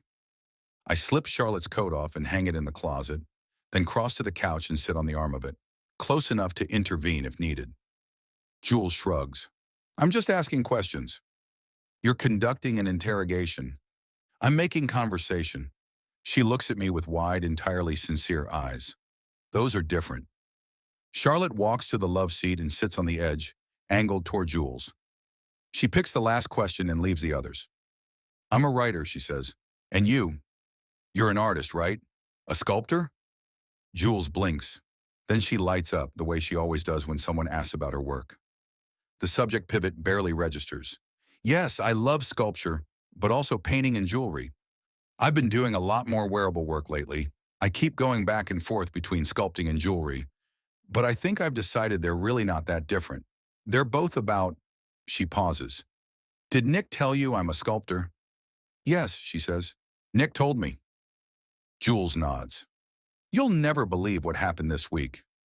I was at a gathering, and I casually mentioned to a friend that I'd like to show my pieces at a gallery someday, and he took it to mean I was ready, and he lined one up. I chuckle, because that's so Jules. Your pieces are amazing. You'll do great at a gallery showing. She shakes her head. No, you don't understand. Somehow I'm supposed to have 30 pieces ready in 3 weeks. I have a few pieces I love, but nothing in a series, and not nearly enough for a gallery showing. My mother appears and hands Charlotte a mug of hot chocolate, then turns and gives me one too. I smile at her. It's just like her to show up and hand out something we didn't even know we wanted, but is perfect. I cup my hands around it, warming them. Thanks, Mom. Charlotte leans forward. What are you going to do? Jules laughs, like the stress of the situation doesn't bother her. I'm going to have to come up with more pieces and somehow make them into a coherent series. My problem is I get bored easily and move on to something new, leaving me with odds and ends. I move from the arm of the couch to the cushion beside Charlotte, not thinking about it particularly, just getting more comfortable. And when I sit, she shifts slightly to make room, and our shoulders are very nearly touching. I don't do anything about that. As Charlotte asks her next question, her hand comes up and rests on my knee. It's not some big gesture, just a small touch she does without thinking. Jules notices. Elizabeth does too. Neither of them say anything. Jules just keeps talking about her predicament, but I see the tiny pause, the flicker of amusement. Elizabeth just looks at her hand on my knee and catalogs it away. My father appears from the hallway that leads to his den, his reading glasses pushed up on his forehead and a novel held loosely in one hand. Don Sterling does not age in any meaningful sense. He's been the same height, the same build, the same version of himself since I was 6 years old, and I find that comforting. The only indication that he's not the same age is his salt and pepper hair. Nick, he crosses the room and grabs my hand, pulling me half off the love seat into one of those handshakes that becomes a brief, rough embrace.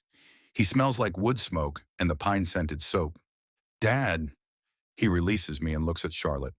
Don't think we've met. Charlotte, she says, and stands from the love seat and extends her hand. He shakes it. Don Sterling, good to meet you. He settles into his armchair and sets his book down on the side table. How long are you staying?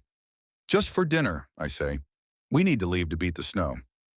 You can stay longer, my mother says from the kitchen doorway. I didn't hear her come back, which means she's been listening. She leans against the doorframe with a dish towel in her hands and a look on her face that I recognize as her being deliberately casual. There's plenty of room. Sorry, we need to get back to Summit Ridge tonight. I have a big presentation I still need to prepare for. A white lie, but the last thing I need is to get snowed in and miss the investor meeting I called. My mother nods and goes back into the kitchen. Charlotte shifts beside me. Our shoulders touch for a moment, and she doesn't pull away. I'm aware of it. I'm aware of it in the way I'm aware of most things that involve her, which is intensely and without the usual ability to redirect my attention. My father shifts in his chair. So, Charlotte, how long have you lived in Colorado? Her face flushes. Actually, not too long. I'm originally from California. Oh, where in California? They continue their conversation, and I lean back against the cushion and watch the firelight move across Charlotte's face as she talks. She fits here. I remember thinking that at the Overlook, and the thought is the same now, just with more information. She doesn't have the edge of someone trying to make a good impression. She's genuinely engaged, turning toward my sisters like they're interesting, and toward my father like he's worth listening to. Which he is, but not everyone knows that on first meeting. She catches me watching. She doesn't say anything. She just looks at me for half a second, a soft expression on her face, and then she turns back to my father. My hand rests between us. Hers is close to it, no sign of tension in her fingers. I move my hand slightly, not toward her exactly, just closer to the shared space between us, and then I let it stay there. After a moment, her pinky finger just barely overlaps mine. She doesn't look at me. I don't look at her. The conversation continues. My mother appears in the doorway again. Nick, her voice is pleasantly casual. Can you come help me in the kitchen for a minute?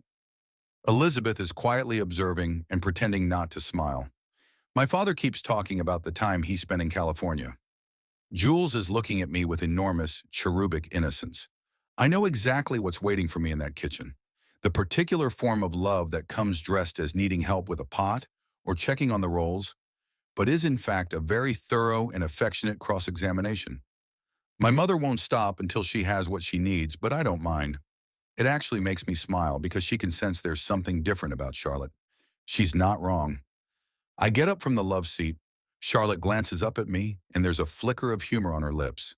I give her a look that says, "Are you okay if I go?" And she gives me one back that says, "I'm fine. Go." Sure, Mom, I say. I follow her to the kitchen. Chapter 18.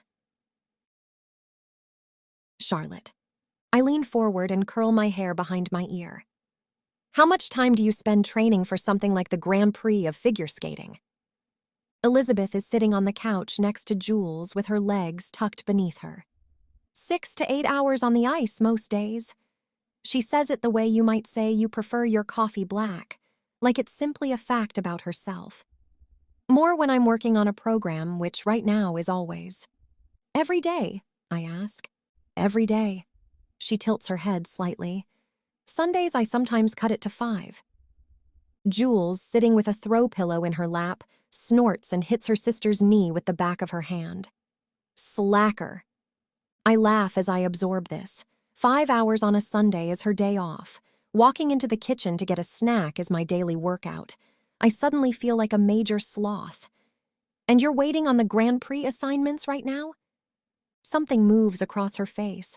It's subtle, but it's there. A tightening at the corners of her eyes. A small, controlled breath. She smooths it out almost immediately, the way you smooth a wrinkle from a tablecloth. Yes, still waiting. Her voice is level. It takes time. The assignments come when they come. She looks down at her fingernails, and there's tension in her expression. Jules bumps Elizabeth's shoulder with her own. She's going to get the assignment. Obviously. It's not even a question, really. She's just going to get it, and then we're going to have to all fly somewhere and watch her be absolutely terrifying on the ice and then pretend we weren't terrified. She says it all in one breath, completely sincere, and then seems to remember I'm in the room and adds, looking at me, "She's incredible. Have you seen her skate?" I shake my head. Not yet. Jules hugs the pillow tighter. "You'll lose your mind. She moves like someone drew her." She says it like it makes perfect sense. I've seen her skate 100 times and I still just sit there mesmerized, like I forgot how to be a person for a few minutes. From the other chair, Don clears his throat. It's a quiet sound. He's been mostly quiet during our conversation about figure skating. "The assignments will reflect the work," he says simply. He looks at Elizabeth over his coffee cup, and there's a reassurance in his look meant just for her. And I can see how proud of her he is. It's quiet, understated, but there in his eyes. They always do. Elizabeth meets his eyes. Her shoulders drop almost imperceptibly. "Yeah," she says quietly. "They do." There's something about Don Sterling that I instantly love. He is a man of few words, but there's a weight to them, and I can tell he fiercely loves his family. The front door opens. Marcus comes in, scanning the room the way he probably scans a boardroom. He takes in Dawn, Elizabeth, me, gives me a nod that is brief but not unkind, and then his eyes land on Jules, and he crosses the room to her without saying anything. Jules looks up from her throw pillow and has approximately half a second to register him before he reaches down, gets a hand under each of her arms, and pulls her clean off the couch. Jules laughs, a startled, genuine, delighted sound, and Marcus wraps his arms around her and hugs her in the way that large, serious men hug the people they love when nobody's looking. He hugs her with his whole body, like it's the most natural thing in the world, and also like he's been waiting to do it all day. "Marcus," Jules says into his shoulder, muffled and amused. "Happy birthday," he says. He sets her back on her feet, and she smooths her sweater and grins at him, and he gives her a look that is, for Marcus Sterling, practically effusive. I wrote that Marcus has a soft spot for his sisters. It's entirely different from watching it happen in real life, because it's not just a soft spot, it's a sensitivity I don't quite have a word for. It's clear he would do anything for his sister.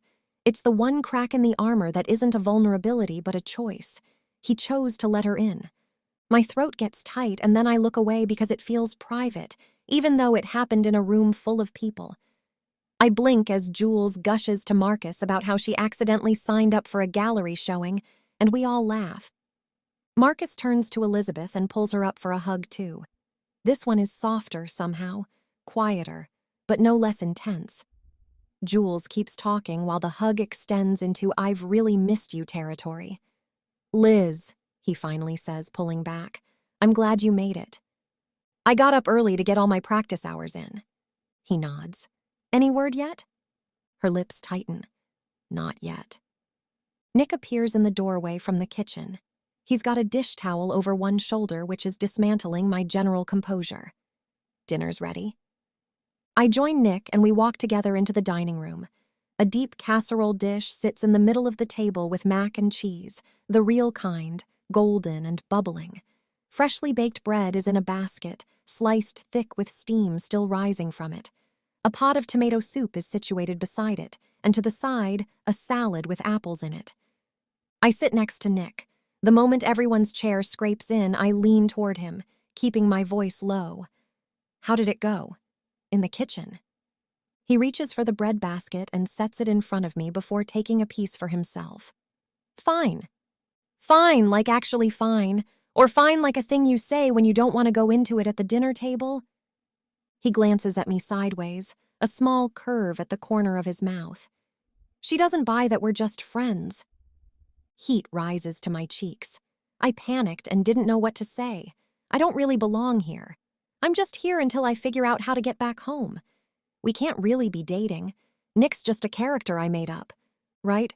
Although he doesn't feel like a character, and this doesn't feel like pages in a book. He places a hand on my shoulder and I feel the weight of it. I don't know what to think anymore. Maybe I am having a mental breakdown. I'm spiraling, that's for certain. I straighten up, snapping out of my thoughts. Susan is already looking at me from across the table with interest. "Charlotte," she says, folding her hands on the table. "Nick tells me you're a writer. What kind of books do you write?" "Romance." "She's published," Nick adds, reaching past me to ladle soup into my bowl before doing his own. His arm brushes mine in the process, a brief contact, and I'm momentarily distracted. "She's got a whole series." "Oh, I love romance novels." Susan smiles, and it's not the polite interest of someone who tolerates the genre. It's the real kind. "Which series? I would love to read them." "It's the Sailing Away series. Each book is about sailing in some way. The first is about a shipwreck. The second is about a cruise ship." Susan puts her hand over her heart. "I've read the Sailing Away books.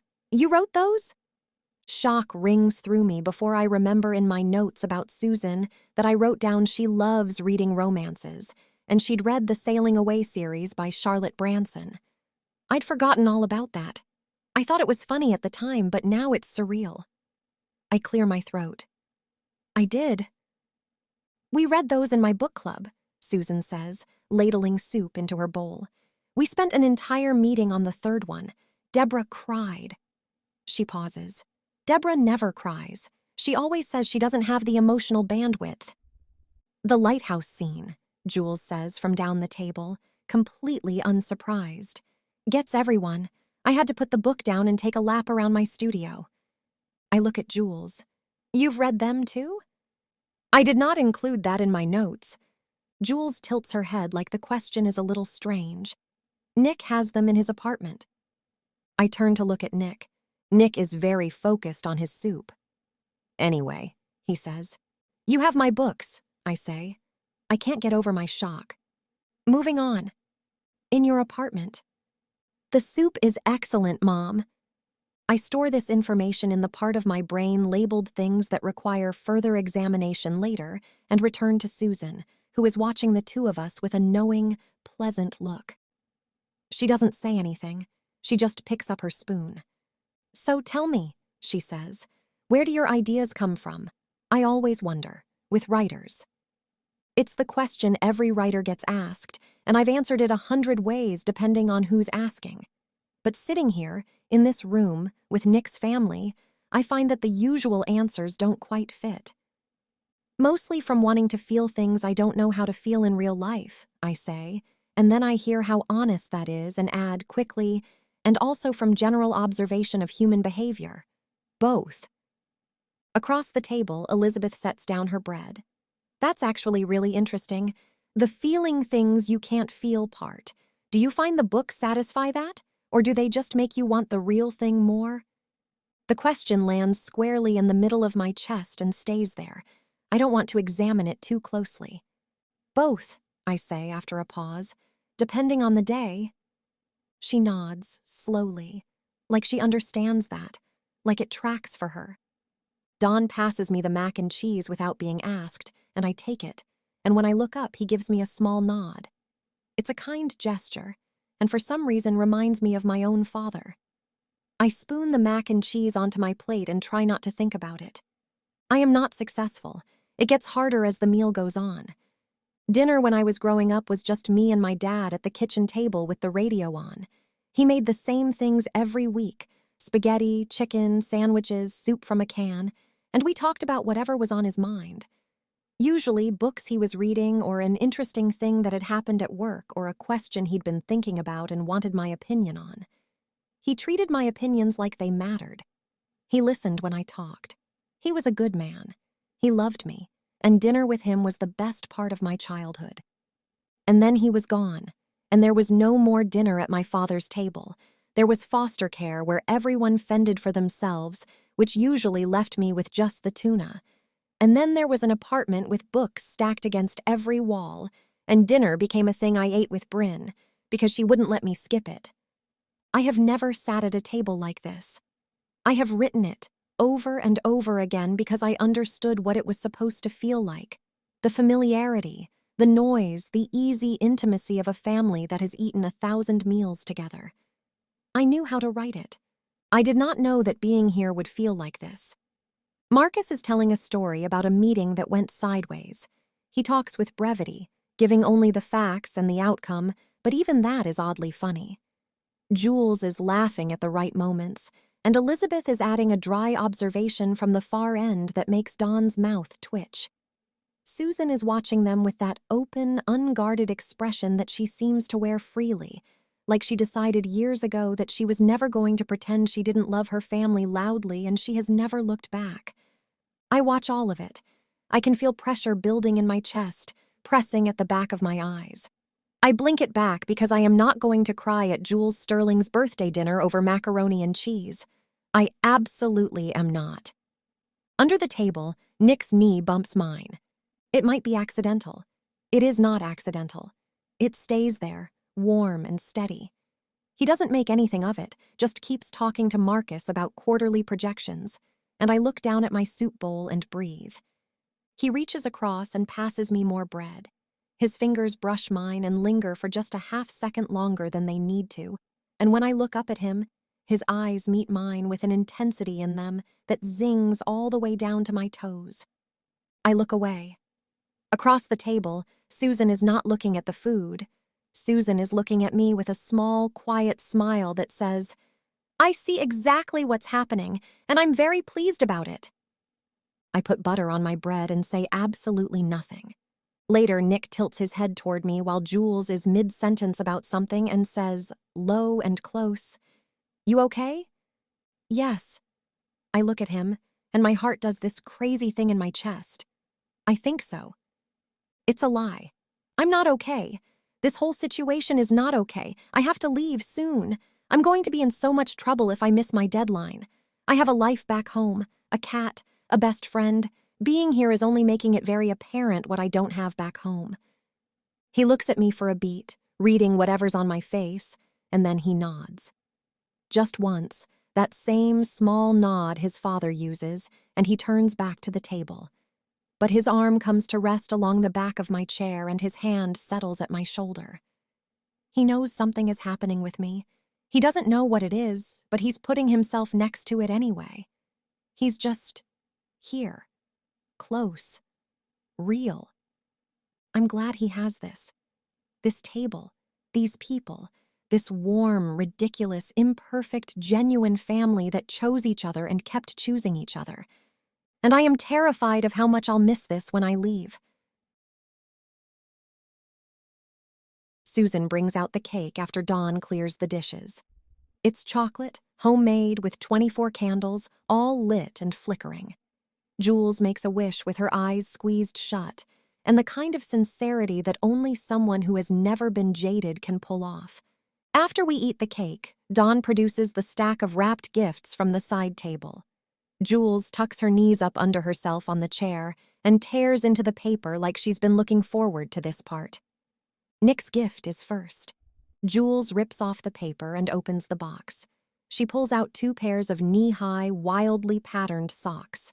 The first pair are covered in tiny cartoon narwhals, and the other in brightly colored paint splatters. She laughs out loud. "These are incredible," she says. "I'm wearing the paint ones tonight." "Good choice." Nick grins, looking satisfied. Then she reaches into the box for the second thing and goes still. It's a coffee table book. Thick-spined, heavy, the kind with beautiful photography. I can see from where I'm sitting that it's a retrospective collection of a sculptor. Jules looks up at Nick. "You mentioned it," Nick says with a small shrug. "Back in November, at Thanksgiving." "I mentioned it once," Jules says. "I mentioned it in passing. I mentioned it while we were talking about something completely different. You said it was the book you most wanted and couldn't justify spending money on." Jules stares at him. Emotions play across her face. "You remembered?" "I wrote it down," he confesses, like it's nothing. Like of course he wrote it down. Jules gets up and hugs him, and if I'm not mistaken, she has tears in her eyes. Marcus's gift is next. Jules opens the long, flat box and lifts out a sculpting tool. It looks like something specific with wire on the end, the kind that probably takes some knowing to identify. Her eyes go wide. "Marcus," she breathes, "how did you know I needed this one?" "You complained about not having it for 2 months," Marcus says flatly. "I complained to Nick." Marcus shrugs. "Nick told me." Jules looks between them. "You two coordinate my birthday presents?" A pause. "No," they say simultaneously, in exactly the same tone, which is the most conclusive possible evidence that they do. Everyone laughs, and this moment sits with me in my chest. Jules opens Elizabeth's next. It's a hand-woven blanket. Jules unfolds it and runs her hands over the texture and goes a little soft around the eyes. "Is this the one from that artist in Telluride, the one you kept looking at online?" Elizabeth doesn't make anything of it, just says it plainly, the way she says most things. Jules wraps the blanket around herself immediately. "It's so soft. I can't believe it's made from recycled plastic. I love it." She opens the last box, Dawn and Susan's. She lifts the lid. Inside, nestled in tissue, is a set of paintbrushes. Kolinsky sable. She picks one up, holds it, and turns it in her hand like she's reading the weight of it. "Mom, these are the ones I've been looking at these for 2 years." "I know," Susan says. "These are expensive." "I know," Susan says again, and she smiles, and that's all there is to it. Jules presses the brush to her chest for a moment with her eyes closed. Dawn reaches across the table and pats her hand once. Jules opens her eyes and looks at them both and says, "Thank you," in a voice that means about 40 things at once. This whole family, the way everyone cares about each other, makes my throat tight. It's personal, down to earth. I look down at the empty dessert plate in front of me and tell myself very firmly that I'm not going to cry. I tell myself this twice. Fortunately, Nick stands up at this moment, which gives me something to do with my eyes. "We should probably get on the road," he says, reaching for his phone to check the time. The forecast was showing snow moving in, and I'd rather get ahead of... "Nick," Marcus says from the end of the table. His voice is flat. Nick looks at him. Marcus nods toward the window. We all look. Outside, the world has turned white. It's not beginning to snow. It's a full blizzard, the kind that has apparently been building for some time without anyone inside this room noticing. The snow is coming down in sheets, thick and fast and sideways, and the trees at the edge of the yard have gone soft and indistinct beneath it. Nick stares at the window for a long moment. "Well, you're not going anywhere tonight." Susan says it like it's wonderful news, like the blizzard has done everyone an enormous favor. "I'll go get fresh linens." I sit very still. I look at the snow. I look at the cabin. I look at the table full of people who have spent this entire evening making me feel like someone who belongs somewhere. And I kind of agree with Susan, because if I'm stuck here, I can't go back home. And even though I could be risking my author career, I don't want to leave right now. Chapter 19. Nick. I climb into the bed that used to be mine as a child. It's smaller than I remember, or maybe I've just gotten bigger. Either way, my feet hit the footboard and I have to angle myself slightly to fit. I stare up at the ceiling, listening to the old house settle around me, familiar in the way that only a childhood home can be.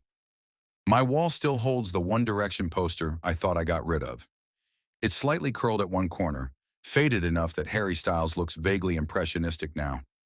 Beside it hangs the dry erase board with the tallies, proof that I was better at risk than my brother, preserved in red marker for posterity. I'm wearing a pair of my father's pajamas. They're too big but comfortable. The flannel is soft and worn in the way only old things get, and I'm grateful for it, even as I lie here in the dark with my arms folded behind my head, staring at the ceiling and thinking about the woman in the room next to mine. Charlotte was sitting at my dinner table, talking to my family in a casual way. My father and older brother were quietly observing. My mother was openly grinning at me like she knows exactly what I'm feeling, which is insane because I don't even know what I'm feeling. Or rather, I know what I'm feeling, but I can't explain why I'm feeling it. I've really only known Charlotte for all of 2 days. That's it. 48 hours. So why does she occupy my thoughts so completely? Why am I aware of her every move, even when I'm not looking at her? Why am I memorizing the sound of her laugh? Why am I missing the warmth of her next to me right now? I exhale slowly and reach for the book on the bedside table. Maybe I should read to get sleepy. I just need to get to sleep and assess the roads in the morning. I should be worrying about the investors meeting on Monday and not Charlotte.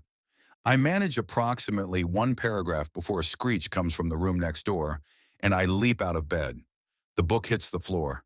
I race to Charlotte's room, heart already hammering, just as she comes running out of it. We collide hard in the hallway. I reach out to catch her, but I'm off balance and we go down together, landing in a graceless heap on the floor. She's wearing a nightgown from my mother's closet, white and slightly oversized, her hair loose and wild around her shoulders. Her hands land on my chest as she scrambles upright.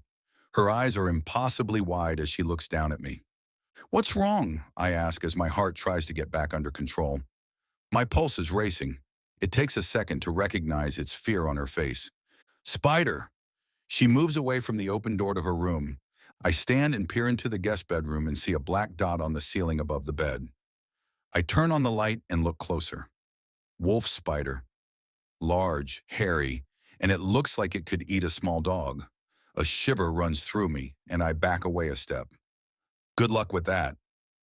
"Wait!" She grabs my arm. "Aren't you going to kill it?" "Me?" I gape at her. "I already told you I hate spiders." "You really weren't kidding." "No. Why would I lie about that?" She clamps her lips together and tries not to laugh. Even at nearly midnight, even alarmed and rumpled and fresh off a near collision with my hallway floor, she's taking up space in my chest. I can't say that I hate it. "Well, I'm not sleeping in there with that spider above my bed." I take a step back. "And I'm not going in there. Not with that monster on the ceiling." "Then we have no choice." She folds her arms and glances into my bedroom. "Oh no, you're not sleeping in my room." I say it like I mean it. Like I wasn't just lying awake 2 minutes ago, thinking about her. She lowers her voice. "We've shared a bed the last 2 nights. How is this any different?" "It's my childhood bed. It's only a double. Besides, my parents are downstairs." "Then we'd better be quiet." She brushes past me and into my room. The hem of her borrowed nightgown whispers against the floor as she goes. I turn off the light in the guest room and close the door. Better chance the spider stays contained. Then follow her in. Charlotte's staring at the poster on my wall. She turns to me, a smile barely restrained on her lips. "One Direction?" I close the door behind me. They were a very popular band back in the day. "I didn't realize you were a 13-year-old girl back in the day." I snort and shove her lightly toward the bed. "Look who's talking. You're the one named after a spider but can't even scoop one up and toss it outside." She giggles and points next door. "Did you see that thing? It wasn't a spider. It was Hagrid's pet. Being named Charlotte was not going to save me." I bite my cheek so I don't laugh out loud. "You're right. My mom should charge rent." I made eye contact. I don't want to talk about it. She climbs into my bed and scoots to the edge closest to the wall, pulling the quilt up to her chin like she lives here, like she fits. Something about that image, her here, in this room where I grew up, knocks against a part of my chest I don't have good words for. I look away before she can catch me staring. Then she motions to my dry erase board. "What's that all about?" I click off the lamp and slide in beside her, pulling the covers over me. The mattress dips under my weight. The moonlight coming in from the window falls across the quilt. Marcus and I used to have these weekend-long risk tournaments. We kept track of each win. As you can see, I've conquered the world more times than any CFO in recorded history. It's on my resume. She smiles and turns onto her side, propping herself up on one arm. Her eyes are soft in the low light. "That's cute." I was going for manly, but okay. She snickers. "I love that you're so close to your family." I turn toward her. In the dark, I can see the shape of her face, the small curve of her smile. I'm really blessed. I know I am. I know a lot of people who don't get along with their family. Or don't have one, she says quietly. Her voice is even when she says it. The kind of even that comes from saying a true and heavy thing so many times that you've learned to sand the edges down. It settles between us. I place my hand on her hip, on top of the covers. You can borrow mine anytime. She nods, but there's a sadness behind her eyes I can't quite calculate. It moves through her face and then is gone. Thanks. Hey, you never finished your sentence earlier. What were you going to say before my mother appeared? She squints at me.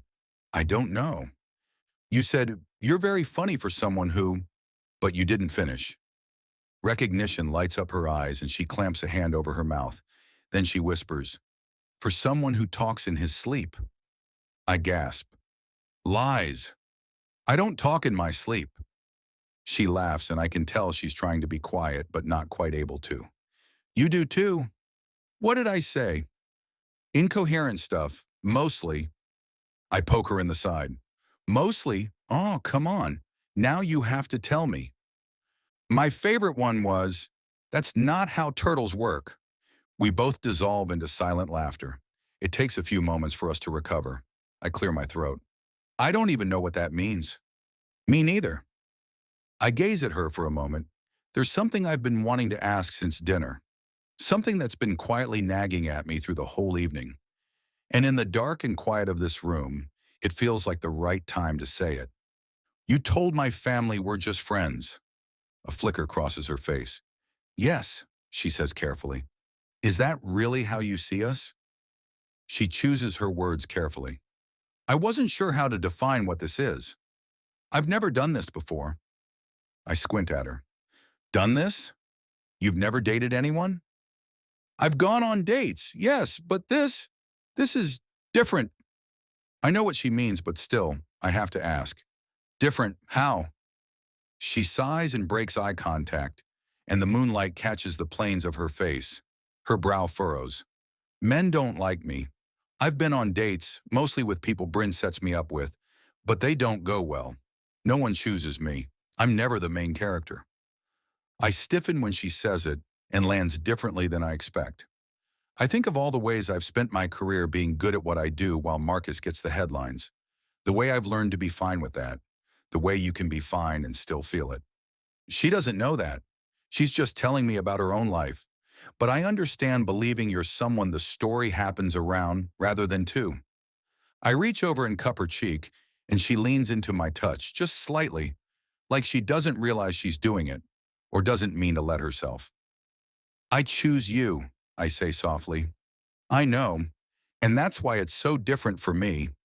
I'm sorry if I said the wrong thing to your family. I pull her closer to me, and she settles into my chest. I can feel her breathing even out, and something in me settles too. I'm sorry I didn't define our relationship before we arrived. So now I have to ask you. I pause for dramatic flair. Will you be my girlfriend? She bites her lower lip. She doesn't say anything. 1 second. 2. 3. The longer the silence stretches, the more my hollow apprehension grows. Like I've misread the entire situation. Like I've been reading a different version of the same events this whole time. I pull back from her. What's wrong? What did I do? It's not you. You're perfect. That's the problem. I don't understand. She rolls onto her back and she pulls away, not physically, but in that other way that's harder to describe and harder to stop. I'm afraid this won't last. Why won't it last? I ask quietly. Because. She leaves it at that. I sigh and rake my hand over my hair. All right, let's say it won't last. Does that mean we shouldn't even try? She turns her head to look at me. What? I scoot closer to her and lower my voice. We don't know the future. No one can promise anything will last. But what does it hurt if we date right now and see where this goes? Indecision moves across her face like clouds gathering. I pull her into my side, and I try to keep my voice easy, even though my heart is doing a crazy dance in my chest. This doesn't have to get complicated, Shar. She's silent for longer than I'd like to admit. Finally, I hear her say, "All right." She snuggles into me, curling up close. "All right, then you'll be my girlfriend?" She giggles. "Yes." She said yes. I fist pump the air, just to make her giggle again. She does, and the sound washes over me, and I hold her a little tighter. I stare at the ceiling. The moonlight casts shadows. The faded impression of Harry Styles watches from the wall. I'm very okay with all of it. Chapter 20. Charlotte. I wake up warm. This is notable because, historically, I am a person who wakes up cold. I own more blankets than can be found in most small countries. I keep my electric blanket on 6 year-round, but it's finicky and 3/4 of the time it doesn't work. Princess Buttercup, despite being a creature who radiates heat like a small, opinionated furnace, refuses to sleep anywhere near me on principle and spends her nights at the foot of the bed, demonstrating her sovereignty over the territory. So warmth, upon waking, is unusual. I become aware of my surroundings slowly, the way you become aware of things before your brain has fully committed to being conscious. I'm lying on something solid, steady, a heartbeat under my ear that is not my own. I open my eyes. I am on Nick Sterling's chest, not beside him, not in the vicinity of him. On him. My arm is curled across his ribs, my cheek is pressed to the soft, worn flannel of his father's pajamas. My leg has apparently decided to throw itself across both of his at some point in the night, with zero input from the rest of me. I am, in the most technical sense of the term, sprawled across him. I don't move and assess the situation. Nick smells good. His chest rises and falls in slow, even intervals, and his arm is around my shoulders like it got there without thinking about it, which is the worst possible detail because it means he did it in his sleep, which means his subconscious is operating at a level of easy affection that mine is nowhere near ready to acknowledge. And then realization dawns on me. Oh no, I'm sleeping on Nick's chest. Did I drool? I have a very bad habit of drooling when I sleep, and if I've spit out a pool of saliva onto Nick Sterling, I might possibly have to die 1,000 deaths of mortification. I carefully tilt my head and run my hand over his chest to check the front of his shirt. It's dry. Thank the heavens above. I begin the very slow process of trying to extract myself from this situation with some modicum of dignity intact when a quiet sound comes from somewhere above my head. Low, controlled, definitely entertained. I go completely still. "Good morning," Nick says. His voice is rough with sleep. I feel it as much as hear it, the vibration of it moving through his chest. It is, for the record, extremely unfair that his voice sounds like that in the morning. "I was awake this whole time," I say, which is perhaps the stupidest thing I could say. "Sure you were." The amusement in his voice is quiet but unmistakable. I push up onto one hand and look at him. He's looking at the ceiling, but the corner of his mouth is twitching. He turns his head, and the twitching becomes a full, genuine, deeply entertained expression that has no business looking that good before anyone has had coffee. "I was checking for structural damage," I tell him, "to your shirt." "Find any?" "It's fine. You're welcome." He laughs then, quiet and real, and I hate how much I like the sound of it. I'll add it to the list of things I'm grateful for. "You have a list?" It's getting longer. I sit up fully and run a hand through my hair, which I already know is a mistake. Morning hair and dignity are mutually exclusive concepts that I have made peace with. Nick watches me do it with composed amusement. "I'm going to shower," I announce, like this is a decision I have made and not an escape route. "Bathroom's yours, down the hall and to the left." I leave, escaping this embarrassment. I sneak into the spider room. The furry creature is not on the ceiling anymore, which is both good and bad. That means it could be anywhere. I grab my things, quickly making sure the monster didn't crawl inside the clothes Susan gave me, and rush down to the bathroom. The shower is small, but the water is hot, and there is good shampoo on the shelf. I stand under the spray and try not to think about anything. Then I turn off the water and immediately think about everything. About this family, about Nick, about last night. Susan had handed me a small stack of folded clothes for today. "Jules left these here last summer," she'd said. "She won't mind." I look at them now on the edge of the vanity. A pair of black leggings, soft and well-worn, and a pale gray oversized t-shirt printed with a paint palette and the words, "I arted." It's so Jules, and it makes me giggle. The leggings are a perfect fit. The shirt falls to my hips, soft and comfortable, the paint palette slightly cracked from too many washes. I look at myself in the fogged mirror and try to reconcile the person looking back at me with the person I was before I fell into my own book. At least the person I thought I was. I had a life. It was a life that was sometimes lonely and sometimes quiet, but I thought I'd made peace with that. I was fine not being the one anyone chose, except for Bryn. She chose me. My throat goes dry as I realize how much I miss her. I swallow and wonder if I'll ever see her again. I don't know how to get back, and that makes me scared. It's a bone-deep, chest-squeezing kind of scared. I grip my arms hard. It hurts, but I don't stop. This feels real. I'm here. I don't know how, but I'm physically here, inside this world I created. It's somehow come to life. And I'm here with Nick. I let go of my arms. Nick. I like him. I mean, really like him. Not the way I like my characters, with authorial fondness that is more craft than feeling. I like him the way you like someone real, the way that shows up without warning and makes you question your life without him. I like the way he cares about me. I like his sense of humor. I like that he laughed about the One Direction poster instead of getting defensive, and that he told me about his fear of being left like it cost him something, because it did, and he did it anyway. He wants to date me. He said it plainly. Someone is finally choosing me. And the part of me that spent 2 years writing women who get that moment wanted to say yes immediately and without condition. But I need to go home. I don't know how, but the stress of not having my book done is killing me. I'm going to have to go back to Lucy's apartment and search for a way back. That's the only way I can think of. There has to be some sort of portal there, something I fell through to get to this world. I'm going to have to leave here. My gut clenches at the thought. Even though Nick chooses me, I'm going to have to leave. I'm still standing in the bathroom, holding my borrowed nightgown in a bundle, when a knock sounds at the door. "Breakfast is ready." Nick's voice. The voice that makes my chest feel funny and my pulse race. I open the door. He's standing in the hallway with his hair still damp from his own shower, dark and slightly curling at the ends.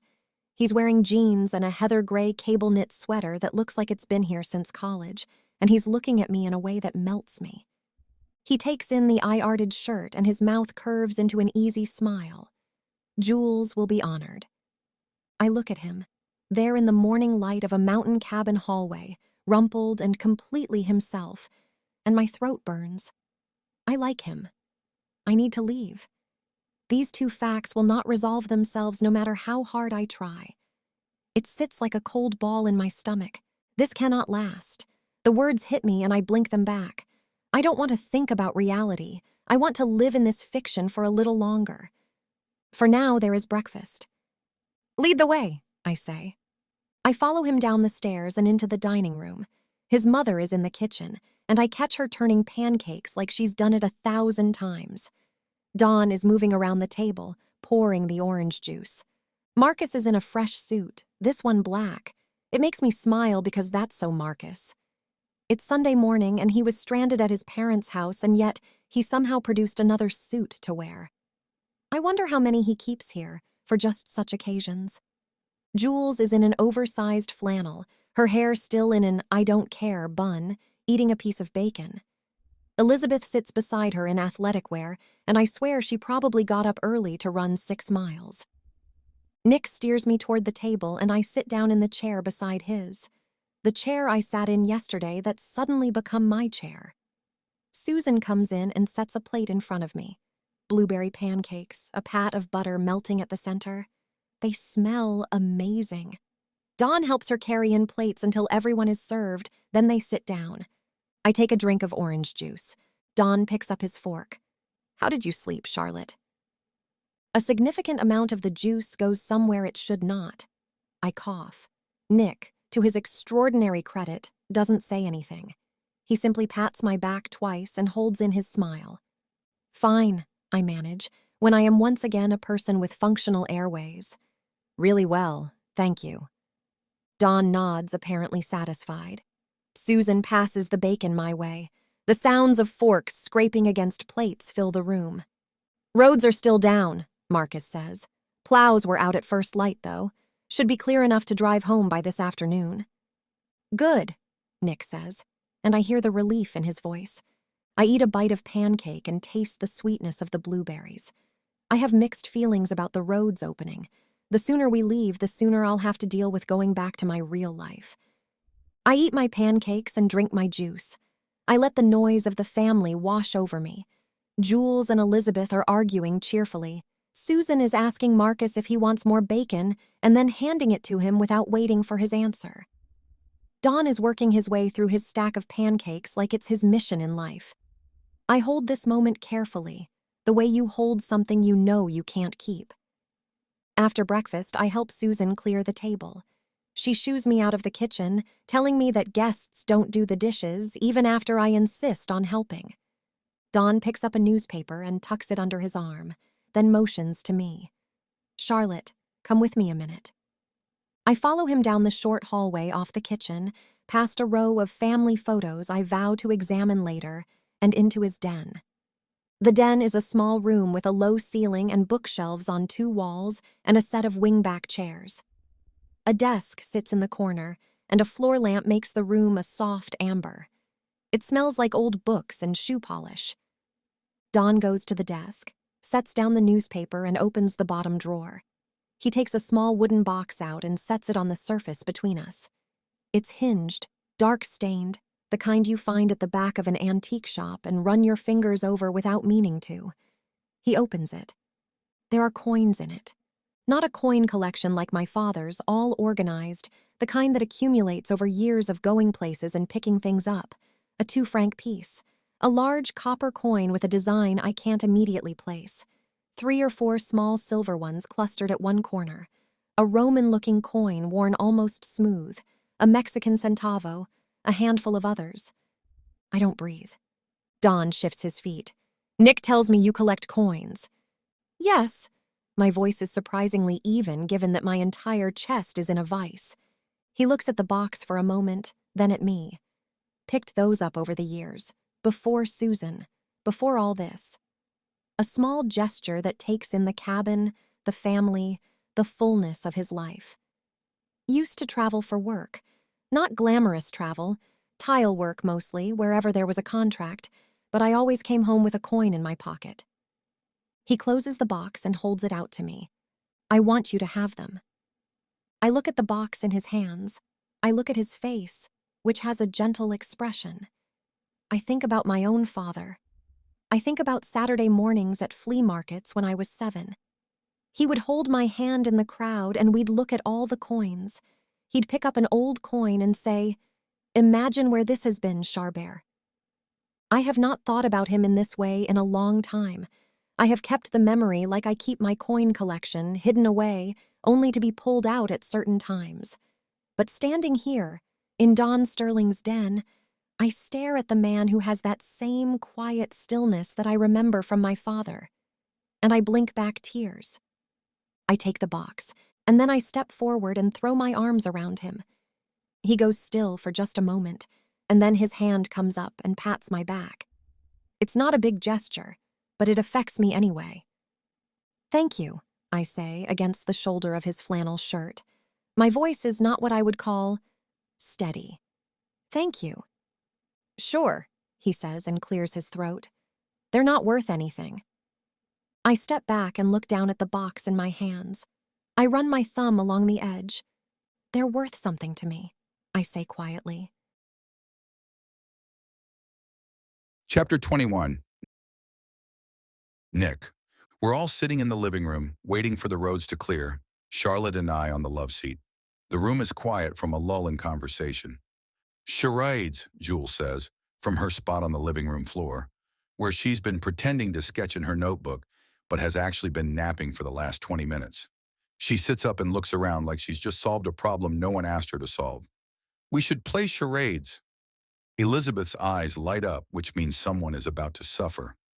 Marcus, who's been reading his tablet that he keeps insisting is not work, looks up. Great idea. I'll get the cards, Mom says, already moving toward the game closet. I look at Charlotte, and she gives me a half smile, which I know means she finds my family delightful. She's been in this cabin with us for less than 24 hours, and she already has a look specifically for us. I kind of love that. Teams, Marcus announces, setting his tablet face down on the coffee table.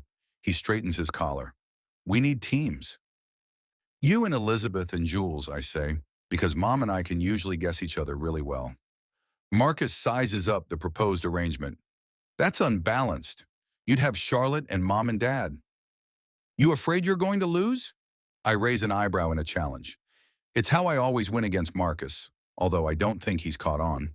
It's been 30 years. Absolutely not. Jules and I are in sync, and Elizabeth's team always wins. Then it's settled. I hide a grin. He is so easy. Mom comes back with the card deck and a timer and sets everything on the coffee table. Dad folds his newspaper and sets it aside. Jules abandons her notebook. Elizabeth does some kind of preparatory shoulder roll. We rearrange ourselves across the living room. My team has the love seat, my father stays in his chair, and my mother sits on the floor between. My siblings all take the couch. The fire is going. Snow is still covering the roads, and a very light dusting has come down since my brother and I went out and shoveled the walkway. Charlotte tucks one foot up underneath her on the cushion. Her hair is loose, and she's still wearing Jules's clothes. She looks comfortable. I take a mental picture and tuck it away to pull out and examine later. Before we begin, Marcus says with an authoritative air, and Jules groans preemptively, I want to clarify the official rules. No, you don't, Jules says. Marcus ignores her. The timer is 60 seconds. Sounds and proper names are not permitted. Pointing to an object in the room that represents a clue is a gray area, and I'd like us to agree now that it's not allowed. Elizabeth folds her arms. How is pointing a gray area? The rules are ambiguous about Marcus. Mom's voice is pleasant but final. We've been playing charades for 20 years without official anything. Pointing is fine. Start the game. Marcus makes a face, then picks up the timer. All right, but our team should go first because we're short one person. My mom nods. Fair enough. Dad, to my immediate left, watches all of this with mild amusement. He catches me looking and raises his coffee mug approximately 1 centimeter. That's a Don Sterling toast. Elizabeth goes first for their team. She draws a card and reads it and sets her jaw. She stands in the middle of the room and begins. The first clue involves her pretending to conduct an orchestra, then transitioning into what I think is supposed to be a dramatic death scene, but looks more like she's being slowly deflated. Jules shouts 17 wrong answers in 45 seconds. Marcus says nothing as Elizabeth spins and flings her arms up in the air. Then he gets that knowing look in his eye. Swan Lake. Elizabeth points at him so aggressively she nearly knocks a lamp over. That's it. I knew it at 10 seconds, Marcus says. Charlotte presses her lips together beside me. I can feel her trying not to laugh, the small, contained tremor of it. I pat her leg. Dad goes first for us. He stands from his armchair and walks to the coffee table. He draws a card and reads it, his face not giving us any clues. He puts his hands behind his back and rocks slightly on his heels. I groan inwardly. I forgot how terrible Dad is at this. We are so going to lose. Is it a movie? I try. He nods. He rocks back again. 2 words, Mom guesses. He holds up one finger and keeps rocking. Dad, I say, you have to act it out. He gives me a look that communicates clearly that he is acting it out. Charlotte is shaking with silent laughter beside me. Genuinely shaking. I can feel it through the couch cushion. It makes me silent laugh as well, and soon we can both barely breathe. Is he a boat? Charlotte manages. He stops. Points at her. Titanic, Mom says. He points at Mom. You got it. The 3 of us look at each other. What was he doing? I say. The ship, Mom says serenely. He was the ship. Charlotte turns to me in awe. How did your mom guess that? She whispers. I shrug. She just knows him. Charlotte laughs and leans back. I guess so. Marcus's team disputes the point. He cites something about the 60-second timer and Dad's rocking starting before the signal. No one backs him up on this. The point stands. Jules comes up for their team next. Jules's charade style is best described as interpretive chaos. She doesn't act the thing out so much as she becomes a different, adjacent thing and somehow expects everyone to make the leap. She jumps. She makes a face. She does something with her hands that looks either like wings or jazz hands. She points aggressively at the ceiling. Bird, Elizabeth shouts. Jules shakes her head. Plane, Elizabeth shouts. Jules makes an anguished face and points harder at the ceiling. The ceiling, Elizabeth says. Jules throws her hands up. Above, I offer, helpfully from the other side of the room. You're not on this team, Marcus says. I shrug. I'm aware.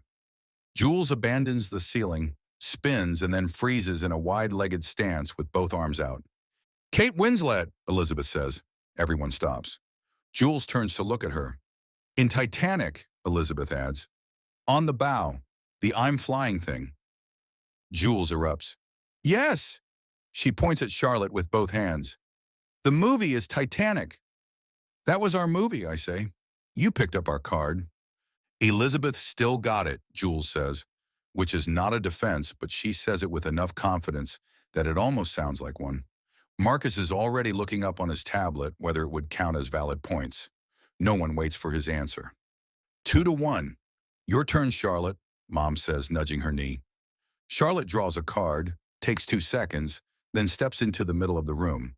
She holds up 4 fingers, taps her wrist once, then motions with her fingers in the traditional small word symbol. The, I say, she points at me.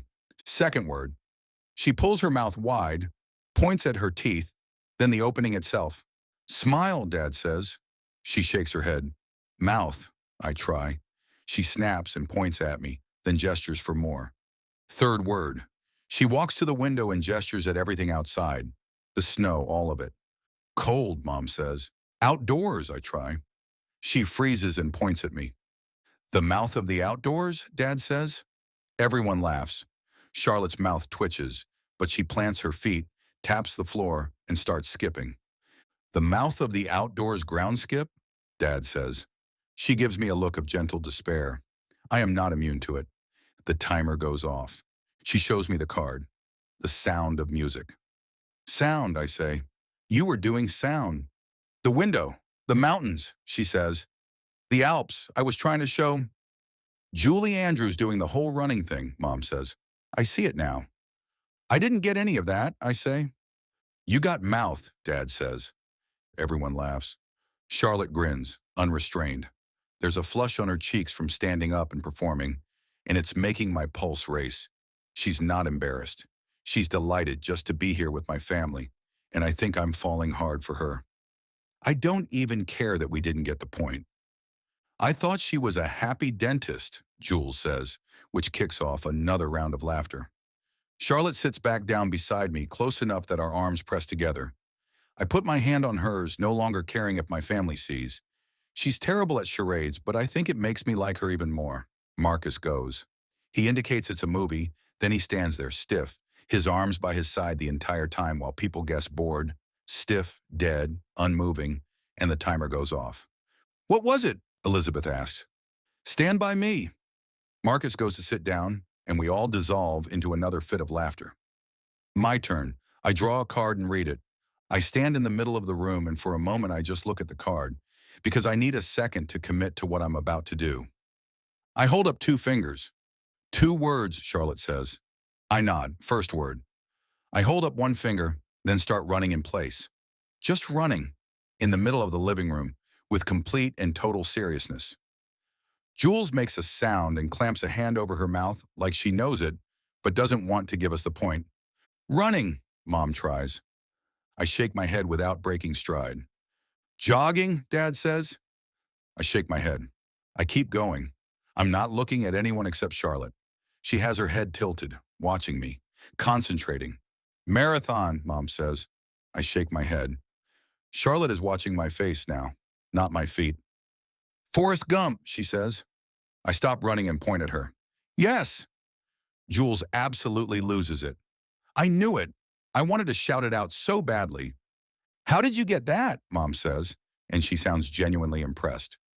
He looked determined, Charlotte says, like this is obvious, but also kind of cheerful about it, like he wasn't running from anything. He was just running. I sit back down beside her. That was exactly what I was going for.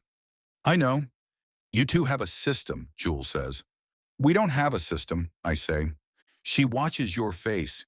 You were looking at her, trying to send her silent signals. I did do that. I'm not going to confirm it. Charlotte motions. I was reading your general energy, my running energy, your Forrest Gump energy. There's a difference. Jules makes a small, knowing sound. The game goes on. Elizabeth plays like her life depends on it, which surprises no one. And Marcus doesn't get a single point in the rounds he acts, which also doesn't surprise anyone. At some point, I stop watching the game and start watching Charlotte. She's laughing, her head tipped back, and she looks more relaxed than I've ever seen her. She looks at home. She's been here for a little over a day. My family has known her for less than 48 hours, but they already seem to have a bond. I feel something move through my chest, slow and certain, and a little terrifying. My father leans over from the armchair and murmurs, without looking at me, "She's good people, Nicholas." He goes back to watching the game. High praise from Don Sterling, possibly the highest. I look at Charlotte again. She's gesturing at Jules and laughing, and Elizabeth is joining in their conversation. Marcus is even laughing. I smile. I can't help it. She fits. The two words pop into my head, and I can't find a single thing to say against them. This woman who dramatically entered my life spouting nonsense has now somehow carved out a space in my life, a space I never thought I'd fill. And I don't know how, but she somehow charmed me, charmed my whole family, and I'm okay with that. Chapter 22. Charlotte. I sit on the love seat and quietly observe Nick's family. Jules and Elizabeth are on the couch talking about Elizabeth's training schedule and when they'll see each other next. Dawn and Susan are meal planning for the next week, their voices low.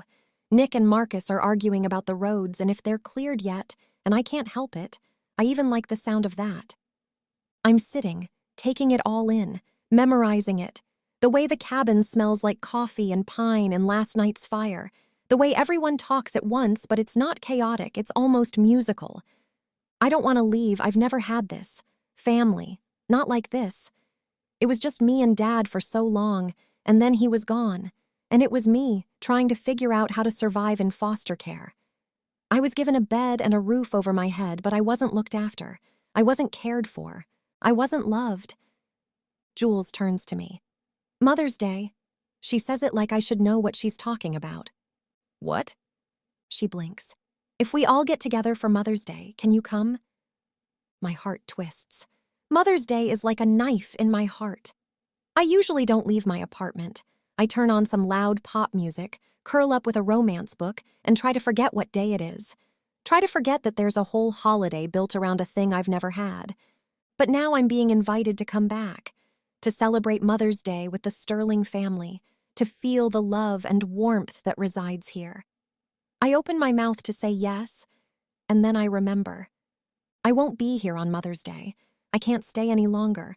I have to get back and rewrite my book. I have to go back to my regular life. I don't know what to say, so I say the first thing that pops into my head. I might be able to. She grins at me. Good. Clear your calendar. Nick turns to me. Marcus insists the roads are fine. We should probably head out before the sun sets. I stand and wipe my sweaty hands on my borrowed leggings. All right. Nick's family takes turns hugging me. Elizabeth goes first, pulling me into a quick embrace. Then Jules, who holds on a beat longer than I expect, and I don't want her to let go. Then Susan, who pulls me in tight. She smells like breakfast and laundry detergent, and it's so incredibly motherly. My chest caves a little at that. She pats my back. Thank you for coming. We sure enjoyed getting to know you. Don stands, and before I know it, he's giving me a bear hug. Don't forget those coins now. Tears threaten, but I blink them back. When he lets go, I grab the wooden box from the end table. I've got them. Thank you. Marcus gives me a quick handshake. I'm glad you're feeling better. I nod at him. I am, thanks. Nick holds out my peacoat and I slip into it. He turns to his family and gives them a small wave. See you. I think Jules said Mother's Day? Dawn grins. That sounds about right. Safe travels, Susan calls as we make our way outside. Nick holds out his arm. I take it, and for a second I just walk beside him, not saying anything. The cold is sharp and the world beyond the cabin is very quiet. The late afternoon sun casts long shadows. Marcus gives us a small wave as he gets into his car and leaves. So, my dad gave you his coin collection? Nick motions to the box I'm holding as we near his car. Yeah, it was really sweet of him. My voice threatens to crack, so I stop talking. Nick's gaze travels over me. Are you okay? Yes, I pause. Just very touched. Your family... I stop because my throat is tight and I can't organize the feeling into words. There are too many pieces of it. They're great, aren't they? He pats my hand. I nod, still unable to say anything. Like I said, you can borrow them any time you'd like. He clicks his key fob and unlocks his car, but he doesn't move to open the door. Instead, he turns to look at me, reading my face. I'm sorry you didn't have a good foster care situation. My situation was atypical, I think. I swallow. It was years ago. I don't know why it still hurts. It's a thing I've said before, usually to myself, usually in the dark. I've never quite said it out loud, and saying it now, here, to him, makes me feel exposed in a way I hadn't anticipated. Those things stick with you. He hooks his finger under my chin, and I look up at him. I hope my family can help heal some of the broken pieces in your life. Something cracks open in me. Not dramatically, just quietly, the way ice gives at the very end of winter. The world around me blurs as tears fill my eyes. He pockets his keys and pulls me to him. I bury my face into his chest, into the gray sweater that smells like him. I can't say anything because I have nothing to say. This is the kind of love I've wanted all my life. The small, unremarkable kind. The kind you don't notice until it's gone. People who plan meals for the week and argue about road conditions and invite you back for Mother's Day like, of course you'll be there. It's belonging. It's connection. It's home. Nick pulls back from me and looks into my eyes. It kills me when you cry, Shar. He wipes away my tears with his thumbs, slow and careful. His expression is soft in a way I don't think many people get to see. Sorry, I manage. I try to pull myself together. This is ridiculous. I shouldn't be crying over such silly things. It's okay. He leans down and gives me a gentle kiss. The feel of his lips on mine makes my pulse react. You're tender-hearted. I like that. He kisses me again, deeper, slower. It sends a buzz through my entire body. The door to the cabin opens and I whirl around to see Jules stepping out. She's got her coat on and a box containing all her presents. Just friends, huh? Nick snorts and opens my car door. Ignore her. I laugh and wave at her. I guess we're a bit more than friends. Yeah, you are. Jules grins at me, then walks to her car and opens the trunk. I climb into Nick's car and he shuts the door. He gets into his seat and starts the engine. He turns to me. Seriously, you okay now? Yeah, I say honestly. I'm okay now. Sure you don't want to stay? He says it jokingly, with a half smile, and I know he means it as nothing more than that. A joke, a light thing. But it lands somewhere that isn't light at all, and I have to look out the window for a moment so he doesn't see it on my face. Because I made up this whole world, his family, him. I created the way Susan mothers everyone. I wrote Dawn's quiet ways and bare hugs. I invented Jules, who holds on a beat longer than you expect. And yet, they do and say things I haven't written. They've taken on a life of their own, filling in the spaces between the words. Nick is tender in ways I never gave him. He exists more fully than I imagined him. and I don't know what it means. I force a smile and laugh at his joke as he pulls out onto the street that will take us down the mountain. The cabin disappears in the side mirror. I watch it go. For once, I have something. Contact and relationships and meaning, people who care. I have Nick, and I'm leaving soon, because I have to. I hold the coin box tight in my hands the whole way down. Chapter 23. Nick. The radio plays a pop song as I drive us back to Summit Ridge. I glance at Charlotte. She's still holding the box of coins my father gave her, her fingers curled around it. Marcus and I looked those coins up when we were teenagers, convinced we'd found a fortune. Spent a whole Saturday afternoon on the internet with high hopes. Turned out none of them are worth much. Charlotte is holding them like they're a treasure. I wonder if my father knows how much that gesture meant to her. Probably not. I'm sure he was just glad to finally give them to someone who'd care. Marcus and I lost interest the moment we learned they weren't going to make us rich, and my sisters never expressed interest in them. I pull into town and see my favorite used bookstore on Vine Street. The sign is hand-painted, slightly faded. I've never mentioned this place to anyone. On impulse, I slow down and turn into the lot. You like books? There's a bookstore I found a few years ago. I think you'd like it. Charlotte cranes her neck to look. I love the bay windows. I do too, I say as I pull into a stall. They're my favorite part, actually. We get out. The late afternoon air is cool and filled with that particular smell of March in Colorado, of melting snow from that last edge of winter. We walk up to the Victorian building, and I open the door. A small bell chimes above us. Kyle is at the desk. He's in his 60s, has owned this shop for as long as I've been coming. His reading glasses are pushed up on his forehead. He looks up and grins at me. Hello, Nick. Kyle. He tilts his head, looking past me. I haven't had the pleasure of meeting your... He leaves it open, extending his hand towards Charlotte. Girlfriend, I finish. This is Charlotte. She takes his hand and smiles. Nice to meet you, Kyle. I love what you've done with this place. Kyle grins and waves a hand. Make yourself at home. I take Charlotte's hand and lead her toward the back. The shop smells of old paper and dust and something faintly sweet that might be coming from the dried arrangement on the corner table, or might just be the books themselves. Shelves run floor to ceiling, spines crammed in every direction. The kind of organized chaos that means the owner has a system only he fully understands. Near the back wall, almost hidden behind a shelf of oversized art books, a staircase curves upward to the second floor. The railing is wrought iron, scrolled at the joints in a way that's too artistic for a staircase tucked into the back of the building. I've never brought anyone up it before. Not that it's a deliberate rule, it just hasn't occurred to me to share this place. It's occurring to me now. This is where I spend most of my time, I tell her as we climb the steps. The upstairs of the building is much smaller, and I suspect it's because there's storage or a living space filling up most of the rest. The majority of the books up here are graphic novels, art books, or poetry collections. I pull Charlotte over to the back wall.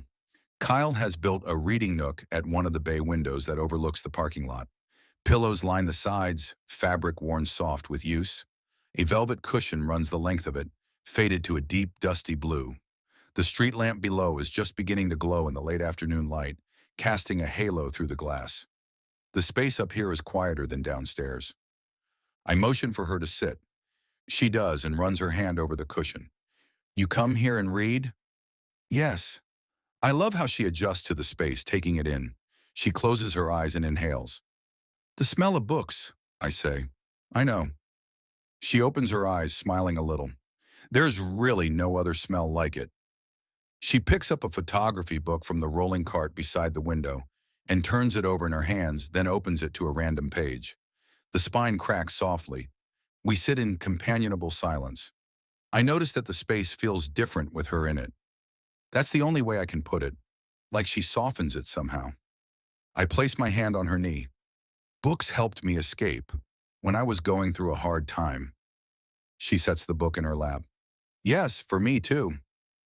When did you start writing? Her finger traces the raised letters on the cover. When I was a teenager, I felt so alone. I had no one to turn to. A pause. So I turned inward. I started making up stories, just in my head at first. But when I was 17, I started writing them down. It helped.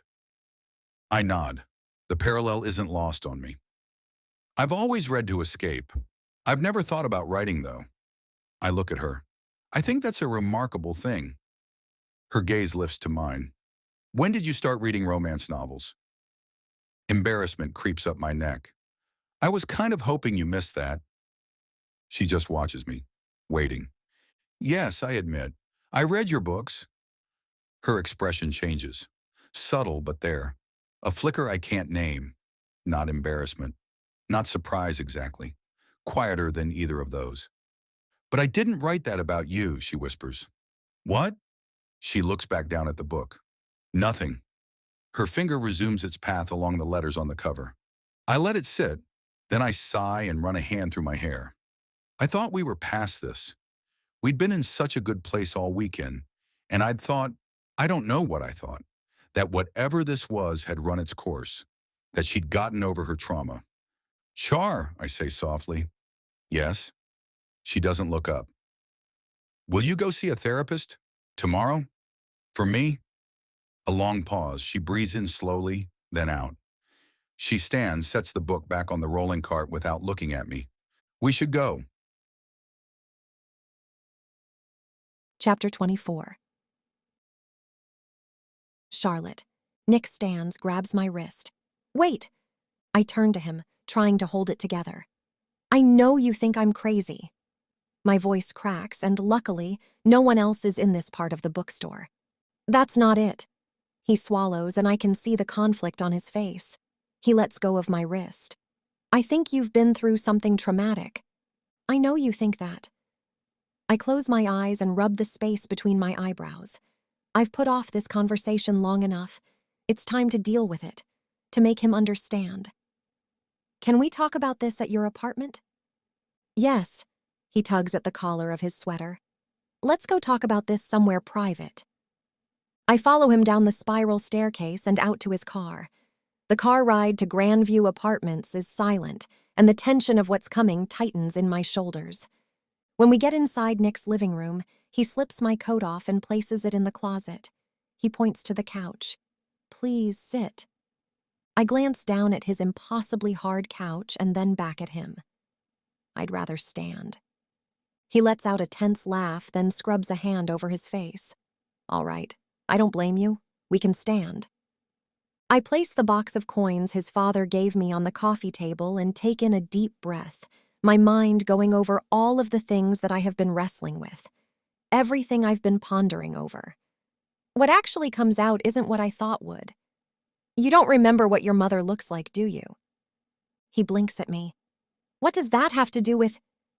Just bear with me, I say, interrupting him. You don't remember what she looks like. All you remember is the back of her head, right? He flinches, and I instantly feel bad for what I'm about to say. I'm about to hurt him, and I know it. I'm going to slice open a wound he's been covering up and hiding for years. He nods. That's right. I clench my hands into fists, pressing forward. I have to show him, to make him understand. You looked her up online once, when you were 17. You found her on social media and printed out a picture. A flash of something I can't read flickers over his face, and he works his jaw muscles. Yes, he finally says carefully. And you now keep that photo in your dresser drawer under your socks. He takes a step back from me, like I've slapped him. How did you know that? I've never told anyone that. He pauses for a beat. Did you go through my things? I shake my head as tears spring to my eyes. No, I told you. I wrote that you did all that. It's on my laptop, back home. He rakes his hand through his hair, taking another step away from me. No one knows that. Not even Marcus. I've never told anyone I have her picture. I know, I whisper, a knife stabbing into my chest. Stop saying that. Anger flares across Nick's features. You're not inside your book. You didn't write my life. This isn't fiction, Charlotte. I have no idea how to make him believe me, other than saying more things that I wrote down in my notes about him. You have a scar on your left ankle. You'd climbed up a tree and were reading a Stephen King book, one your parents hadn't approved of. You dropped the book, climbed down too fast to retrieve it, and caught your ankle on a branch stub on the way. Nick's eyes grow wide as I talk, but I keep going. The book was fine. Your ankle was not.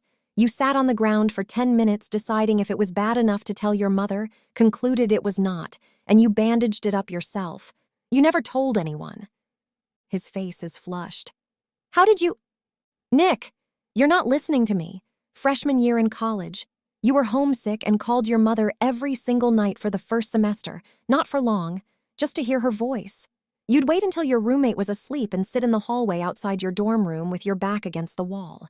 You've never told anyone, including your mother, that those calls were what got you through that semester. Nick threads his fingers through his hair and holds onto his head, like it's about to explode. No, it's not possible. You didn't write this. I don't know how you know these things, but you're not living in some made-up world. Desperation threads through me. I don't know why, but I need him to believe me, like I need to breathe. I cross the room to him, and I take his hands in mine. I know it's hard to believe, but how else did I know all of these things? Where you keep your silverware or how you love to cook? How did I know about your ankle and your sister and everything? He lets out a breath. If you fell into your book, how do you exist here? Wouldn't Charlotte Branson not be real here? How do I have your books on my shelf? I don't know, other than I did write that Susan reads my books. Maybe that's why? He pauses. Did you write that about me? His gaze searches mine. No, I answer honestly. I didn't. And what about your apartment? If you don't belong here, how is your name on your lease? I squint at him. I don't think my name is. It probably says Lucy. That's the character I became when I fell into this world. He shakes his head. It doesn't say Lucy. I called and checked. The name on your lease is Charlotte Branson. Shock races through me. That's not possible? Nick's gaze softens and he squeezes my hands. I ran a background check on you. You're real here, in this world. You what? My heart races. He lets go of my hands and scrubs his neck. I didn't know you. You were talking crazy talk. I had you in my apartment. I needed to know what I was dealing with. My mind spins. How is it possible I passed a background check? What did you find out? Everything you said is true. You live here in Grandview Apartments. You're a published author. Your uncle is in Indonesia. I hold a hand up. Wait, my uncle. I don't have an uncle. Lucy has an uncle, and I totally made up the part about Indonesia. Nick looks at me like an alien landed on my head. Hank is your uncle. I confirmed it, and he is in Indonesia. His personal assistant told me over the phone. My mouth opens, then closes. I can't explain that. Hank is not my uncle. Does it make sense that I would have grown up in foster care, no penny to my name, when I have a billionaire for an uncle? Nick considers my words. No. Exactly. When I got here, I became Lucy. But as soon as I told you my name was Charlotte, for some reason the story changed. And I suddenly really was Charlotte. And I said Hank is in Indonesia. I panicked and said it because I was scared of that stupid void, and bingo, he really is there. His eyebrows pull together. What does that even mean? Puzzle pieces start to fit and my mouth hangs open. I start pacing his living room. Do I control what happens here? Do my words become true? Nick looks at me like I'm crazy talking again. What are you saying? I'm the author. This is my book. If I say I'm Charlotte Branson, then I become Charlotte Branson. If I say Hank is in Indonesia, then he really is. I'm still processing this, thinking out loud when Nick crosses the room to me. Look at me. His voice is low. I take a step back from him, but he matches my movements. I obey him and raise my gaze, which is probably a bad decision because staring into his brown eyes starts to do things to my insides. Dangerous things. I take another step back, but I hit the wall. Char. He says my name like he's trying to hold me in place with the sound of it. He takes a step even closer, and I can feel his breath on my forehead. I'm real. He takes my hand and places it on his chest, holding it there. His heart beats under my palm, steady and strong. He searches my eyes for what I'm not sure, because his proximity has now caused an electric storm to form inside of me, and I'm no longer thinking properly. It crackles from my head all the way down to my toes. He cups my cheek with his other hand, his fingers gently brushing the curve of my ear. Everything I'd been saying suddenly feels far away, like it doesn't matter anymore. His gaze dips to my lips and he inches closer, but he doesn't close the distance. "This is happening," he whispers, his breath fanning over my lips. "You, me. You're not dreaming this. Neither am I." I swallow, too conflicted to speak. He's right. I'm here, with him, and he's alive. Somehow he's alive despite the fact that I wrote him into existence. "There's something between us," he says quietly. "It's bigger than you, bigger than me. Can't you feel it?" He's so close I can feel every breath he takes, every tiny muscle he moves, every whispering word he says. He's right. I know he is. I can't deny my feelings any longer. I'm falling in love with him. Yes. It comes out breathy, charged. I can't stand it anymore, and I close the distance. His heart pounds faster under my fingertips as my lips move over his. He responds quickly, matching my urgency. My hands slide up his chest, over his shoulders, and curl in the short hairs at the back of his neck. I give in fully, allowing myself to be enveloped by him. He presses closer, and the heat of him travels down my entire body. My pulse races, and all I can think about is him, his sense of humor, his defenses that he lowered just for me, his smell, his touch, the solidity of him. "Char," he says, breathless as he kisses down my neck. This isn't an illusion. His lips drag against my skin. The scrape of his stubble sends a shiver the full length of my spine. I grip his sweater and I can't argue with him. This feels real. All of this. But I also know I made Nick Sterling up as I sat in my recliner. Yes, the memories of my former life have faded, but they're still there. He brings his lips back up to mine. His hands slide into my hair, his touch sending me over the edge. My insides threaten to dissolve or catch fire, to leave me as just a shell of a person until I combust completely. He pulls back, his eyes impossibly dark.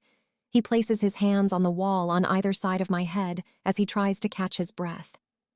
None of this is fiction. There's a part of me that wants to pretend he's right, to ignore my former life and just agree with him. I want this more than anything. But I know it would be a lie. He doesn't believe me. And right now, I'm desperate for him to. Can't this be real? And I be the author too?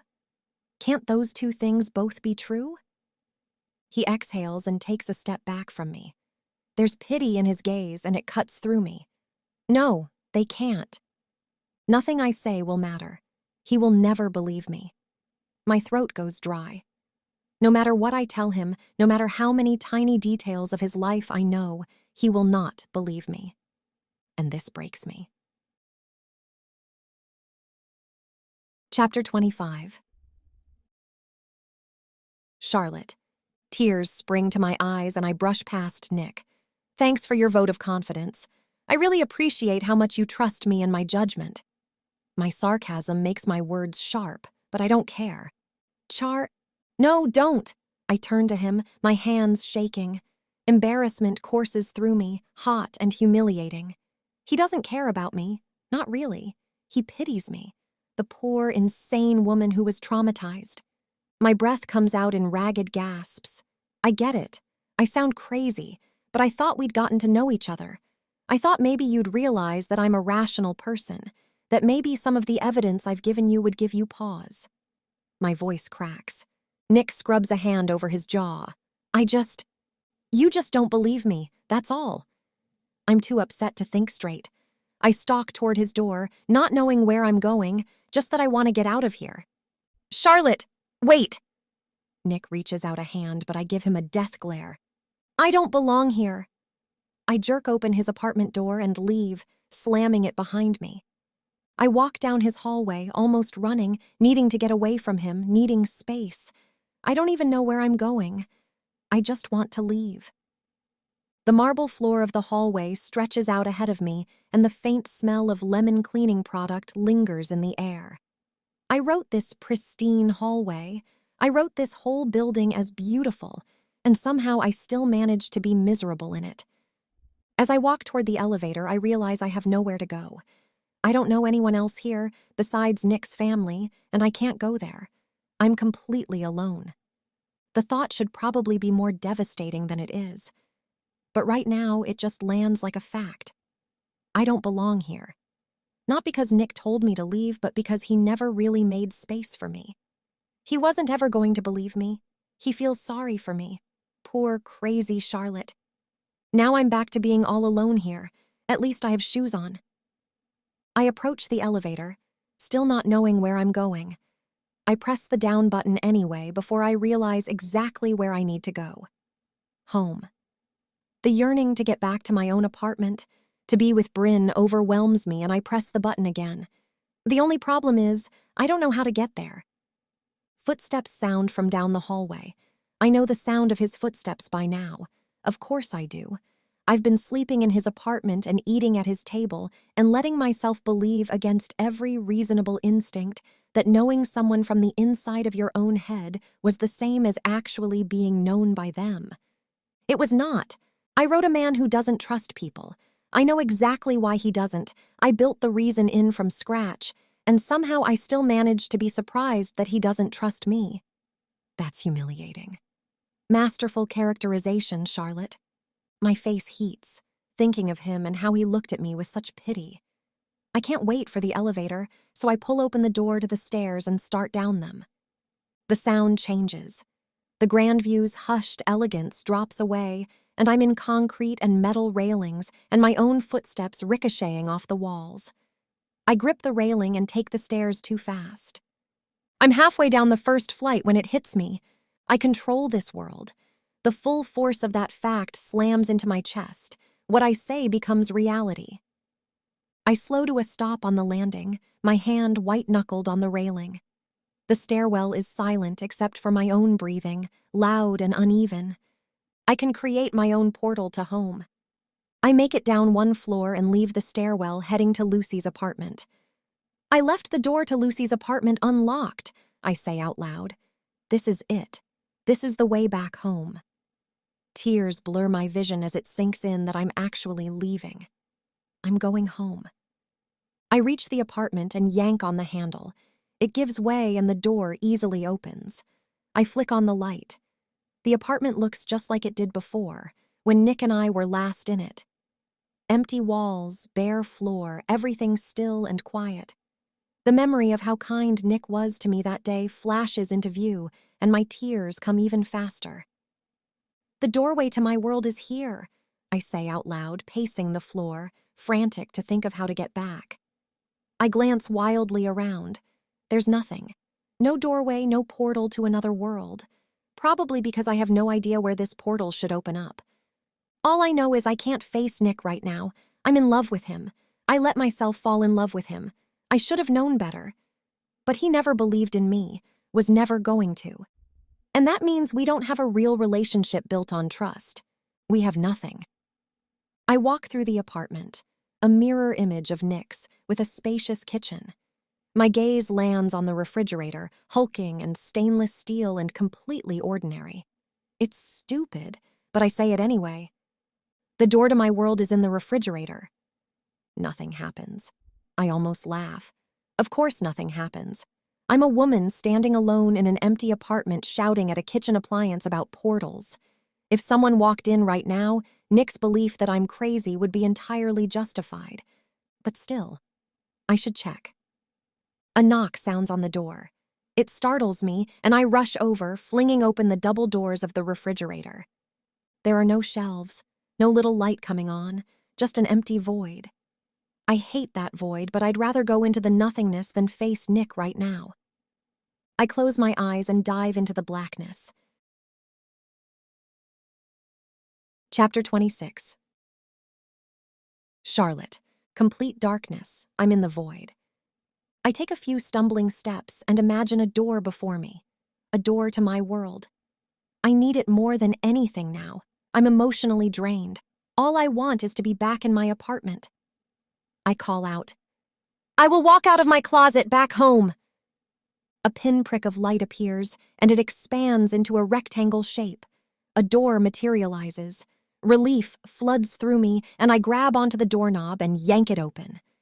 I walk out of my coat closet, my hangers clanging together, my jackets rustling. Tears spring to my eyes as I take in my recliner, my coffee table, and my cat, who is curled up on my blanket that has slipped off the couch and is pooled on the floor. "Princess Buttercup!" I run to her and pick her up, hugging her to my chest. She protests loudly because apparently my being gone for 4 days was not even noticed, and now I'm interrupting her nap. The morning sun streams in my living room window. I'm a bit disoriented. Wasn't it evening just a second ago? I brush it off. It's not the weirdest thing that's happened to me today. Bryn shuffles into the room, her hair sticking up at all angles, her striped pajamas rumpled. "What's going on?"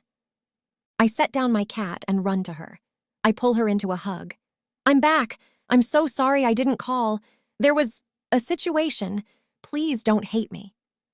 I hold my breath, waiting for her to curse me out. A pause. "Back?" I let go and take a step back, confused. "Yes, I'm home now. I hope I didn't freak you out just disappearing like that." She blinks at me. "What are you talking about? Did you go somewhere?" Her voice is muted with sleep, and she yawns. "You didn't notice I've been gone for 4 days?" Bryn exhales, shuffles over to the couch, and plops down. "Honey, we ate takeout together last night. You had a mild aneurysm about rewriting your book. What happened? Did you have a weird dream?" My mind races, and I grab my phone from the side table. It's July 16th, only the next morning. I wasn't gone for 4 days. I've only been gone for 1 night. My heart thumps loudly in my ears as I look around. I can't explain why it's only been 1 night. It wasn't a dream, was it? It couldn't have been. I'm still wearing Jules' clothes. "No, it was real." I point down at my shirt. "This is proof." She stares at my eye-arted shirt. "Huh?" I sit down on the couch next to her. "Bryn, you have to listen. Things happened, lots of things. I met someone." She sucks in a breath. "What?" she yells.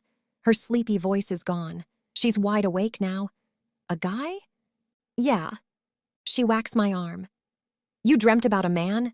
My best friend who never even talks about men. This I gotta hear. Tell me everything." I bite my lower lip. "You won't believe me." "What's there to believe? It was a dream, right? You and a man? Tell me." I shake my head. "No."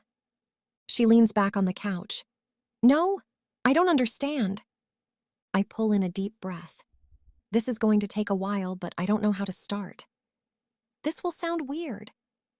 "I love weird, tell me." She grabs a throw pillow and hugs it. "I somehow fell into my own book." Her eyebrows rise. "Interesting. Details, girl." I tell her everything. I tell her about the void, meeting Marcus, walking to Sterling Ventures, and Nick. I tell her everything that happened between us. She sits quietly while I talk, only squealing during the appropriate parts. When I get done, she whacks my leg. "Oh my gosh, that was an amazing dream." My heart sinks, and the pain from Nick never believing me surges once again in my chest. "It wasn't a dream." I point to my t-shirt. "Look, these are the clothes I borrowed." Bryn's eyebrows furrow as she stares at me. "Is this some kind of joke?" "No." Frustration surges in me, and I jump up from the couch. I pace my living room floor. "It was real. I was really inside my book." I'm desperate for Bryn to believe me. Nick never did. The whole time I was with him, he thought I was delusional any time I talked about it. And now, Bryn won't believe me either. An idea hits, and I walk to my coat closet and throw open the door. No portal. Only my coats and jackets, and my pair of ankle boots that I thought looked cute but hurt my feet. I worm my way inside the closet, in case the portal is further in. My fingers hit solid wall. Nothing. I come out of my closet and grunt, tugging at my hair.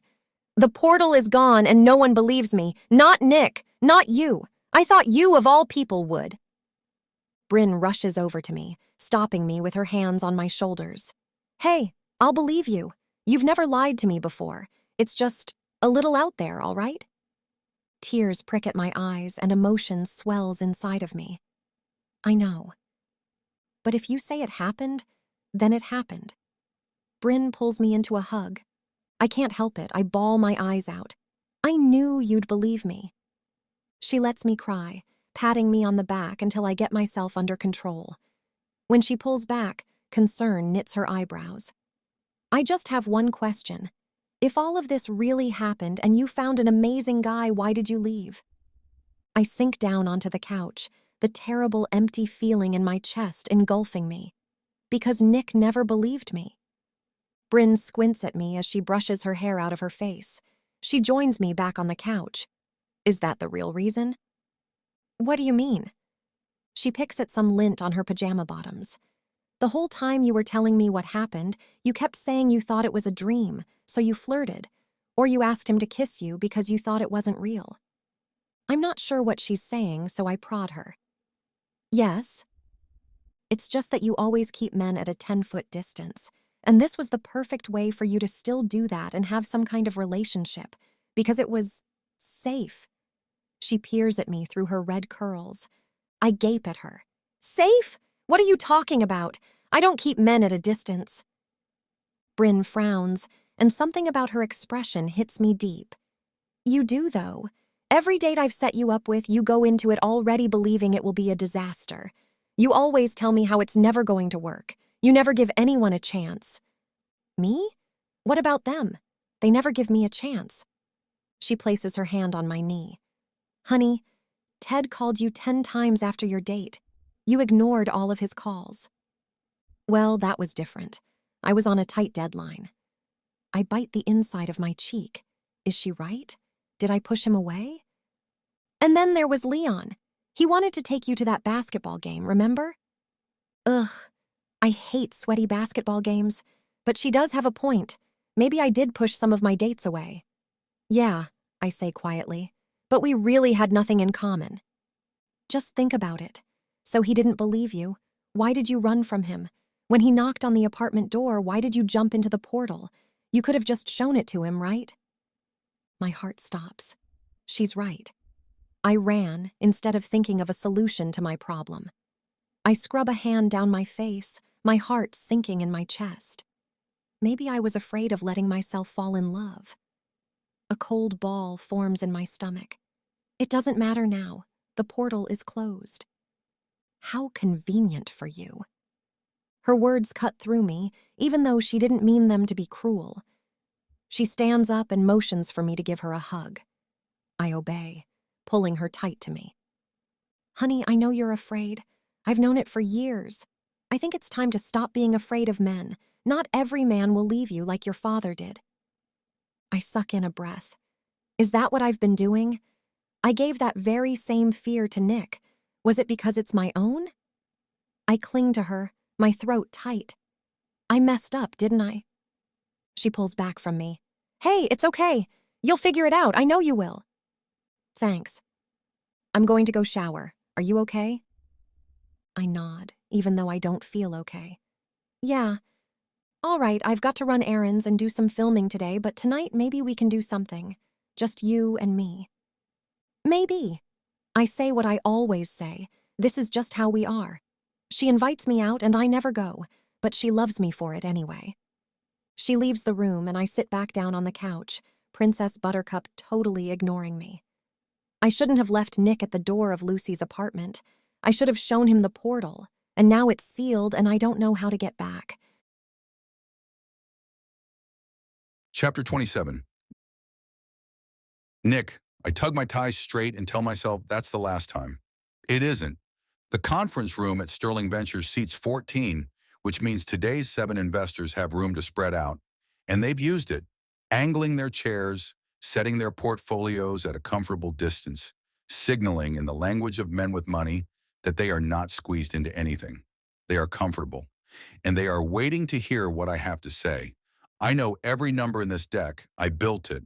I know the projected net operating income, the 5-year IRR, and what happens to the model if occupancy drops 2% or interest rates move against us in year 3. I know pinnacle properties like I know my own apartment, every room, every wall, every closet. My mind returns to last night. I checked every closet in Charlotte's empty apartment for a woman who had simply ceased to exist. I pushed that thought aside and tapped the clicker against my palm. Marcus is at the far end of the table, positioned to watch both me and the investors at once. I can tell he believes this meeting will end the way we need it to end. I've seen it 100 times. His quiet confidence. It's maddening and useful in roughly equal measure. I didn't sleep at all last night. I couldn't. Not after what happened. I spent an hour searching for Charlotte until I finally stood in the middle of her living room and admitted to myself that she wasn't there. Not hiding in the back of the closet, not somewhere I'd missed, not anywhere I could find. Gone. I don't know how to account for that. I've been trying since I went home and lay staring at my ceiling with my arms folded under my head, with nothing to show for the hour of effort. Nick! Marcus's voice is low and even. Are you going to start? I look up. 7 billionaire investors look back at me with various degrees of patience. I clear my throat. Yes, I say, and click to the first slide. Pinnacle Properties. 68 residential units across 4 buildings in Summit Ridge, with 2 additional developments in the outer ring near Crestview. Current average occupancy is 92%, rents running 8 to 12% below market, which is either a problem or an opportunity depending on how you look at it. We look at it as an opportunity. That's why we're here. The acquisition price is $97,500,000, the largest acquisition in Sterling Ventures history. Marcus doesn't show it, but I know he feels the weight of that number the same way I do. I hear myself say all of this. I watch the slides advance.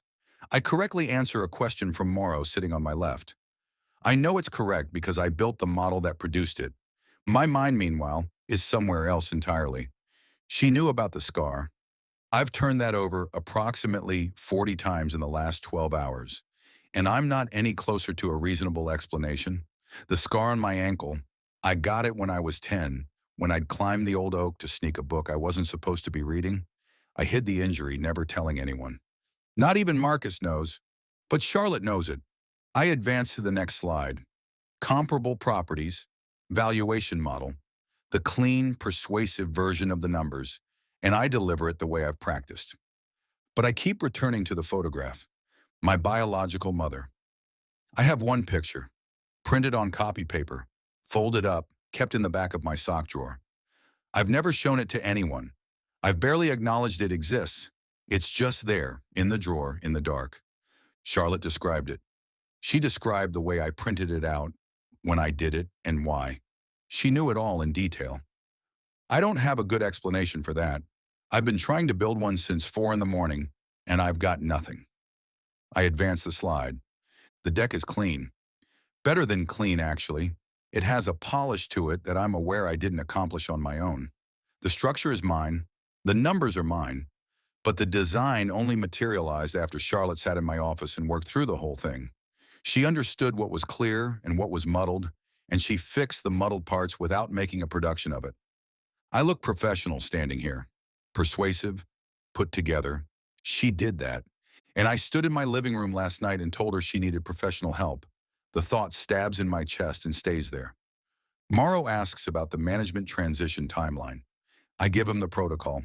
Our team, 60-day overlap, full handoff with reporting continuity. He nods slowly, which is the Denver money version of enthusiasm.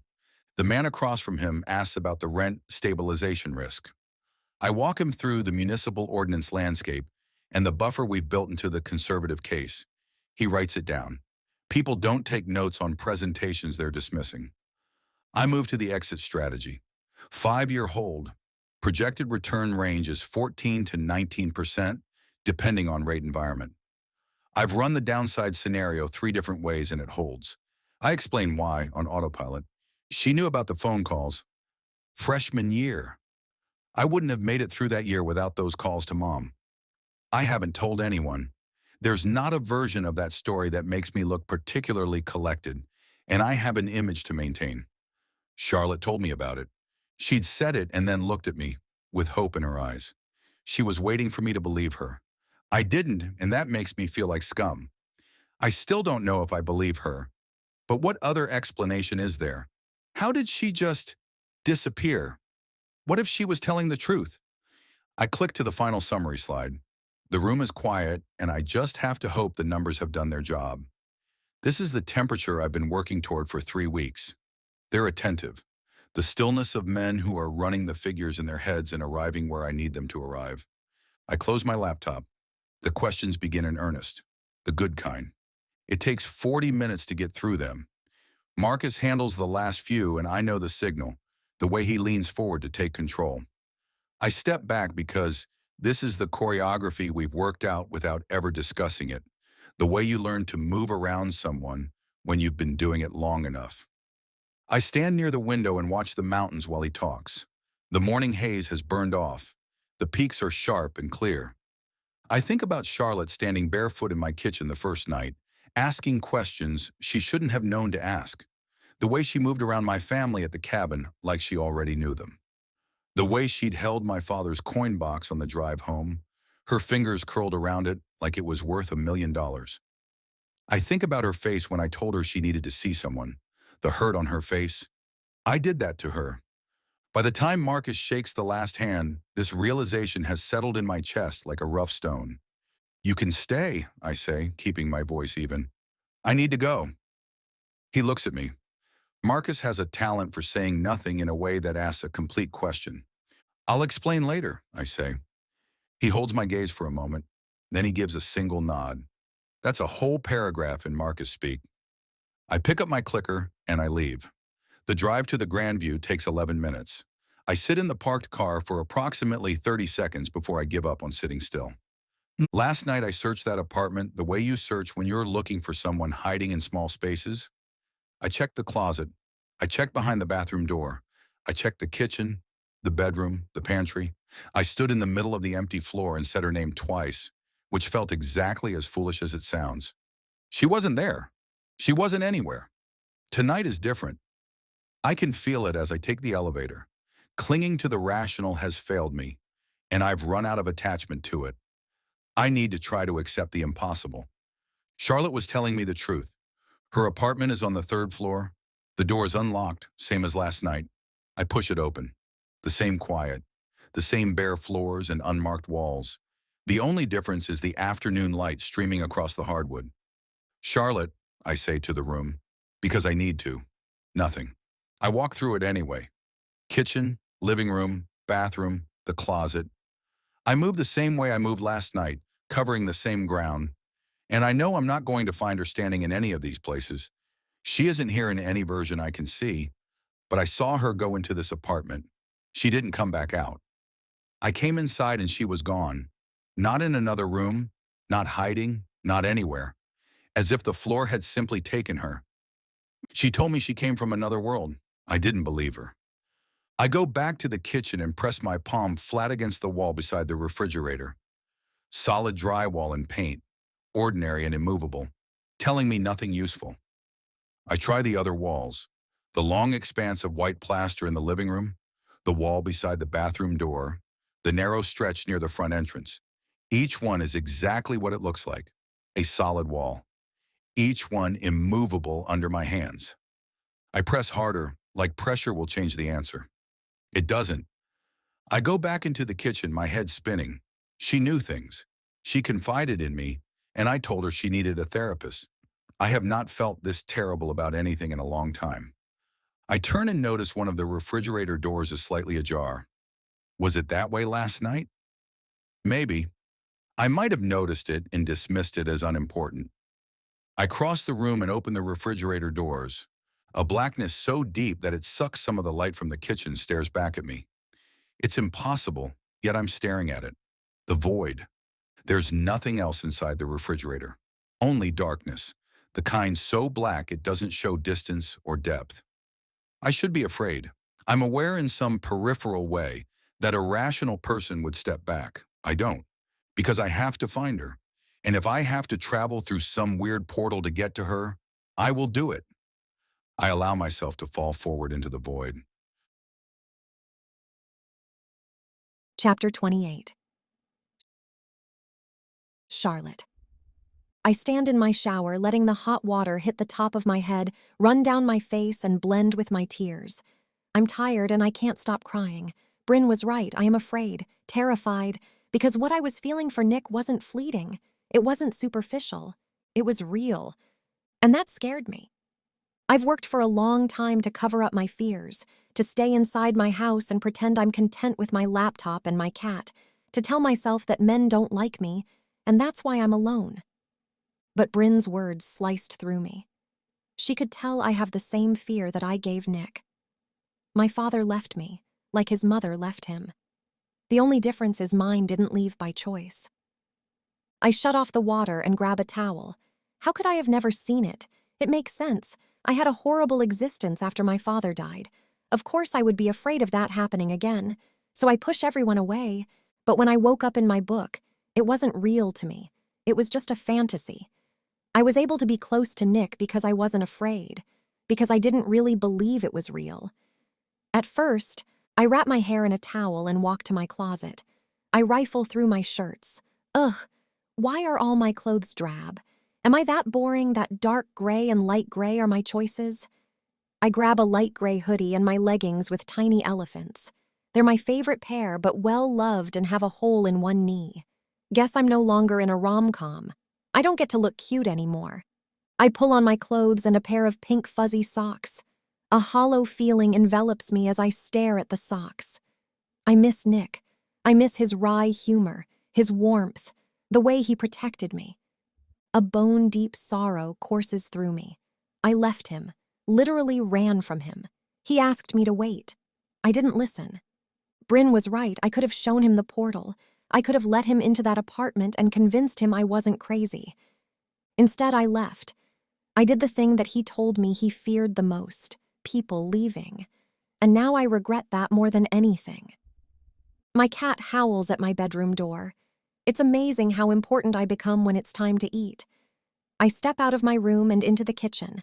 I grab a can of cat food from my cupboard and scoop some into Princess's bowl. She yells at me until I put the bowl down, then attacks it like it's her last meal ever. I stare down at her as exhaustion sweeps through me. It was evening before I came through the portal, and I never got to sleep. Plus, the weight of my emotional trauma is dragging me down. All I want to do is slip into unconsciousness and forget about everything. I walk back into my bedroom and lie down on my bed, not even bothering to climb under the covers. I curl into a ball and snuggle into my pillow. Sleep tugs me under and everything disappears. I'm somewhere between sleep and becoming aware of my surroundings when the mattress shifts beside me.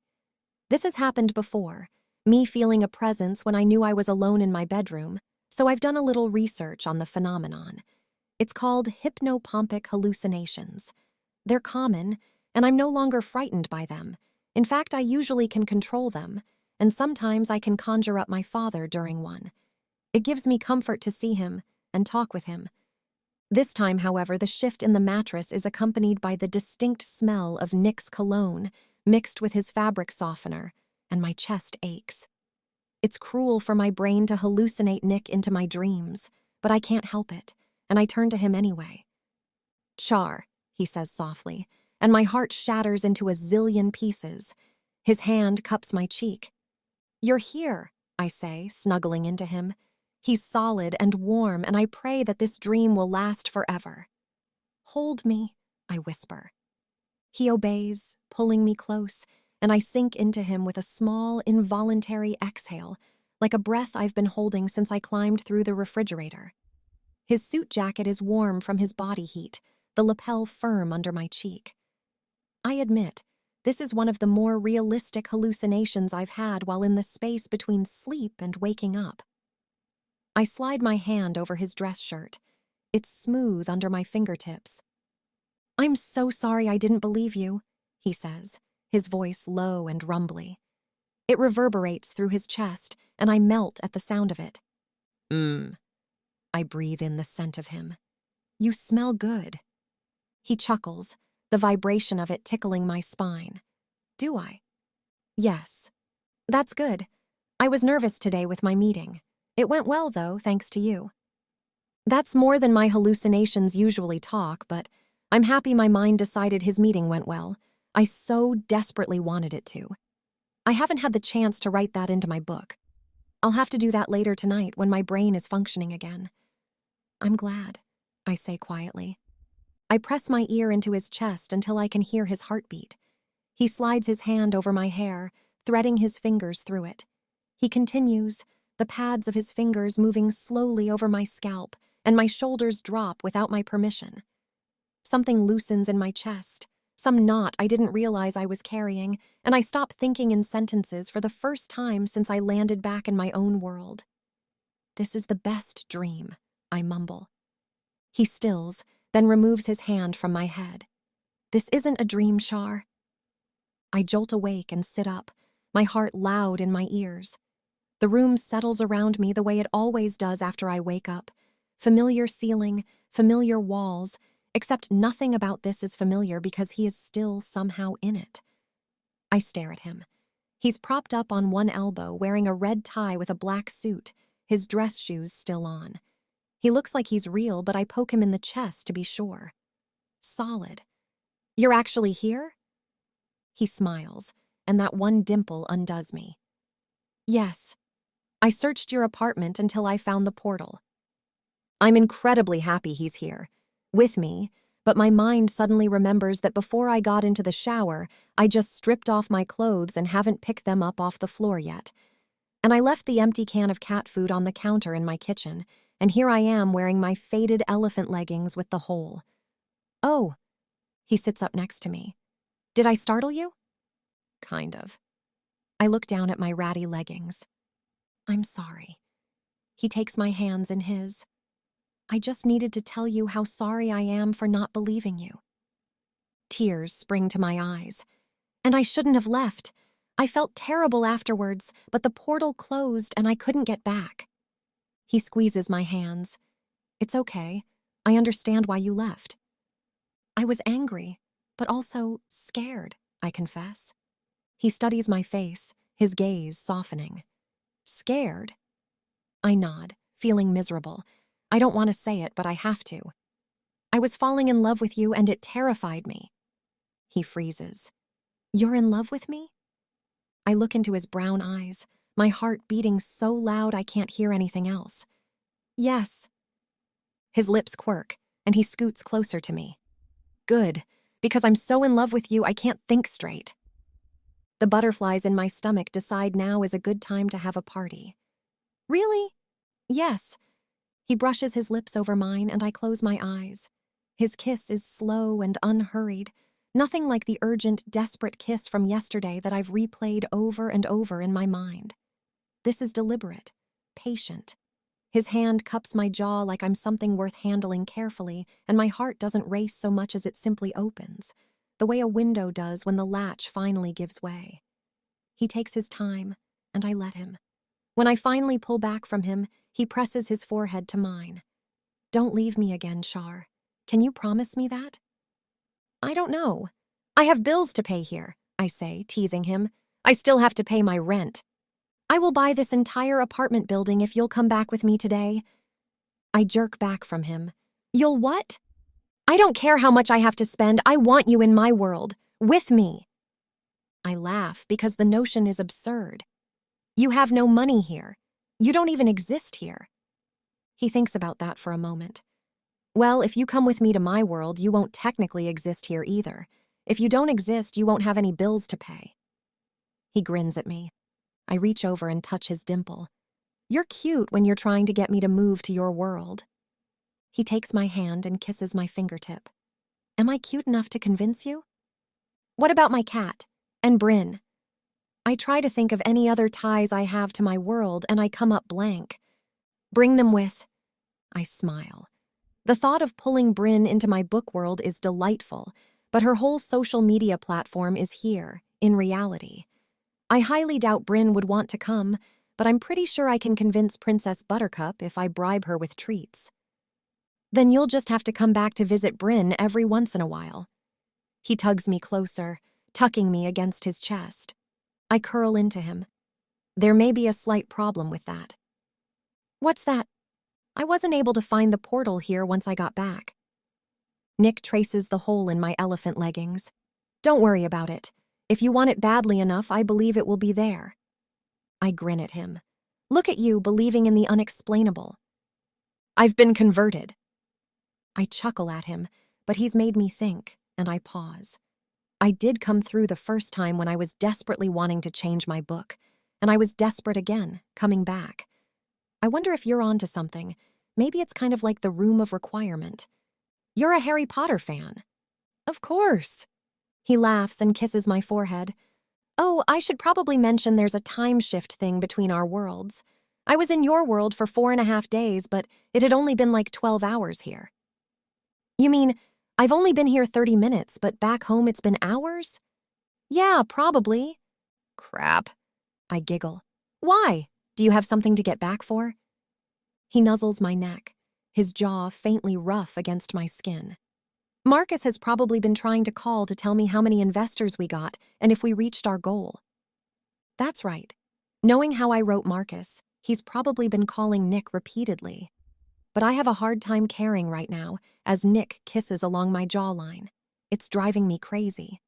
Marcus can wait. I pull his lips up to mine. Chapter 29. Bryn. I unlock my door and enter the apartment. Charlotte's not in her recliner, nor is she sprawled out on her couch. Weird. She's usually hunkered down on her recliner if she's in the writing zone, which I assumed she was because she didn't answer my texts. The apartment smells like chamomile tea, like it often does, but without Charlotte sitting there drinking it. Maybe she's taking a shower. This morning was odd. I love Charlotte dearly, but she was not making any sense, talking about being inside her book, and she clearly was stressed out when I called it a dream, so I just went with it. Writers are weird. I figured she's doing some kind of method acting or whatever to rewrite her book, but as I look around our empty living room, the hairs on the back of my neck stand up. Hey, I have your favorite from Taco Pronto. I shake the grease-spotted bag in case she can hear it from the other room. Charlotte? I call out as I walk into our tiny kitchen. I pull out a couple of plates and put them on the table. I go into her bedroom. It's empty. So is her bathroom. She's not home, which means she went to the coffee shop to write. That means she's serious about getting this book done. They keep the coffee and food coming, and she puts on her headphones to drown out the noise. At least she's not wallowing in self-pity anymore. That's a good sign. I go back into the kitchen and pull out my phone to send her another text. I assume you're at the coffee shop pounding out words. Call me when you take a break, okay? I sit down at the kitchen table and take out my dinner. The apartment is quiet. With Charlotte gone, it makes my life seem particularly lame. I'm an influencer. I have hundreds of thousands of followers, yet I'm sitting here alone in my apartment eating crappy takeout. I'm beloved by many, yet no real relationships with any of them. It makes me feel particularly lonely. Not that I haven't tried. I've dated quite a few guys. I just can't seem to find the right one. As I eat, I take out my phone and check on my social media comments. The last video I put up has a higher engagement than usual. I scroll through the comments, answering some of them. My heart stops when I see a string of messages laced with profanity from Lance the Stud 296. Ugh, Lance. We dated a few months ago. On our first date, he was perfect, pulling out my chair for me, acting like a gentleman. But as we continued dating, red flags started popping up. Little things at first, but then his jealousy and possessiveness came through. When I finally broke it off, he showed his true colors, getting angry at me for leading him on and demanding I take him back. Now he won't leave my feet alone. I pull my hair back and secure it with a scrunchie from around my wrist. I have what other people call fiery red curls. They're more like the devil's steel wool, impossible to tame on some days. Today is one of those days. I'm still in my leggings and tank top from this morning's walk. As I eat, I grab the remote and turn on our TV. I press the button to scroll over to YouTube to catch up on some of my favorite content creators. Being in the influencer space, I like to keep track of some of the more popular channels. I need to know what's trending. I pull up Tracy M. Langley's latest video on shopping trends. As Tracy talks, I finish my tacos and put Charlotte's in our fridge. She'll want them later. I'm cleaning up the mess I made when a knock comes on our door. I ignore it. Probably someone selling insurance. I wipe the table down with a washcloth and the knock comes again, louder. I huff because no one ever knocks unless they're selling something, and I don't want to deal with a salesman right now. But the knock seems insistent, so I go to the front door and look through the peephole. My blood freezes. It's Lance. "I know you're in there," he calls out. My fingers tremble as I flip the lock, which makes a loud clicking noise. Lance swears and pounds on the door in response. "Open the door, Bryn!" How did he know where I lived? I never gave him my address. He must have followed me, somehow. My hands shake as I back away from the door. The lock is a deadbolt. It should hold, right? Lance rattles the door handle and pounds some more. "I know you blocked my number. Open the door. I just want to talk." "Yeah, right," I say under my breath. "Go away, Lance. I'm calling the police." The pounding stops. He steps over to the window. Charlotte's curtains are open, and I gasp as Lance's profile shows, silhouetted by the setting sun. He gives me a slow grin, and my creepometer screams at the highest setting. I race over to my phone and hold it up. "I'm calling the police if you don't leave." He steps back and kicks the window with his boot. The glass holds but shudders in its frame, a low, percussive boom that thumps in my sternum. Fear snakes through me, and I scream. My fingers fumble with the phone as I try to find a place to shelter just in case he does shatter the glass in the window. I press what I think is the phone icon but open the text app instead. He kicks again, and I race to the closet. It's the only place I can think of to go. I jerk the door open and press inside the small space, closing the door. It's dark, and one of my coats brushes against my face. The space smells like cedar and dry cleaning. I try to use my phone's light to see, but for some reason it doesn't work. It's impossibly dark. I hear another pounding sound, like Lance has kicked at the glass again. It doesn't sound like it's breaking, so maybe I'm safe, but I take a step back anyway. I expect to feel the back wall of the closet behind me, but I don't, which is odd. This closet is small. I should be pressed up against it. I step back again, only the floor isn't there, and I fall backwards. To be continued. You have been listening to Falling into Fiction, written by Victorine E. Liskey, narrated by 11 Labs. If you have enjoyed this audiobook, you might be interested in joining Victorine's Patreon. All of her audiobooks are released there. First, they are also all ad-free on her Patreon. It's a very low cost, and it helps support Victorine so she can continue to write swoony stories. You can also read chapters as she writes them, so you get them first. There's a link in the description. You can also sign up for her newsletter and get a free ebook. Be sure to like and subscribe. It helps others find her channel. If you know anyone else who might enjoy this free audiobook, please share this YouTube video. It helps a lot.